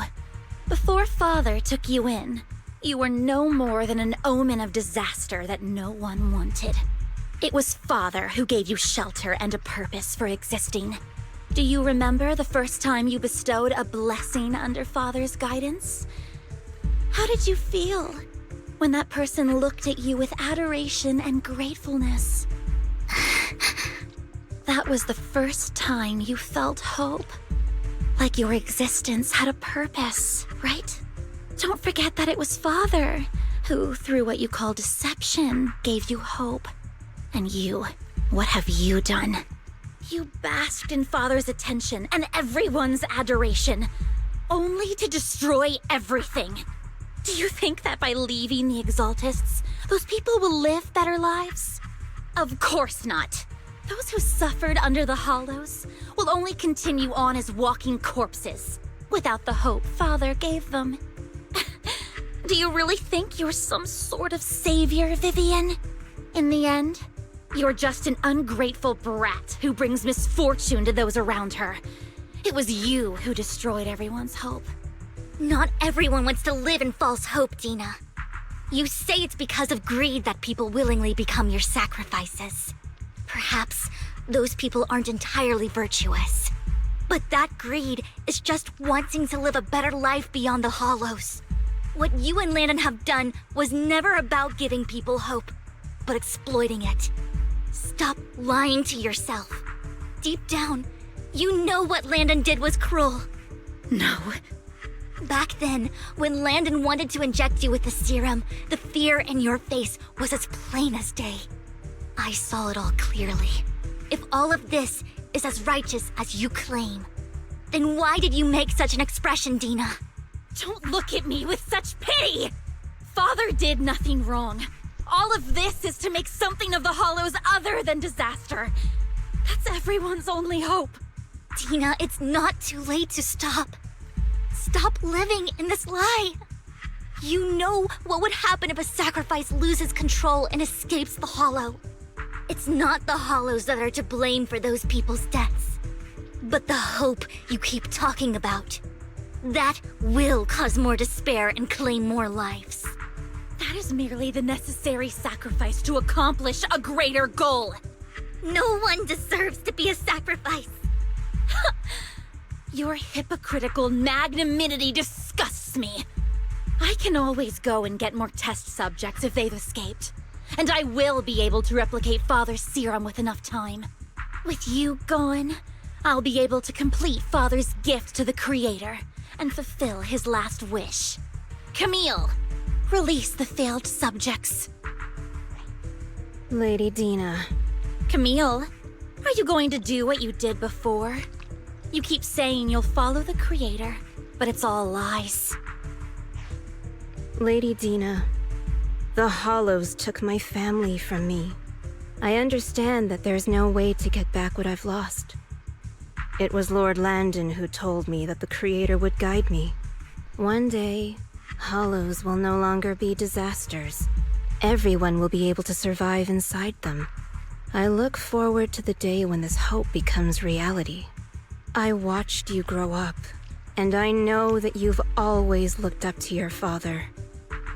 He gives you hope, and I destroyed that hope with my own hands. I know the pain of loss, so I've always felt guilty. I want to atone for the hope I destroyed. But Dina, I don't want to ruin more lives, and I don't want to continue watching you destroy yourself. Vivian is right. Not everyone wants to live in false hope. So, please, stop. Camille, are you abandoning me too? I'm not abandoning you. I just don't want to see you go past the point of no return. The point of no return? I passed that point ages ago. No, Dina. You can still turn back. I'll be your way back. Where are you going, Camille? I made a deal with Hugo and the mayor. If someone needs to take the fall for this, let it be me. I did it. All of it. I've been forcing Landon's only daughter, Dina, to research how to create sacrifices. I colluded with the Ravenlock family for my own gain. Everything Dina did was under duress. Since I've kept her captive for so long, she doesn't have the skills to survive as an independent member of society. She'll need a caretaker and teacher. Someone who will look after her and educate her. No! I refuse, Camille! I refuse to accept this! Dina, I'm going to dispose of those failed subjects. I won't allow it! You'll die! I won't allow it! You can't leave me. I command you! You've always followed my orders, and you will follow them now! It wasn't your orders that I've been following. My younger sister, who was stolen from me by the Hollows, also had such beautiful red hair. When Landon told me the Creator could bring me hope, you were standing there, right behind him. I was certain, then and there, that this was the hope the Creator had given me. Start over, Dina. You still have so long, so much time. You'll make friends, find people who love you, and make many beautiful memories. That's not what I want! Camille, you're not allowed to die! I won't allow it! I won't allow it! Goodbye, Dina. And I'm sorry, Vivian. I'll leave the rest to you.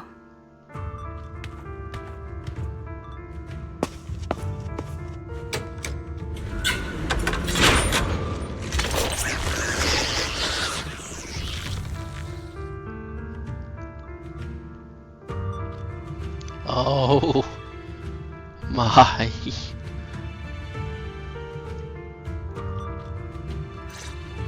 Let's take out these ethereals first.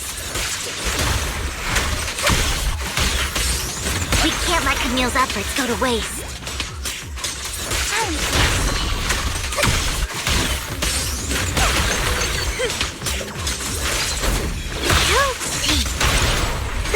What's up?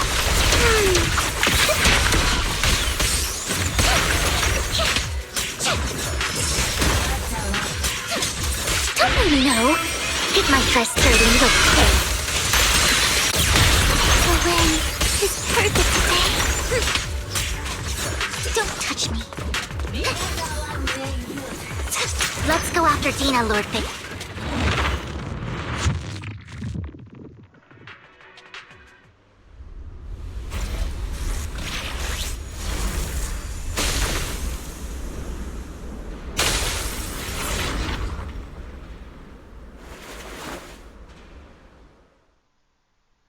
Are you satisfied now, Vivian?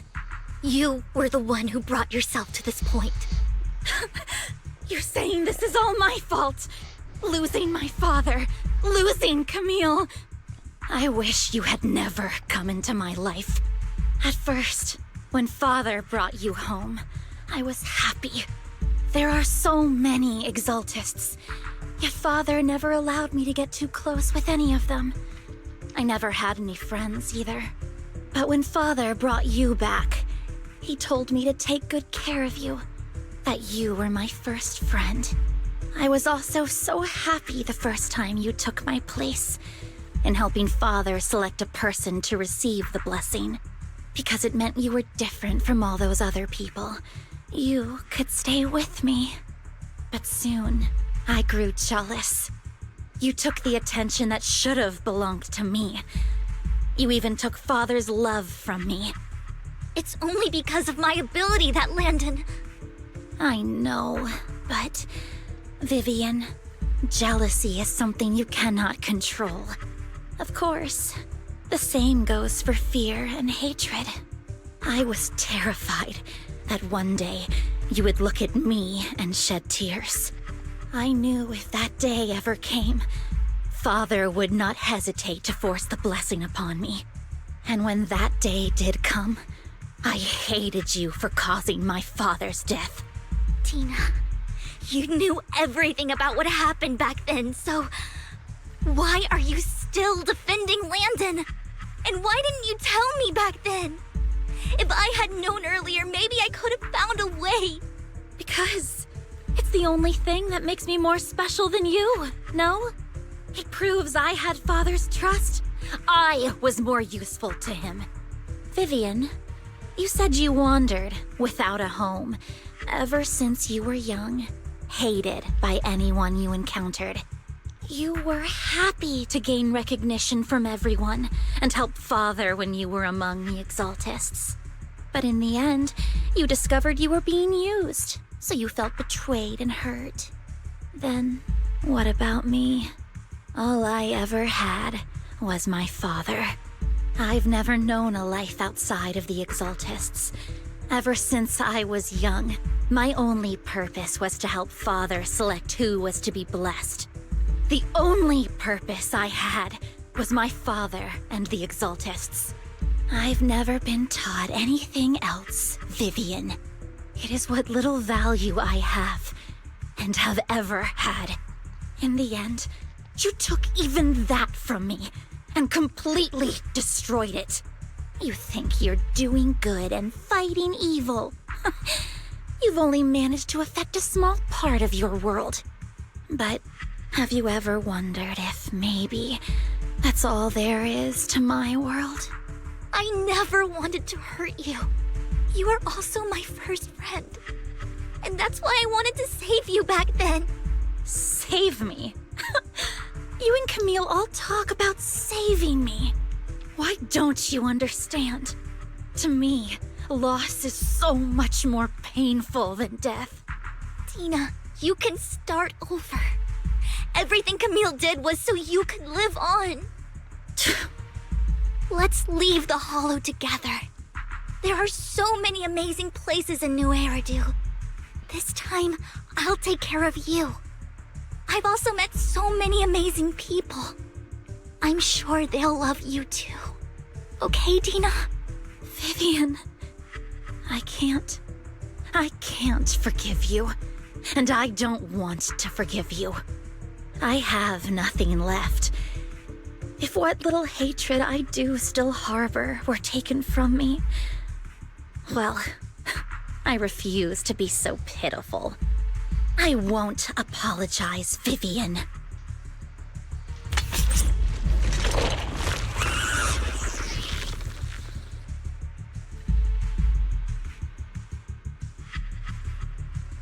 I don't want to hate myself, so I can only hate you for killing my father, and hate Camille for leaving me. That's just the kind of person I am. Hateful and despicable. I refuse to owe anyone anything.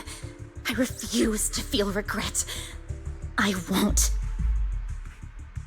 Vivian, I will keep hating you. I will take all who are precious to you. I will also hate Camille, so I won't do as she wished and start a new life. Vivian, if you had never existed, if I had never, you would be... Lord Phaethon, please do not interfere. She was my first friend. I'm going to bid her farewell.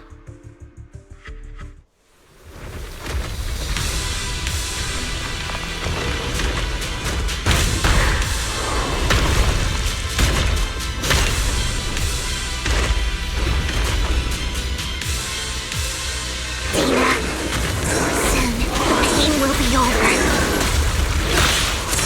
Lord Phaethon, don't come any closer!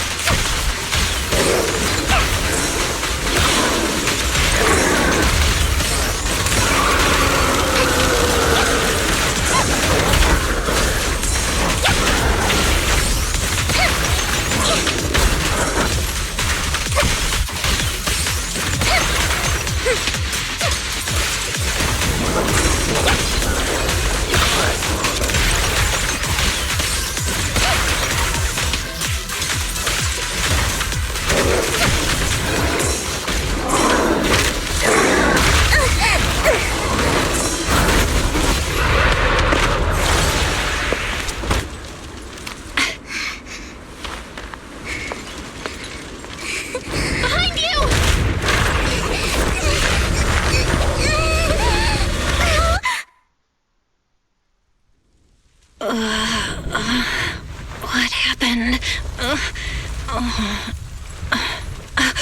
What the?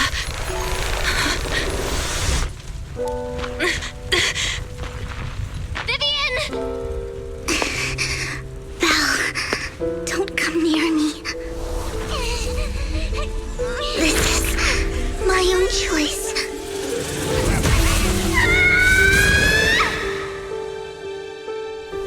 I will change the fate I saw. Vivian! I just want you to remember me when I looked my best. Vivian! Vivian, your body! I'm sorry you had to see me like this, but I don't want to be the one that only brings misfortune anymore. No, please. No. It's so warm, and the night is beautiful.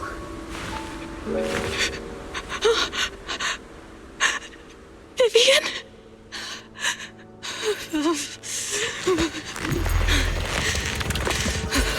No. It can't end like this.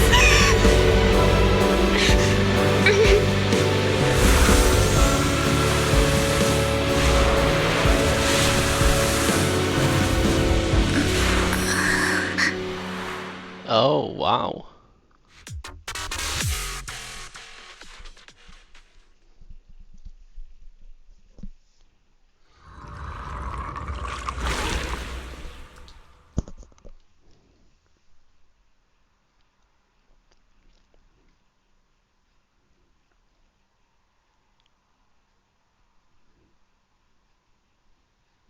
Belle, you're scaring me. Belle, I'm so glad you're awake.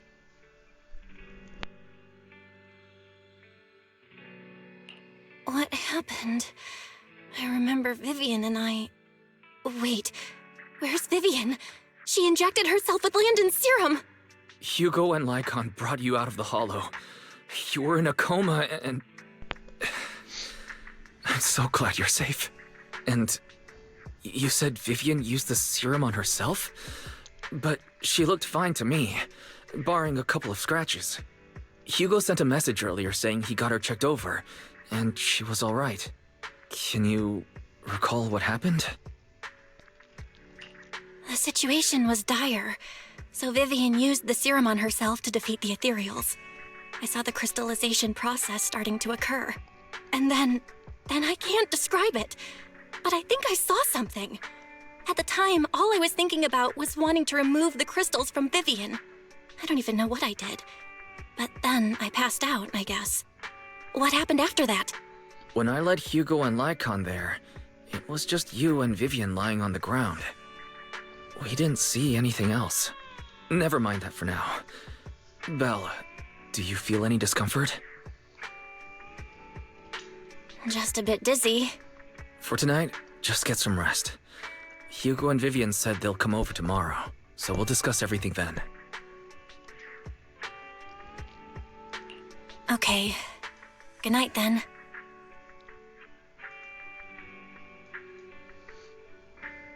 I'm so curious what happened. Lord Phaethon! How are you feeling? No headaches? Leg pains? Heart palpitations? Loss of appetite? Vivian? I was just so worried. Sorry. Anyway, Lord Phaethon, I'm so glad you're okay. What happened this time was all my fault. You only became an ethereal to defeat Dina. If it weren't for you, neither of us would have made it out alive. So, what happened? Belle said she saw the crystallization process start, but I didn't see anything through Eos. Hugo, Lycon, did either of you guys see anything strange? Allow me to explain. Miss Vivian told us what happened after she awoke, and the mayor arranged a full medical checkup for her. Based on the results, Miss Vivian indeed shows mild corruption sequelae. But if the crystallization process had already started, the lingering effects should be far more severe. To be precise, if the process had already reached the point of mass surface crystallization, it should have taken no time at all to become an ethereal. So, the mayor theorizes that it was the etheric energy within Master Proxy's body that affected Vivian's condition and the surrounding etheric particles, causing Vivian's corruption to recede. Essentially, corruption is a reaction between the etheric particles inside the body and in the surrounding environment. Therefore, it's not necessarily irreversible, just that currently our mainstream method of defense is prevention. How come I didn't know I had this ability? How's it even possible for me to influence other people's etheric particles? That makes it sound like I can manipulate etheric energy at will. Master Proxy, you are special. This is a gift your teacher left you. Our teacher? So this has to do with her? I don't know all the details, so I cannot explain everything to you. My apologies. However, Miss Yixuan might be able to answer some of your questions. She will visit you sometime soon, so please feel free to ask her any questions you may have. She has quite an eccentric personality. If she causes you any inconvenience... If she causes trouble, can I file a complaint about her to you? Master Proxy, you have always been a people person, so I trust you will handle things just fine. That just makes me more worried. In any case, the mayor has asked me to give everyone his most sincere gratitude. Unfortunately, the mayor could not come personally, but has promised everyone a favor. Provided it's within his means, he will offer his unconditional assistance once. There is no time limit on this favor. Unconditional, What if I wanted his position as mayor? If that is what you desire, then the mayor and his subordinates will be first in line to vote for you in the next election. As for the other votes, you'll have to work for them on your own. But should you assume office, I hope you take full responsibility for handling all day-to-day matters and lead by example. By sheer happenstance, the mayor has provided you with a copy of his current assignment, the City Waste Sorting and Processing proposal. Old fox. Well, can I request Lord Phaethon's... The mayor imagined, you might ask. I have prepared all the necessary documents, and the ceremony expenses will be covered by the mayor as a gift. As long as Master Proxy agrees, we can sign and process the documents immediately. Ceremony? But this matter requires mutual consent, and cannot involve coercion, confinement, or one party's lack of consciousness. Stop! I would never do that to Lord Phaethon! Probably. At least not today. As for you, Master Proxies, the mayor has some sense of what you desire. That said, he hopes you might speak with Miss Yixuan first before you decide the timing of that favor. Okay.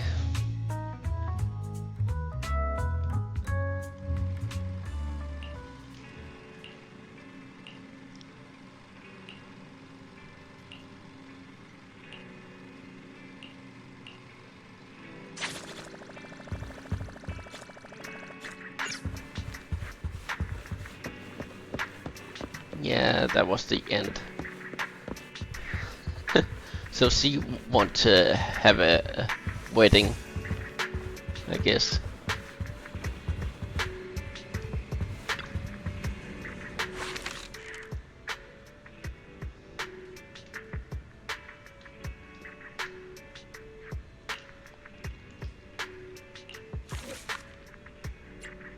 Do I have...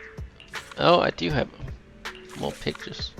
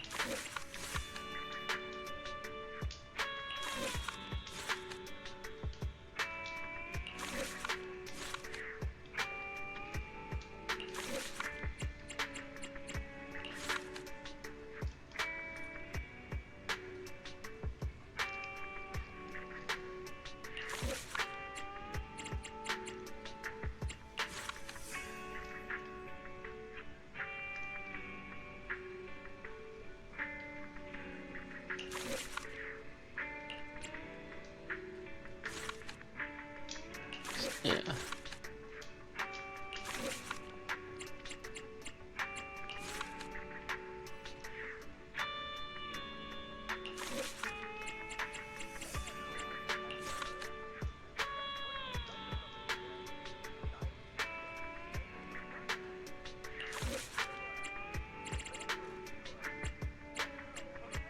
Oh yeah, the fishing.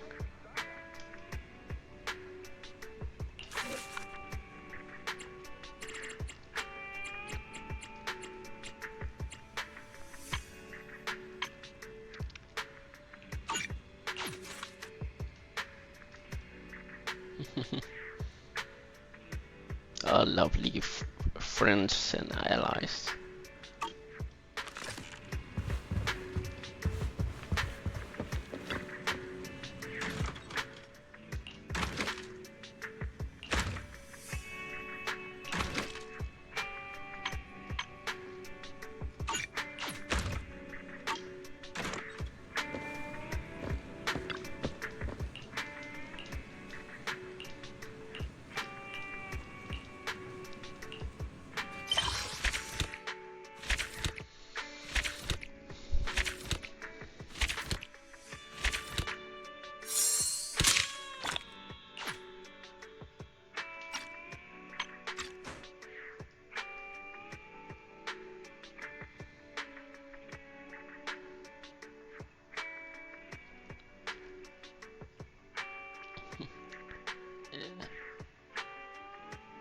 Moving to a new place.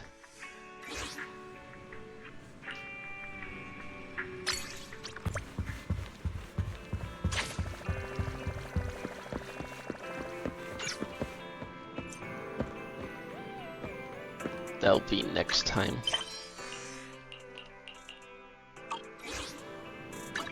Yeah.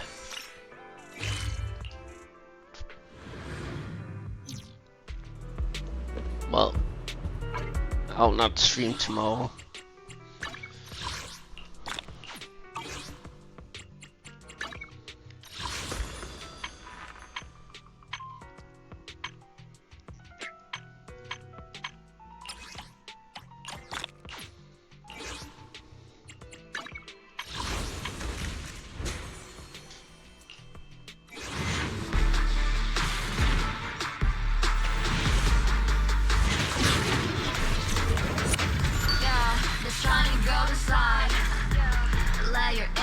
I hope my songs can always keep you company.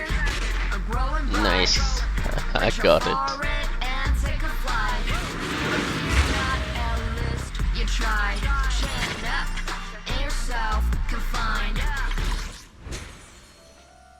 I'll probably never use her.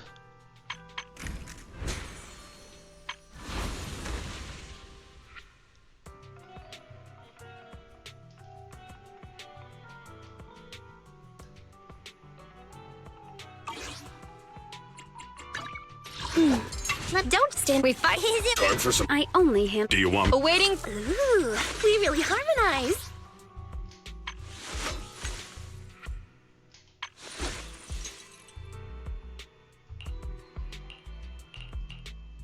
My loyalty lies with the winner.